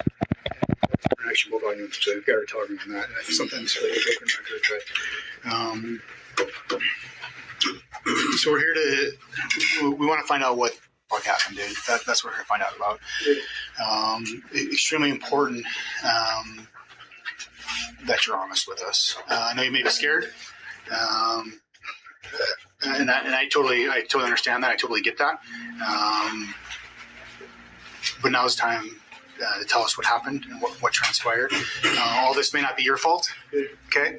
From what we can see, it may not all be your fault, but it's so important that you tell us what happened here, what transpired, because we weren't there. There's video surveillance across the street. The guys are reviewing right now, but we don't have your side of the story, dude. He said he was in the shower. What the fuck can I tell you? You better stick to your story, bro. Because if you slip up and say you saw something or you was outside, they're going to be on your ass. But I mean, they're on your ass anyway, but you said you was in the shower. Stick to that story, bro. It's super important. You promise me that you're telling me the truth, dude? Yeah. You promise me? Yeah, I told you I was in the shower. We already proved that fact wrong, so you just promise me, tell me the truth, you're lying to me. But super important that you are honest with me, tell me the truth, because you were in the shower, man. So, well, here's the deal, man. This may be self-defense, okay? I had nothing to do with it. Okay. I got. So let me read your rights. I'm telling you. Hold on. Let me read your rights. Tell me what happened. Okay, your side of the story if you choose to. Let me read your rights first. Okay. Almost immediately, Detective Monroe begins applying pressure, bluffing that they already have the CCTV footage, placing Lewis at the scene of the shooting. Initially, the strategy appears to be working, as after reading him his Miranda rights, Lewis, surprisingly, does not ask for a lawyer. But in reality, Lewis has a different plan in mind. He knows that anything he says in this room could follow him into the prison system, where retaliation from Serenos-affiliated gang members is almost inevitable. So the only thought running through his mind now is simple: say nothing. I'm just trying to find out your side of the story, man. Not a side. You don't have a side? Okay. So tell me your rendition of the story then. What? I was in the shower, nigga. Hey, stick to the story, brother. Rendition of what transpired, like your side of what happened. I was in the shower. Okay. Just seen across the street, you know? Okay. Well, you guys see it? Okay. What was across the street? The red bag. Okay. That's it. And what is red? What does red mean? You should know that, man. I can't see. We're not done here. I'm the south sider, they're the north sider, and that's it. Okay. You know, so did they come to your house looking for a confrontation? They were just walking by, man. Okay. Literally. I had nothing to do with it. Came out, boom. That's what I see. You've seen a red bag? Okay. I seen the red bag on the floor on the ground. That's all I seen. Okay. So, no reason that north siders should be coming to your house. They wouldn't come into my house. That's the thing. So how come there's all these? I ain't active or anything like that, man. I believe you. I've never had issues with you. Two kids on the way, and boom. Yeah. Okay. So we're trying to figure out why this happened. I don't know. So when we review the recorded video surveillance, it's not going to show you out here whatsoever engaging with these people. It'll show whatever. It'll show whatever. Oh my god. Nigga, just say no. It'll show whatever. Okay. So what you're telling me that if it does show whatever, this isn't self-defense. This isn't these guys came to your house to jump you, to get at you. What it turns into is murder one, where this is people walking by, and if you're there, you're just shooting at these people, right? This isn't self-defense. That's what I didn't shoot. Okay. Yeah. Okay. All right. So if we swabbed your hands, there would be no gunpowder residue on there or anything like that. Okay. Are you feeling okay? Not really. No. What's wrong, man? No. Or just because of this, what transpired? One of the guys said that you're vomiting before he came down. Yeah, exactly. You guys told to my house, questioned me like, what, you know? First, you gauge general conversation with you. That's all. Now you guys, every single one of you asked the same question, like, damn, you know? If we're weird like that, okay. You know, I'm not used to being around you motherfuckers. Okay. You know? Maybe just police in general? What? Just police in general? Yeah. Yeah. I don't know if you're talking about human beings or just law enforcement. I don't know. I don't communicate with you guys, you know? I don't bump head with you guys. Yeah. I've been here 12 years and never met you, man. Exactly. You know? Yeah, that's good. You know? Okay. Only one time I quit it. Okay. You should let my record up. I'm clean. Like I said, man, you got kids. You got a girl. And I'm hoping, dude, that you're being 100% honest with me. I'm truly hoping that you're being straight up with me. Listen, I'm just sitting here thinking, I'm hearing he ain't got in trouble in 12 years. He got a clean record as of the last decade. and some change. And why? My question I have now is, why would you greenlight, if you did greenlight, for them niggas to shoot them niggas in front of your house? Why? Like, who is that? Like, nigga, if somebody's walking past, I'm not, hey, nigga, hold on. Wait till niggas hit the corner. We're going to get in the car and hit the corner. Like, if you're on that type of time, you're not going to do it in front of my house, nigga. Like, they're going to put the connection together easy. These are Nathaniels, you're a Sereno. What makes sense here? Got shot right in front of your house. Nobody else on the block is gang affiliated, just you. They're going to look at you, and then the bullet casings are in your driveway. Make that make sense. Why are the bullet casings to the bullets that killed these two boys, well, this boy and his shot his homeboy, why are they in your driveway? Because they're going to change the dynamics of the line to me. And I'm going to be honest with you, change them significantly. Okay? Unfortunately for detectives, Lewis sticks to his earlier statements, claiming he knows nothing about the shooting. But they can tell he's nervous. His concern appears genuine, especially when the conversation drifts towards his family. Still, despite offering little of substance, he says something that stands out to Detective Monroe. He refers to the two boys as Northsiders, a common term used by Serenios-affiliated gangs like the Southside Locos to describe members of the rival Norteños. This choice of words matters because it sheds new light on who Gavin and Medina may have been, and it's starting to sound less like a random act of violence and more like a gang-related conflict, something police are still working to confirm. Even so, detectives still lack solid evidence linking either Lewis or Daniel Serrano Sosa directly to the shooting. And with no sign that Lewis is willing to go further, the interview concludes, for now. Around 6 hours later, police technicians finish analyzing the supposedly broken CCTV system confiscated from Lewis's house, and they successfully extract the recordings. This is what I don't get. Why didn't he destroy this part? Take that and get that shit the fuck up out of there. Give it to one of your homies, nigga. If you already knew to make it look like it was damaged, get rid of the main part. Get rid of the box. Get the whole box. Get that out of here. Leave the wires. Leave all that. This shit gotta go. This got everything on it, nigga. Why would you leave that? That's the most important shit. That's gonna make or break the case. You idiot.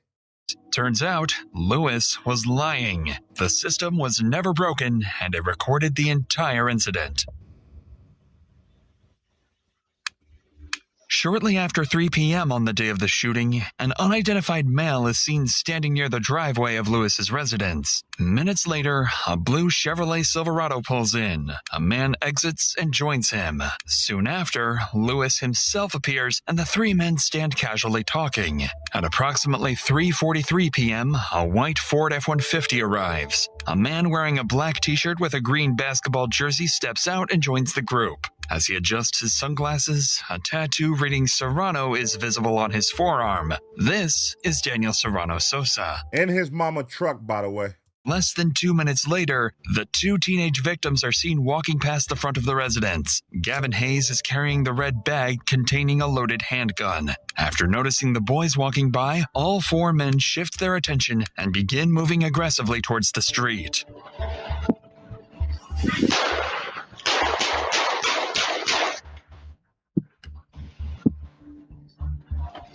And then got in his mama car and got on.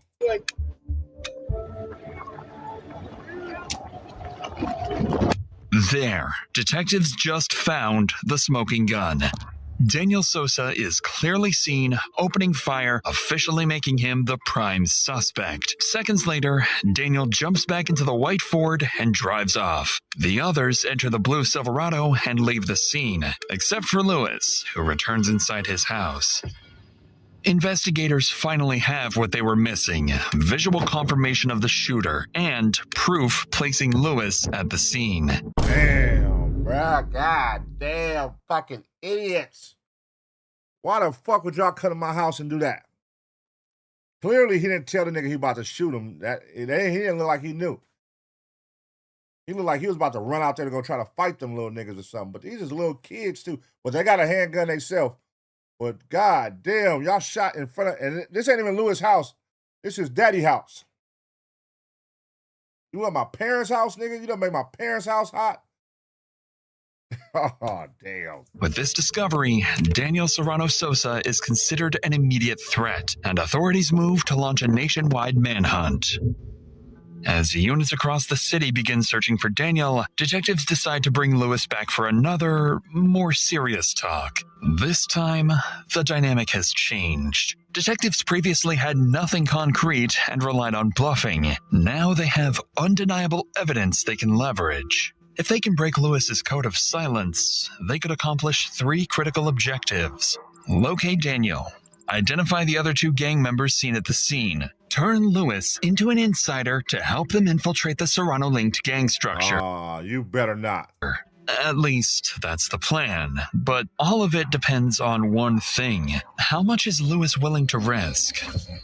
So, you're Luis, right? I was out at your house earlier. So, I'm the lead detective on this. I know you talked to the other guys a little bit earlier, but I got a few follow-up things. So what's your hang-up? What's the hang-up? You seem pretty down. Well, after my house, I ain't got nothing to do with it. I ain't gonna lie, I was there, but I had nothing to do with it. So who did have something to do with it? Huh? Who did have something to do with it? I don't know. I'm not no snitch, man. I'm not trying to. Right now, you guys are taking me to county. I'm not trying to have that on my paper. So you don't want to take the fall for someone else? Not really, man. You guys say you guys got videotape. Mm-hmm. The videotape says it itself. Mm-hmm. Who do you run with? I see SSL tagged in your house. Right? Yeah, we're talking about it. Okay. Is that you? Yeah, that was all now. Taylor Schultz. Okay. Here's the deal, kid. This nigga said, I don't know what you're talking about. That was always there. But yet you got SSL on your neck, too. Stupid motherfucker. You got it on your neck, bro. So it's like, listen, my boy. Hey, well, I fuck with it, though. Nigga, don't say a goddamn word. I fuck with it. My nigga said, I ain't saying shit, nigga. I ain't saying nothing. We know you weren't showering. Yeah. Right. Here's the thing, man. Lions just gonna keep digging you in a hole. Right? That ain't good. Why would you tell us you were showering when that wasn't true? No, it's just scared, man. Very down. It is. What are you scared of? Come on, man. No. I have ideas, but I ain't in your head. Those ideas, yeah, gross. I do. I've been around a while. I've worked a lot of these cases. You know way more than me. I probably do. It's clear that Lewis is experiencing cognitive conflict, torn between gang loyalty and self-preservation. And Lewis is now openly admitting that he witnessed the shooting, but refuses to say anything further out of fear. In gang culture, admitting fear can be perceived as weakness, and weakness inside a structured criminal group can quickly turn someone into a liability. But Lewis doesn't hide it. The blanket he wraps around himself is an instinctive attempt to create a sense of protection in a room where he feels exposed and cornered. The detective recognizes what's going through Lewis's mind. He is close to breaking, but crossing that line would mean risking everything. And maybe a little push is all he needs. And I also know that... Oh, man. Y'all think Lewis about to tell? Is Lewis about to tell, man? I'm going to say no. I don't think he is, me personally. But I would be shocked if he did. Because he's been holding it down thus far. If he was a roll, that would be a shocker. I ain't going to lie. And, nigga, you know what come with that. You cannot roll and then go to... What? They're going to tear your ass up, boy. People in your situation like to help themselves out, because in the end, it doesn't matter what you say. Everyone's going to have a theory. Everyone's going to be a snitch. Everyone's going to say shit anyway. And so at the end of the day, it doesn't matter. And what does matter, it sounds like, is your family and being there for them. And so playing this stupid game of, oh, I'm not going to get called a snitch is really simple. Who all was barbecuing? Or going to barbecue? I'm not seeing these, man. You guys seen the videos. What were they saying? Who? The red guys. I'm telling you, man, I just came out of the back room where the dogs are. Mm-hmm. All I heard is chaps, and then they dropped the S-bomb, and yeah. I thought it was your fist fight, so I started walking that way, and boom. Did you ask to be put in a situation? No. Did you get in a car and say, hey, let's go drive around and find some busters? No, dude. Right. So who is this on? No, me, but so I ain't gonna say nothing. No, but. You got video, TV, us not enough evidence to know what's like that. I was just trying to get hard evidence for me. Me, snitch. Not gonna happen. Needless to say, Lewis's decision is not what the detective hoped for. All right, Lewis. Good job, man. Good job, Lewis. It's very rare where you don't see somebody snitch on here, on these reaction videos. They always break and snitch, man. But, you know, not condoning the killing of nobody. But at the end of the day, we do stand on principles, man. You know what I'm saying? It's good to see some people still stand on that. You know what I'm saying? But I'm not saying go out here and kill nobody, though, man. Don't get it conflicted. Just enjoy. It appears that staying silent and remaining loyal to the Southside Locos is, in his mind, the safest way to survive. This shows just how much influence and control organized criminal groups can exert over their members, even inside an interrogation room and even when the evidence is overwhelming. But with nothing useful gained, the detective leaves the room empty-handed. To assist with the manhunt, U.S. Marshals and ATF agents are brought in the next day. Together, they begin tracking potential gang hangouts, close associates, and monitoring Daniel's family home in hopes that he resurfaces. But as the day slowly comes to an end, there's still no sign of him. Until around 11 p.m. that night, when agents spot movement at the family's home. An unidentified individual is seen leaving Daniel's family home, getting into a vehicle, and driving away. U.S. Marshals stop the car shortly after it leaves the residence, but the driver isn't Daniel. For safety reasons, the driver's identity is redacted. However, officers are able to extract golden intel during the traffic stop, because the driver tells them that Daniel Serrano is hiding inside the residence right this minute. Oh, damn. Damn. With that information, law enforcement begins preparing for a high-risk arrest. Throughout the night, an operational plan is drafted and tactical teams prepare for the possibility of an armed confrontation.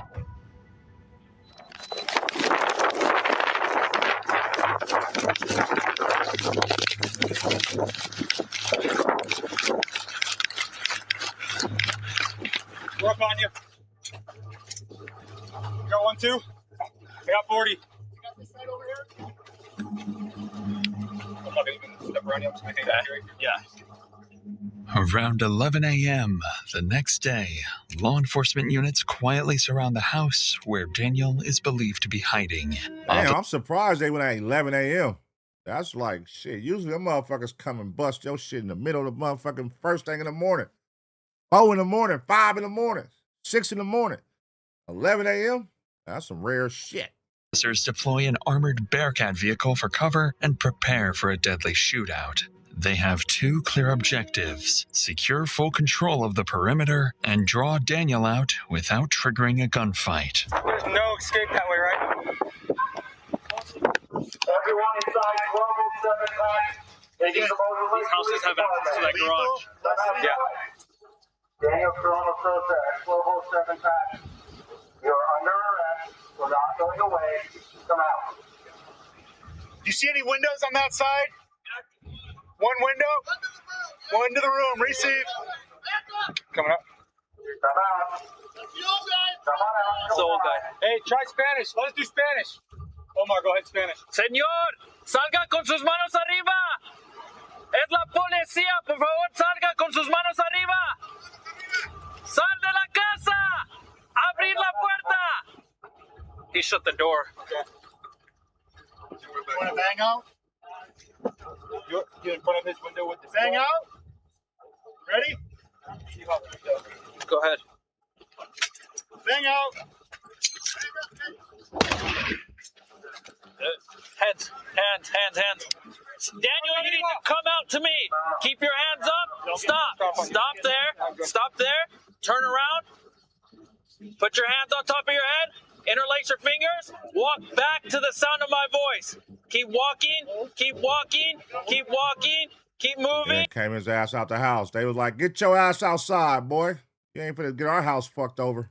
You're fine. Keep moving. Keep walking back to the sound of my voice. Keep walking back to me. Walk. Keep walking. Drop your knees. Stand. Come on, you.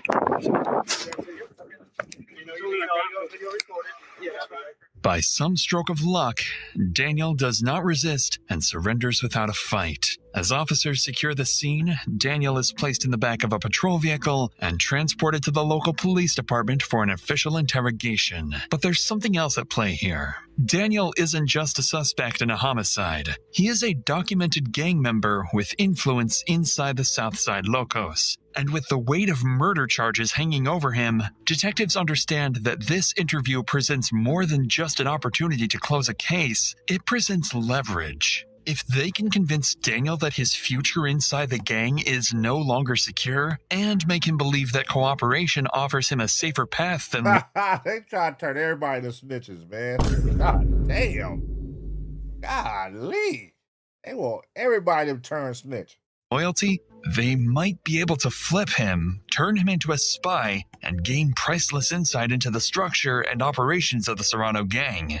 However, just like Lewis, everything depends on how much Daniel is willing to risk, and what happens next rests entirely on his decision. And as I told you before, I wear a body camera, and our interactions record both audio and visually, okay? Just to let you know. Do a little intro here just for the record. So today's date and time are 5/27 of 2021 at 17:52 hours. Speaking of Detective Hinton, the Mosley Police Department. I'm here with Detective Monroe and Daniel Serrano Sosa. What's your birthday? Before we get started, has anyone threatened you? Have we treated you poorly? We made you any promises? No, we've been pretty just straight up with you, gentlemen. Okay. So now he know damn well. I don't know if he knows, but you damn well should have a lawyer, nigga, off rip. You know they've been talking to your homie, nigga. Boom, they done came to your house and raid your shit. Boom, nigga, they got some shit on you, obviously. Because how the fuck did y'all find out it was me? How did y'all even know my name? How did anything? Go get you a lawyer, because you know you guilty too. You know you the one that did it, my nigga. Lawyer up, brother, because goddamn it. They finna milk you right here. You're gonna say some stupid shit. I guess start us from the beginning. If you talk. I'll tell you guys everything, but like I said, I'm gonna need a lawyer with me or something. There you go. I knew it. If you know you guilty, nigga, how did y'all even find me? How did y'all know it was me? I need a lawyer, bro. That mean y'all know. I need a lawyer. So what I say right here gonna be crucial. Give me a lawyer, man. Oh, okay. Because, just for me, I don't know. So I feel like I say anything right now, it's going to backfire on me. So I'll just make sure the lawyer. I'll tell you guys everything, I'm not tripping. I'll tell you guys, but okay. Despite his earlier cooperation during the arrest, Daniel refuses to speak without a lawyer, effectively ending the interview before it can even begin. Investigators continue building the case piece by piece, looking for ways to increase pressure and persuade him to cooperate. Eventually, faced with overwhelming evidence, Daniel confesses to killing Gavin Hayes, but he claims he only fired because he saw Gavin reaching for the red bag and believed he had to react in self-defense. He reportedly tells family members that he is not a bad person who would just go around and kill a random kid. Even then, he refuses to provide any meaningful information about the Southside Locos, bringing detectives hopes of flipping him and infiltrating the gang to a temporary end. Yeah, he ain't doing that. But that does make sense, though. If I did walk up to bang on you and I saw you reach for your bag to shoot, I gotta shoot. Nigga, I was walking up. The way they was all running up based on that video, it looked like they was gonna run up just to press or either go, you know what I mean? Go fight. It didn't look like they was running up. I don't think they knew that bro was finna start shooting. And at the same time, I don't think they knew that the little young boys had a gun. So I think that moment was, you know what I mean? Big dude being on his toes with the pistol. Even though I was going to bang on these little niggas, I was on my toes. They was finna reach for that shit. They was on their shit too. So if I didn't have a pistol, them little niggas probably would have shot us all up. It was just who's the first to draw. So would that qualify? Now let me ask y'all. Would that qualify as stand your ground? If this is Washington stand your ground, would that qualify as stand your ground? If I'm the aggressor, I'm coming to bang on you. You reach for your weapon. I reach for my weapon. I'm able to shoot first. Boom, boom, I kill y'all. Does that qualify as self-defense? Following days, Luis Medina is released without charges, and only Daniel is held accountable for the homicide. At the same time, investigators make another discovery. Turns out, the MLPD gang detectives already had Gavin Hayes in their intelligence files as a documented member of Pancho Villalocos, a Norteños-affiliated gang structure. Gavin frequently wore red clothing, used the number 14, and the Huelga bird symbol. There it is. So he wasn't Nathaniel. Okay, yeah. The family didn't know. The family was acting like they didn't know, but the dad did. Y'all could tell how the dad face was. He knew, son, this is what I was talking to you about. If you live this life, this is what's going to happen, son. You could tell in his face, he was like, man, I told this motherfucker. That was that I told you face, for sure. Classic Norteños identifiers, and actively promoted the gang online. His friend, Medina Cuevas, is also believed to be an associate. After stabilizing from his injuries months later, Medina finally tells detectives what really happened that day. According to him, Gavin was confronted and allegedly attacked by a member of the Southside Locos earlier in the day. Later, the two went to Lewis's house with the intention of retaliating. Medina's statements... Oh, wait a minute. So this could qualify as stand your ground. They went to his house with the intent to retaliate. Oh, that's a game changer. You came to my house with the intent to retaliate on some shit that happened to you earlier, nigga. And we saw you. So we wasn't coming out to bang. We knew y'all niggas was ops already, and we probably knew y'all was coming or to be on alert for you niggas. And when we saw y'all, we retaliated first. That could qualify as stand your ground, nigga. Y'all came over here to my house to try to shoot my shit up. Yeah. Confirm what investigators suspected all along. This was not a random act of violence. It was the latest chapter in an ongoing dispute between rival groups. This confirms that both teenagers had become affiliates within the Norteño structure, caught in a cycle of gang violence that continues to operate and claim young lives to this day. On November 29, 2023, Daniel Serrano Sosa pleaded guilty in Grant County Superior Court to second-degree murder for killing 16-year-old Gavin Hayes and first-degree assault for shooting and injuring 18-year-old Daniel Medina Cuevas. He was sentenced to a total of 25 years in prison. Damn. God damn. All right. Now, hear me out. All right, this is all gang, so I know some people are going to be like, oh, they're gang bangers, fuck what happens to them, that's what come with it. A lot of people, average person, right, civilian life, motherfuckers would speak like that. Now, real shit, though. If these little niggas was coming, okay, they 16 years old, whatever the case, but I'm at the crib chilling, me and the homies, yeah, we from the set. Y'all know we live here, and y'all coming to get retaliation. And I see you little niggas, y'all too young. Y'all ain't put enough time to know how to work that pistol. I know how to work my pistol. I see y'all coming up, and I see what y'all, like, we didn't see the angle of what they was doing in the street. We just saw these niggas run from the backyard and start shooting. We don't know what them little niggas was doing in the street, but obviously they dropped the gun. They dropped the bag with the gun right in front of the house. So did you walk up to the house And they said, the dude, Luis said, they yelled out, they dissed the SSL, they dissed it. So, nigga, y'all walked up with the intent to get retaliation. Y'all dissed the set. And while y'all was busy doing all that yapping and talking, nigga, I came up and I popped you niggas. Pop, pop, pop. Am I wrong for that? If this is stand your ground, nigga, they was about to kill me. But obviously, you got 25 years, nigga, so you was wrong. So, I mean, it ain't enough for debate. But I feel them like if I'm chilling, I'm not the aggressor. I'm just chilling with the homies in the hood. And these little young niggas come to get retaliation, I should be able to defend myself. I don't give a fuck how old they is. And if they coming over here with this pistol about to shoot me, that's just what it is. I got to protect myself. But, you know, let me know what y'all think, man. 25 years. Luis still on business. He didn't snitch. He didn't roll on his homie.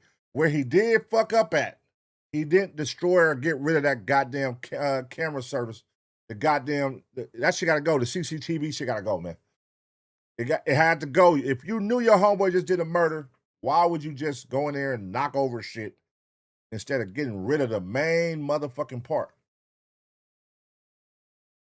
But, hey, they would have had to work. They would have had to work to find out what really happened if they didn't have that. But, shit, you can't fight what's on camera. This shit is on camera. They got it. They don't got to ask what happened. They can see it. They can see who shot. They can see why y'all ran out, why y'all did this. I don't know if they can hear audio, though, but if they can hear audio, that helps even more. But, yeah, sad situation, man. Don't do crime. Kids, hey, stay focused, stay in school. You know what I mean? We don't want to see you dead at 16 years old because you're trying to pursue gang life, man. You know what I'm saying? This is what comes with it. You know what I'm saying? Hell or jail. Which one you want to be in? You know what I mean? Other than that, man, stay in school, man. I'm going to give y'all 2 seconds to smash the like. And as always, get ready for the next reaction.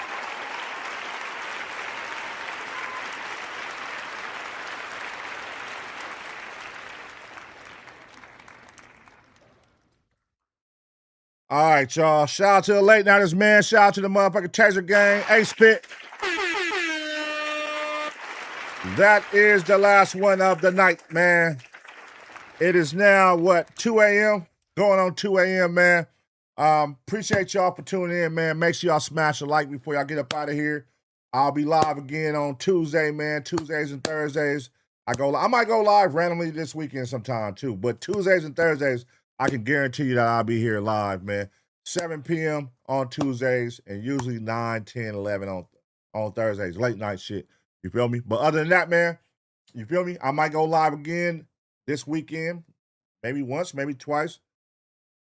You never know. Cut your notifications on. Get you a membership. All that good shit. And make sure y'all motherfuckers have a safe weekend, man. I'm gone till next time. You got a video you want me to react to? Join the Ace Pit Discord right now. Scan the QR code on the screen, hit the entertainment tab, click reactions, and drop it in. Super easy. Submit today. Buddha beats.